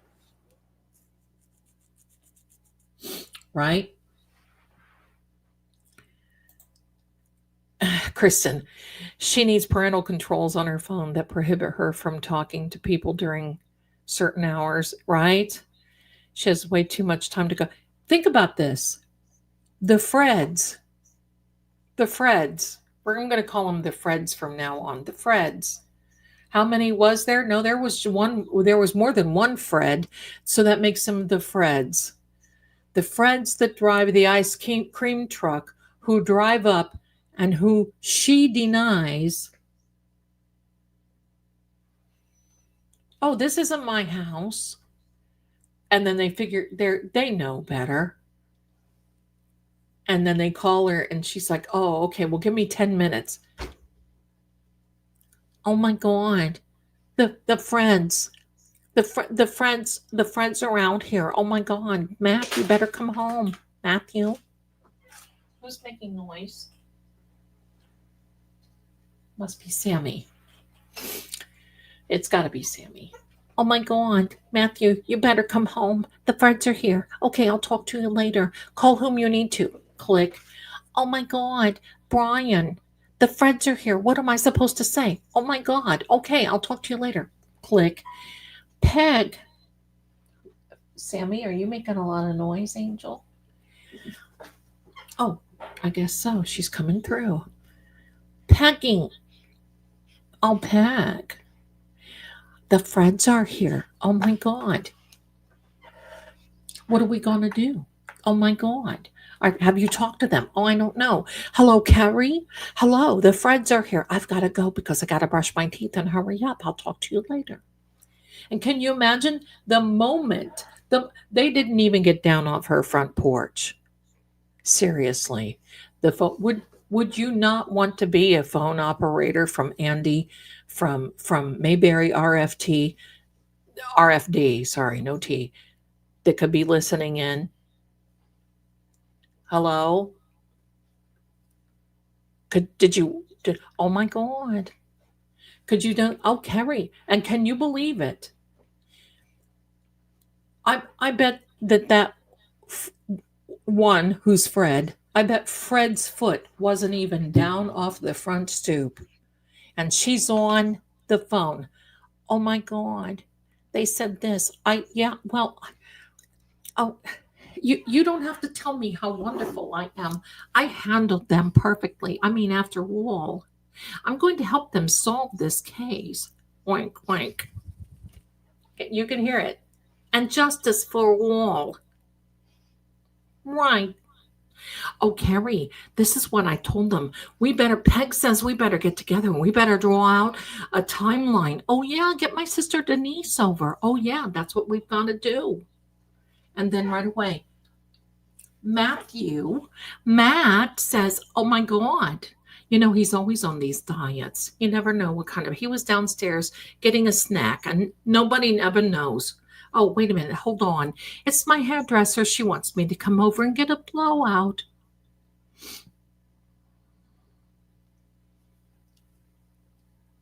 Right? And then it's, oh my God, Carrie. Oh, I know, I can't ever unsee that. Well, thank you for telling me how brave I am through all this. And then, when she thinks the coast is clear, we better get a grip on this. Because if Karen doesn't plea, she'll make it a real episode. So we better all get our story straight. Because after all, we don't want problems. Don't worry, I'll think of something. Don't worry, I'll think of something. Just a minute. My hairdresser's on the other line. She's got to do a blowout again for me.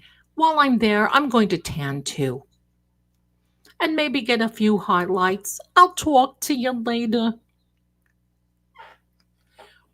That's right, Kristen. We were all in shock and horror.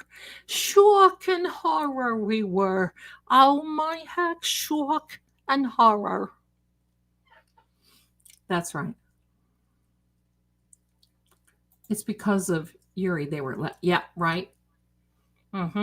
That's right. They were all in shock. I never made that switch.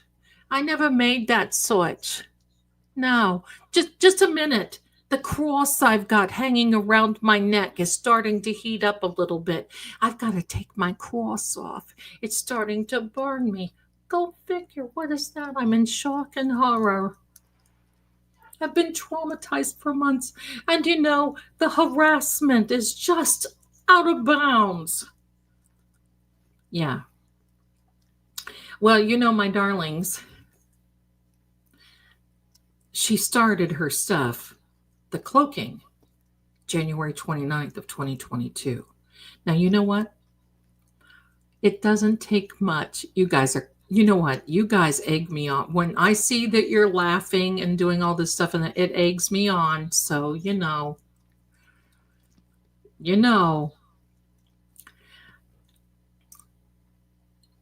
But she started the cloaking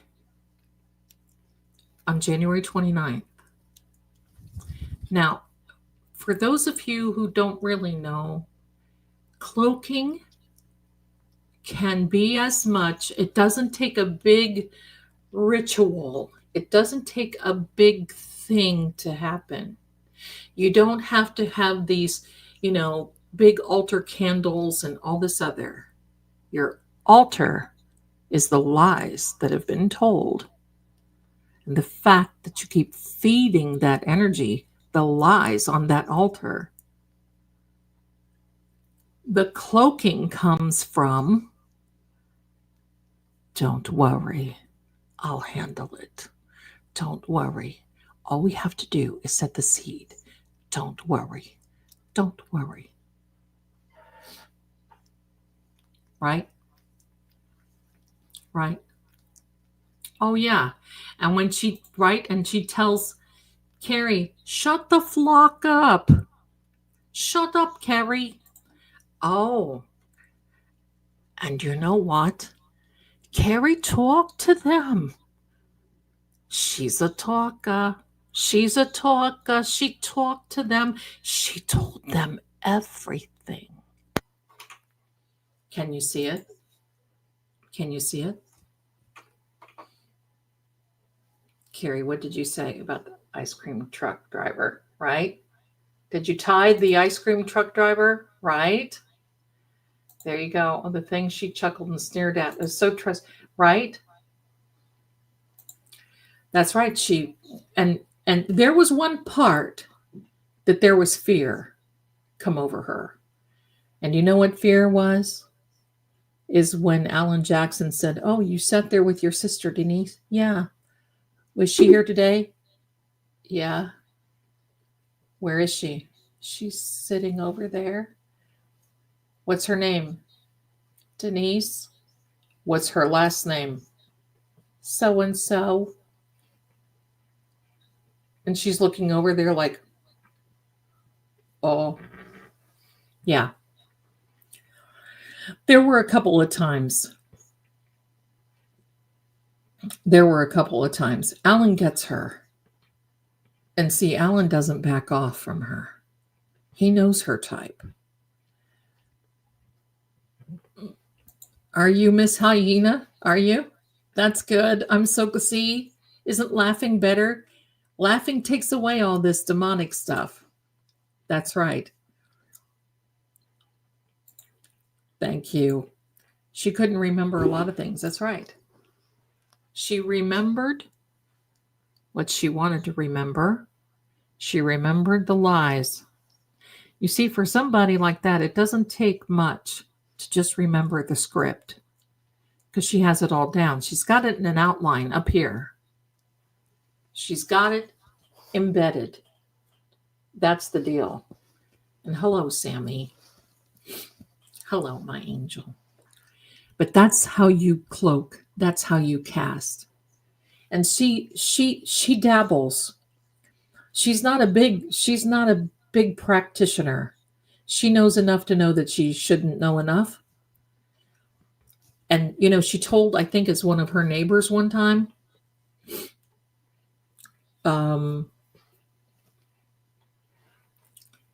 watch that man over there. I'll make him pick a beer up. She told her, I think it was either C.F. McCartney's or Waterfall, that she said that to a neighbor, that she could will a person across the room pick up his beer. Oh yeah, that's a job. Right? Right? There you go. It's a great time for a snack. I love when Alan Jackson gets them. It cracks me up when he's snide, right? And Bev let him get away with it with Yuri the other day. I was really surprised. Can you imagine the portal? I don't want to. I can imagine she's working it. She's working that portal. Nicole, I had told you about the ice cream driver. I told them everything to ask to. Yeah.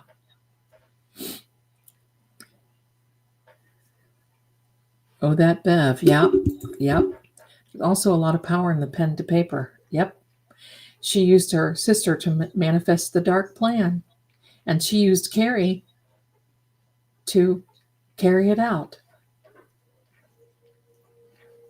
See? The power of three. Carrie, Denise, and Jen. They used Carrie. She knew Carrie was a throwaway, just like Higgins, in my opinion. Think about this. She wanted Carrie to come, Karen, to go back to 34 Fairview. And Karen said, why? I'll drive. So, oh, it's a surprise. That in itself, oh, bless you, my heck, what the heck? That was a big snooze. That was enough right there to tell us that Jen had a plan. What would have happened to Karen if she would have walked in that house?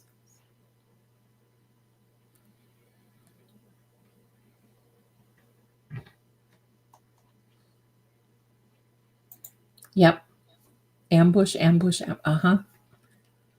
So this week, my dark, that's right. And you're absolutely right. Resisting arrest. You're absolutely right. Proctor is a throwaway.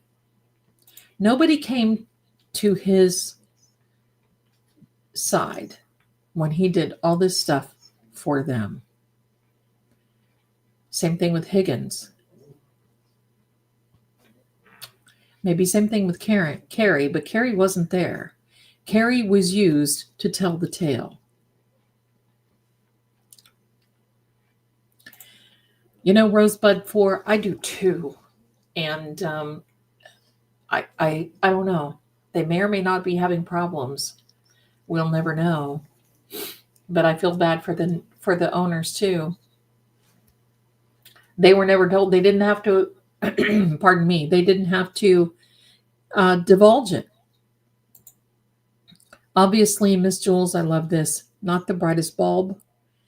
I agree. Carrie is a pawn. A pawn, yes.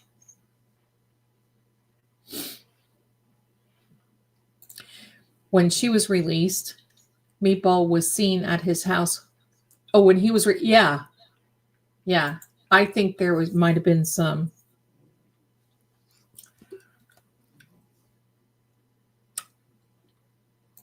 Can you imagine what Denise probably said to Jen when they went home that day? Oh my gosh, what did you get me into? I know my sister would have. She still wouldn't be speaking to me.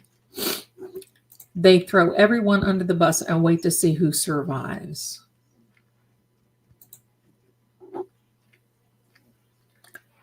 Right?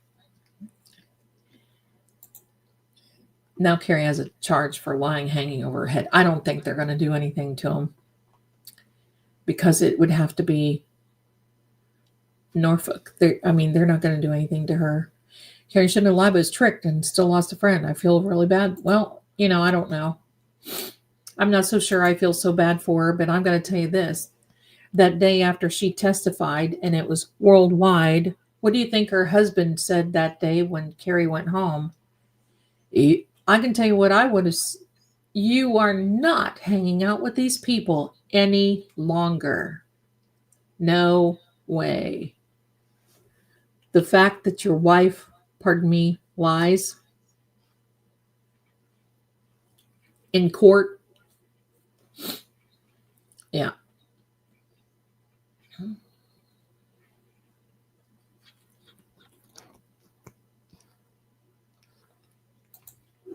Oh man, it wasn't what's for dinner, babe. That's right. Oh, you want to go out to the local drive-in? No, I don't think so. Misbehaving, my darling. Hello, how are you? Oh, what a pretty profile picture. I love that. I think Jen was a ringleader of the lie story. Mm-hmm. Mm-hmm. If I were Mike and Liz Proctor, I would take a visit to Uncle Joe's house to save my skin and family. Right? Right? Oh, yeah, Mimi, can you believe it? I mean, people driving past their house, it kind of reminds me of the Amityville, New York, the Amityville horror house. Can you imagine? Well, my darlings, it's about time. So you know what I want to do? Let's play Derek's song again. What do you think? And that'll be a good way to keep up our spirits. I want everybody in here to keep your spirits up, because this is starting to unravel. The fact that it looks like a win to them isn't. This will unravel. I promise. I promise.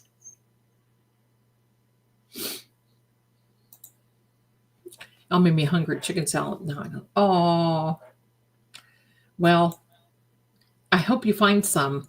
Zelda, not right for the second trial start. Karen said, we have new information. Just wait. I wonder if we see it. Oh, well, oh, honey, we haven't seen anything yet. Just wait. There's going to be some things. And that's why Hank is so scared of Arca. Just wait. Just wait. Jerry, bless you and your husband for putting up with, because, oh my, we just get going and we don't stop. Right? So, well, let's play Derek's song again. Let's do that. Don't mods Chas and Derek's video. Yes, let's play How Dare You, the remix. Yes. Fireworks are inbound, Amy says. I agree. The best is yet to come. There you go. Everybody, keep your spirits up. You see what the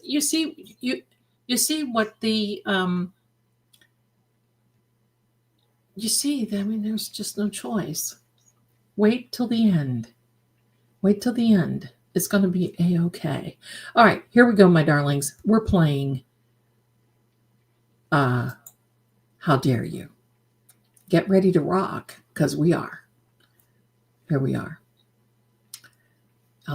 Here we are, Zelda. Let me set it up for you. Oh, God. Here we are. Let me set this up for you. There we go. Get ready, everybody. Here we go.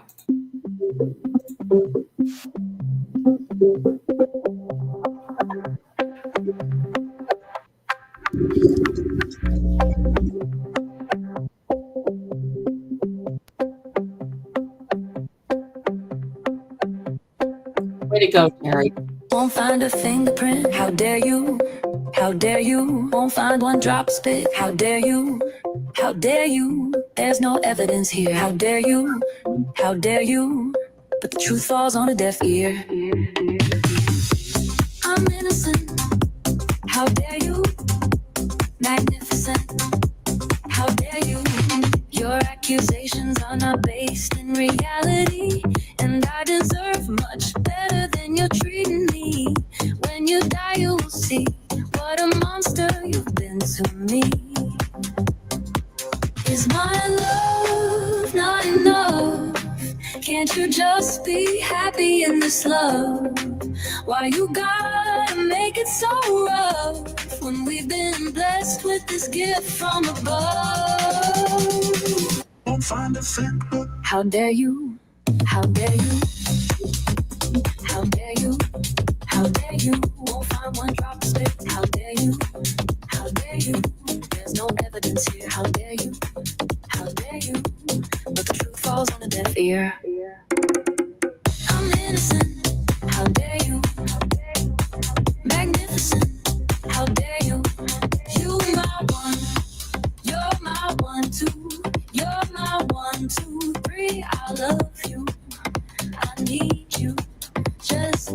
believe in me. I'm innocent. How dare you? Magnificent. How dare you? How dare you? How dare you?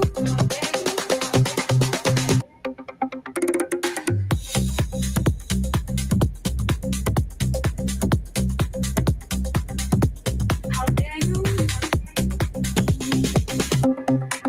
Is my love not enough?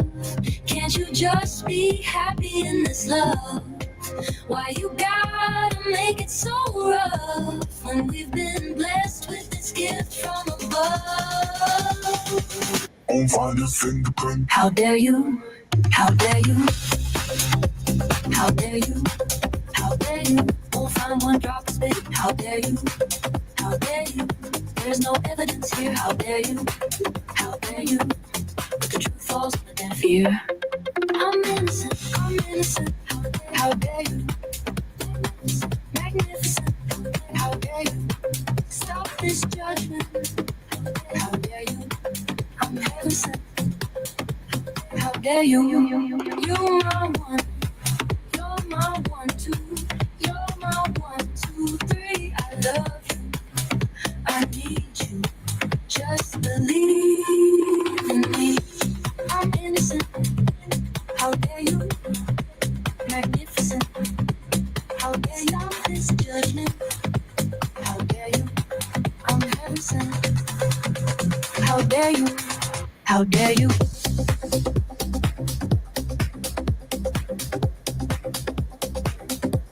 How dare you? How dare you?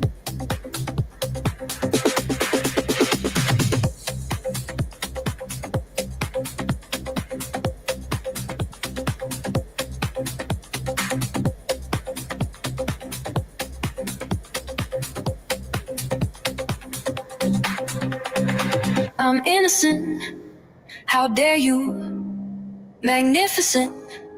How dare you? Get yourself right, 'cause I absolutely don't deserve this. And I've put up with it for way too long.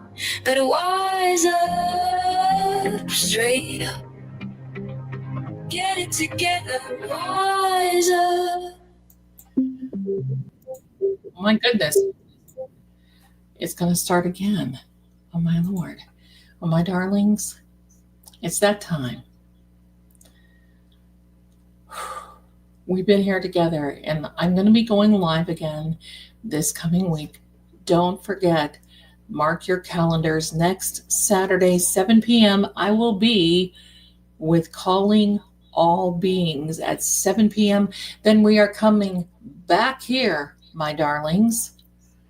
And then we're going to have a giveaway with True Oracle. So do me a favor, like and subscribe. Make sure that you are subscribed to True Oracle. It is for subscribers only. This has been a fun night, and thank you so much for allowing me to share everything about, look, the DNA, that's important. Everything about the shadow cannot exist without the light. Shadow magic to shield the guilty. We know what that's all about. And then the sigil. I will put that in the community post tomorrow. I want to thank you, each and every one. If you're going to be ordering anything, please do so, because Monday morning I will be going to the post office to post out. The last people should be getting your packages, I believe, Tuesday is what I understand. I'm going to tell you what. I love each and every one of you. I couldn't do this without you being here. Thank you so much. I love you guys. And I can't wait to go live again. But listen, don't let these antics of these people throw you. You're not hot house lilies. You're steadfast. You're strong. You can do this. Hang tight. Karen will be okay. But go to the end. We've got to see this through. I love you guys, big bunches. And Derek, I'll be waiting to be the log lady. Love you guys. Thank you so much again. Stay mighty. Stay mighty. Thank you. You too, my darling. Stay mighty. Stay mighty. Hang in there. I'm going to be playing the outro. And thank you, Derek. I look forward to it, my darling. Thank you. Thank you. And thank you, Jerry, because we are watchmen. And we're not going to miss a thing. You see this, what's floating around the courtroom. Have you ever seen, I'm going to give you a visual. Indiana Jones and the Temple of, Indiana Jones. Do you remember the last scene where they have the Ark of the Covenant and they open up the Ark and it's beautiful, and then all of a sudden, this angel that comes out takes care of business. And they have to sit and duck and cover. Watch and see. You may want to go remind yourself of that scene, because just wait. Misbehaving. I'm so glad you found us too. You're going to love it here. Thanks again, my darlings. Melts their faces absolutely. Thank you, my darling. Thank you, Patty. Thank you. Gosh, I think I can't say thank you enough. Stay tuned for the outro. And I sure do love you guys. Thanks again. And here we go. See you all soon. Bye for now. They'll tell you the facts are clear, but the truth always flickers between the lines. In every shadow, there's a secret that refuses to stay buried. Clues hide in symbols, and sometimes even fate won't show its hand. Voices echo not just from the living, but from the silence they leave behind.